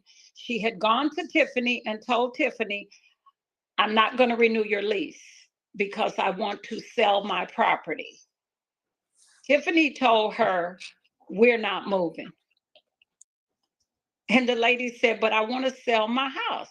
She said, we're not moving. She said, well, if you stay here, you must pay me 6 months in advance. She said, we will pay you month to month. What? Oh, yeah. And then called the police, and the police told the owner to the property, if you come back up here, we will arrest you. So she does not own. So she came to me to ask me to have papers served, letting them know she wanted them out. Mm-hmm. And we went to her boyfriend's businesses, the car wash, Glenwood. We went to her house. I even went with a boot on my foot from a broken ankle to the township after a step-in set to try to serve her, and she wouldn't come to the door. Wow. So she shows up at a meeting, and I'm not really paying attention. She called my name. And I'm sure she called my name because she was mad that I now knew where she lived and that the landlady was trying to come. You see what I'm saying? Mm-hmm. I went straight to the podium, and my words were, and they were exactly, do not let my name come out of your mouth again. I heard that too. I heard you say it. Mm-hmm. Now I'm sure they've come out because I've run into her in public. I'm sure my name, but not to me. Right. Oh, not to me. And I meant just what I said. You may see them carting me out of there because she bet not say nothing to me. I wanted to get bold enough. Oh, wow. Yeah. I wanted to get bold enough. I told her I'm older than you and I'm smarter than you. And I mean everything I say. So wait a minute, guys. So she doesn't own in Dalton? No. She owns rental properties. Wait a minute. I'm confused now. She didn't own the house she lived in, and I don't know that she lives there now. I know they still pay rent, but that don't mean you live there. Yeah, that doesn't. So mayors are allowed to do that? Like, no, she's supposed to be a resident of she's supposed to be a resident of Dalton to be the mayor of Dalton. But I guess if you put it under this all-encompasses umbrella, she could be a resident of the Thornton Township and still be okay. I don't know. but she does not own, unless she bought yesterday, she does not own in Dalton. She was renting. Wow. I have copies of the paper. I just learned that through listening to you all. And you have that mayor, Jada Curry and Linwood. You don't ever hear anything about Jada. I love Jada. I love Jada. You don't hear Jada got crime low over there, and all, you don't hear nothing. Jada is adding to her community. I rode the people yesterday. The people that are building this building up here, right? They live in Linwood, but they couldn't put that in Linwood. How about that? Right. But you can put it over here with the right campaign contribution. Mm-hmm. Now that is interesting because it's so funny. I remember someone I knew was running for mayor of Linwood too. So it was interesting. So Jada won, and I saw Tiffany run over there to get a photo op. You know, yeah. And I wonder if they talk to this day, because it was like really monumental that these two young Black women were, one in Linwood and one in Dalton, both completing the first, right? Well, probably not. The reason I say that is because she kind of, remember when she talked about she was the only woman, it was almost like she left Jada out. So that was kind of there are other female mayors in the suburbs. She was not the first female mayor. She was the first female mayor of Dalton. She was not the youngest mayor in the south suburbs. She's the youngest mayor. And I don't know, I just saw something I've got to check into. It said she's truly not the youngest mayor of Dalton. No, she's not. We went over that in Dalton. So no. So a lot of things she says. For people who don't know, it sounds correct. Really good. And that's why I say she just says things so that, hoping that no one looks it up, so that she thinks that you'll leave with just that in your head. Yeah. Well, you can get to tea, but you got to get to tea from Tahoe. Right. You can't look it up now. Google don't count. Right. Get the tea from Tahoe. But Jada over there doing her thing, she's just doing it over there. Absolutely. I went to a Southland mayor's meeting and she was there. And all I could do was grin at her. She gave me a card. I was asking the other mayors for cards. I said, I don't need your card. I know who you are. And we laughed, you know. But I love it. She's putting in new things in her community, and she's not allowing certain things in her community, which is great. Yeah. Which is great.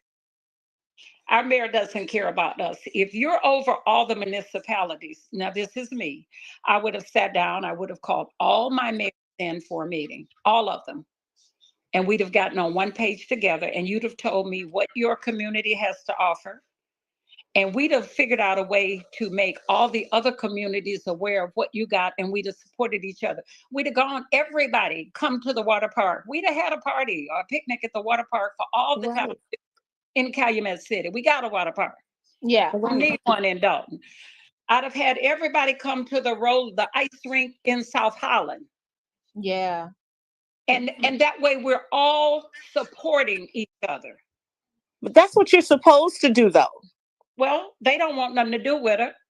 No, they don't. I'm telling you what the mayor said to us when we went to their meeting. They don't want no part. They don't want to be seen with her. No. They don't want a picture where anyone even, because, you know, pictures make people think people are connected. They don't want anything that gives the illusion that they are, just like Napoleon came out and made sure that everyone knew he did not endorse her.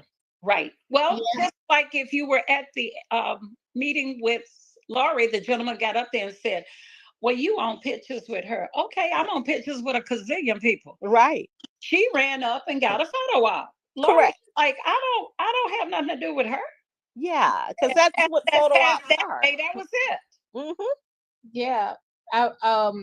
I just can't believe that it went this far, this bad, because it could have been just a whole different situation. It's a missed opportunity.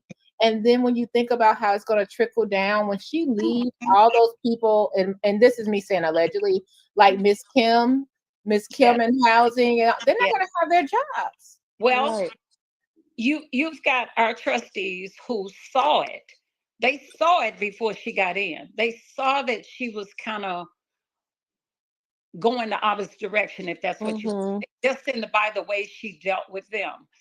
But they tried to stay the course and give her an opportunity. They tried. And I think some of their trying let it get out of hand. Right. But I mean, you can't, that's water under the bridge now. Yes. Right. Water under the bridge. Where do we go now? Don't tell me about what Zuccarelli did. Zuccarelli not here anymore. Right. Tell me what you gonna do. Correct. You know, don't tell me. Yeah, exactly. I totally agree. And don't tell me when you put on this award-winning performance and went to his house. You can't tell me from the moment you or anyone that was with you, in my opinion, went to his house, there was nothing you could tell me. Because I think that is the most hackiest thing. Were they that close? That were they her and Zuccarelli that close? No, not at all. And I talked to some of his people that said to me, he was grooming her in effect that he was trying to help her get better, not grooming her for that job. Right, trying to help her compose the sentence. He was grooming Cassandra for the job. Right. And shame on the trustees that went against the man that you rode with all that time, that took care of you. You went against his wishes. Shame on you, because those trustees in the township have helped put us all where we are now. Yep, y'all will see them at the polls. It's coming up real. It's coming up. 2025 will be here. Oh yeah, very soon. Oh yeah, before you know it. Yeah.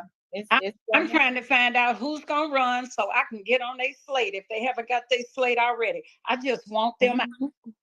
Well, you had some people that commented, and I don't know, like it's really cool. You have Sherry and Stephanie to support. Or something and said, you should run for trustee and let them know what you need. I think you should run for trustee. I think you should take. I think we need more trustees. I think we need one more trustee. And Sam Brown definitely needs to go. I think I want to run for trustee of the township, definitely. But once Jason gets in, I would consider trustee of Dalton. But I think you would be great. Time to talk about. I don't know. You know, I get fired up, and y'all got me off my exercise bike. I was riding my bike. Oh, I love it. Yes, you got to keep in shape because you got a whole lot of stuff going. So you on that bike saying, "Hey, I have to show up." Oh, you are everywhere. I got a trainer. Sadiq Muhammad kicks my butt. You are everywhere. Yeah. But I'll be on the beach next week. You all think about me.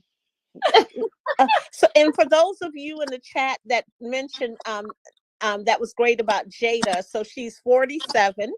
She made history as Linwood's first African American female mayor, first woman elected to office, and she defeated a mayor that served 4 terms. And she is fantastic. Yeah, and she has her MAPHR. She has credentials. Yeah, I'm actually gonna put a picture of Jada up there. I was in Linwood the other day, and I noticed the big page. I'm gonna drop you all. My phone is acting up. Yep. Okay. Okay. Thank you all. Bye, everyone. So good to hear your voice, Miss Mary. Thank you. Love you. Thank you. Bye. Okay, thank you, Succeeded. So, Miss Mary, before we leave, can you tell us about the rally one more time? It's at 1 p.m. April 27th in the Sears parking lot, and we will be on the east side of Sears, facing Indiana. Plenty of parking. You'll still be close to the mall for bathrooms and what have you. And we're looking for the showing. If we can fill half of that parking lot, I will be internally grateful to everyone. Just show up. Showing up is showing out. We need to be seen, and it shows the support we have. You don't have to live in Dalton. I don't expect you to come from out of town, but those of you that are local that can give us just an hour of your time, we would love it. Wow, thank you. Well, I'll be there. I will see you there. Absolutely. And I'll be sure that I talk to Sherry or Stephanie or somebody, and we'll get our flyers out so that everyone can help us in getting the word out. Okay. And thank you for your time. Absolutely. Thank you. Have a blessed day. You too. Okay. Bye-bye. Wow. Today was a good live. Why was why was we just didn't we have a ball today? Like I didn't even expect, like shout out to Gardis succeeding to Miss Mary, all the people in the chat. We're coming through because people need this information. We do a little Dalton history. It was funny because I think she said who was the youngest. Mayor Dalton. I'll go back to I'm gonna say tapes because y'all know I'm older. But I want to say it was McKay. I think he was the youngest. But if we went through the Dalton history, I want to say, because he died at 44. I want to say no, Peck. Maybe it was Peck. I think Peck might have been the youngest because he had a couple of terms and then he died super young. He died like 44. And I always bring up I always get McKay and Peck mixed up, but we'll go back to it. But definitely remember George Dalton's son too, aka is Matthew's Bill for us. But we have because they said Dalton discovered Dalton, but he did not discover Dalton, as we found out. But we have a lot of work to do as a community. I love what Miss Mary said. It's not a bash Tiffany section. So Keith Price, if you listen, don't get up here talking about we having a secret meeting that we're bashing Tiffany. Specifically, it's not a bash Tiffany situation. I really love that she said that. That was awesome. We're getting together as a community, standing up. And Thornton Township, it's about the township at this point. So it's April 27th at 1. And what I'll do is once I get the flyer, my email's in the description box, burgundyBlueCommentary@gmail.com. I plan to stream a little bit, but but when I get involved in community stuff, I like to be present and talking to people one-on-one so I can see, what's really going on, not just the content, but I'll try to stream a little bit for you guys if they haven't gotten anything together. What else I want to talk about before I leave? Thank you. Hey, Mocha. Hello to everybody in the chat. Everybody, Miss Brittany, Tiffany might try to change the name of Dalton to Tiffany Bill. And you know what? That's why I talk about the Dalton history. I know it sounds weird. And like people be like, I get emails all the time like, it's boring. We want to hear more. I feel like, I know, but I feel like we need to know the history because didn't we learn the other day that George Dalton came over here? He took, and I'm putting alleged so far, but we went through this book, not a book, but essay from one of the Berger family members. And if you're in Dalton, Berger Vandenberg is a school, Berger Cemetery. It's a family, right? And most of the family is in Indiana now. I've been looking for the Vandenbergs, the Diekmans, all of them. They're mostly in Indiana because that's where a lot of people left Dalton and went that way for a better life. So they said it, But George Dalton, he came, and it's in relation to the super mayor a little bit. Mr. Matthews was here with his people. He paid the Indians, allegedly. Like I said, we weren't there. It wasn't no video, but he paid for the land. And he paid for the land. And George Dalton, he came over here and he said, hey, let me build a house on your land. And he took the land, basically, $200. He took the land, built a brothel, not a brothel, he basically built a liquor store and an inn, a tavern inn, a liquor store, kicked the Matthews up out of here, made his son the postmaster. He had the post office in his house, made his wife over the school board, made his son the postmaster and the first Thornton Township supervisor. It was a bunch of nepotism going on in the beginning of Dalton days. And everyone that was George Dalton homie got a piece of the pie. So it's really quite interesting. We got to talk about it. Dalton is under risk. Hey, Miss Trina Downs.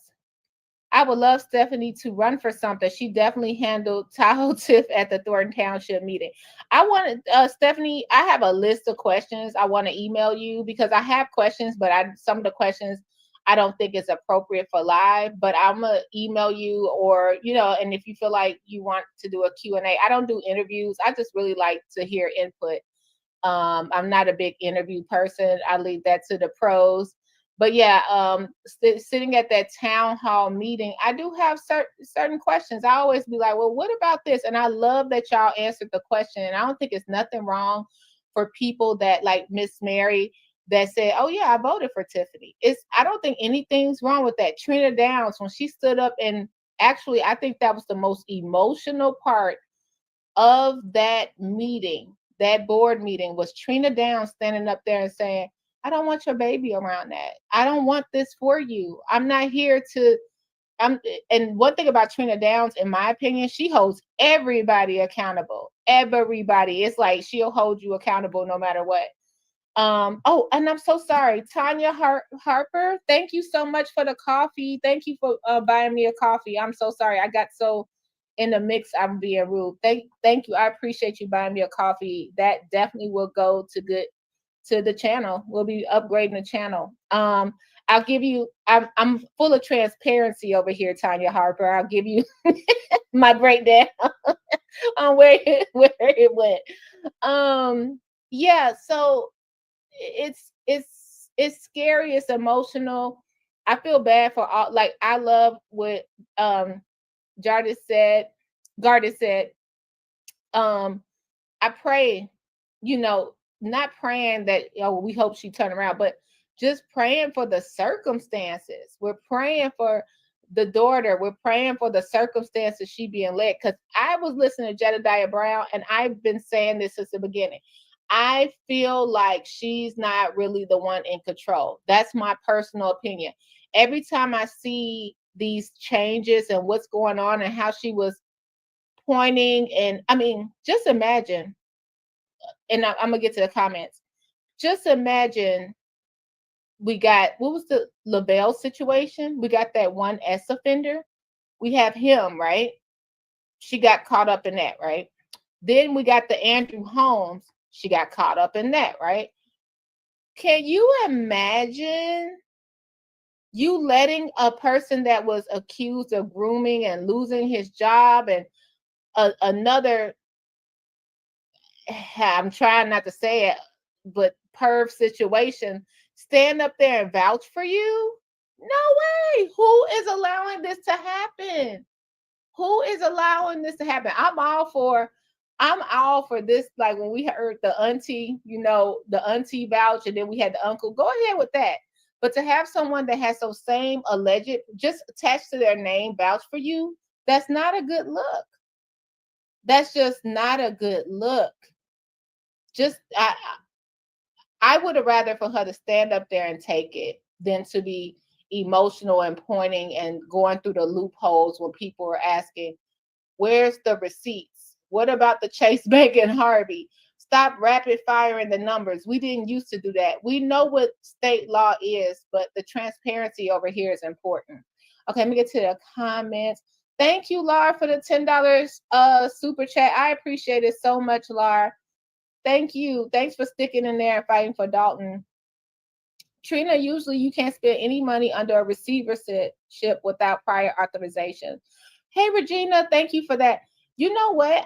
I was wondering what's going on. See, this is the problem. I always wonder, what about the ordinances? Was there any kind of ordinances in place about the spending?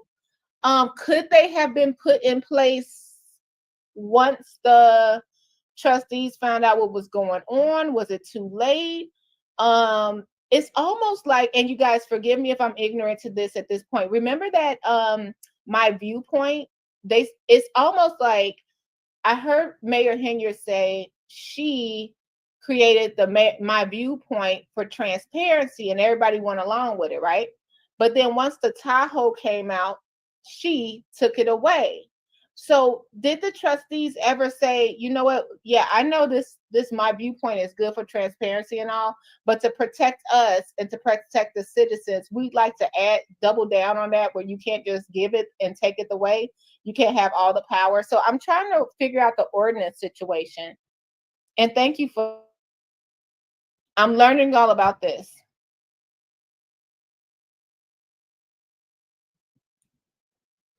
If Jedediah is speaking the truth about S relationships, what a mess, and the IA needs to go. What's eternal investor? Oh yeah, that's, you know, I was just sitting there like, man, like, okay, picture this. You're just sitting there at work, minding your business, and then all of a sudden, boom, Jedediah and the Facebook news team has your picture up. Like, I don't know how I feel. I feel like if it's corruption, it has to go, especially with the photos and stuff. But then I didn't know how I felt about the sexual stuff, because I was like, what do that have? I don't care if somebody cheated on their husband allegedly. I don't really care. That's your business. But now if you're going down the rabbit hole, it's like, oh my goodness, what is going to be exposed next? And then allegedly that cell number 3 situation, all of this is scary. This is all scary. Burgundy Blue, can you find out who will take Andre Holmes' seat up if he steps aside? Oh, that would have been a good question. We had former trustee S. Steve on over earlier. Okay, so if I recall this off the top of my head, you guys correct me if I'm wrong. I got some pros in here, like Trina Downs, we got Stephanie, we have Sherry. Now, if I'm not mistaken, okay, the next seats up are Brittany Norwood, because she's been in there 4 years, right? She's been there since the mayor. So you got Brittany Norwood is up. You have Jason Holmes is up. Oh my God, Jason Holmes. Oh, Lord, no. Why did I? Y'all, it's time for me to go. It's time for me to get out of here. How did I make that? Oh my God. Put the houses in the chat. Somebody put a house in the chat so I can redeem myself. Please, not Jason. Oh, Jason House. Jason H. House. House is up. You got Jason House. You got trustee Brittany Norwood, right? And then you got Tammy Brown, right? No, not Tammy Brown. You got Kiana Belcher. If I'm saying it wrong, let me know. I got Kiana Belcher is up. I got Jason House is up. I got the mayor is up. And I got Brittany Norwood is up.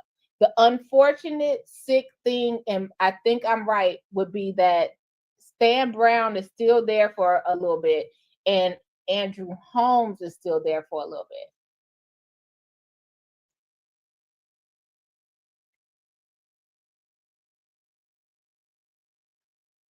My little brain. Riley Rogers brought Andrew Holmes to Dalton, right? So let's look at the chat. I'm sorry,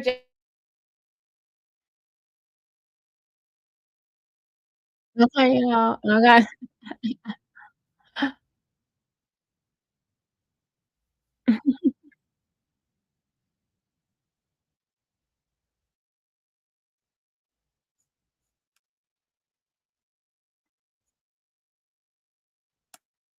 man, wasn't that a year ago?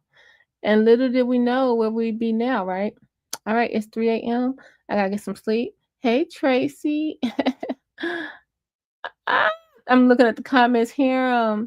Everybody, Scott, everybody that came in here for this flashback, 13 people in the chat. I'll see you tomorrow with another flashback. It's just a little too late for me. I'm tired.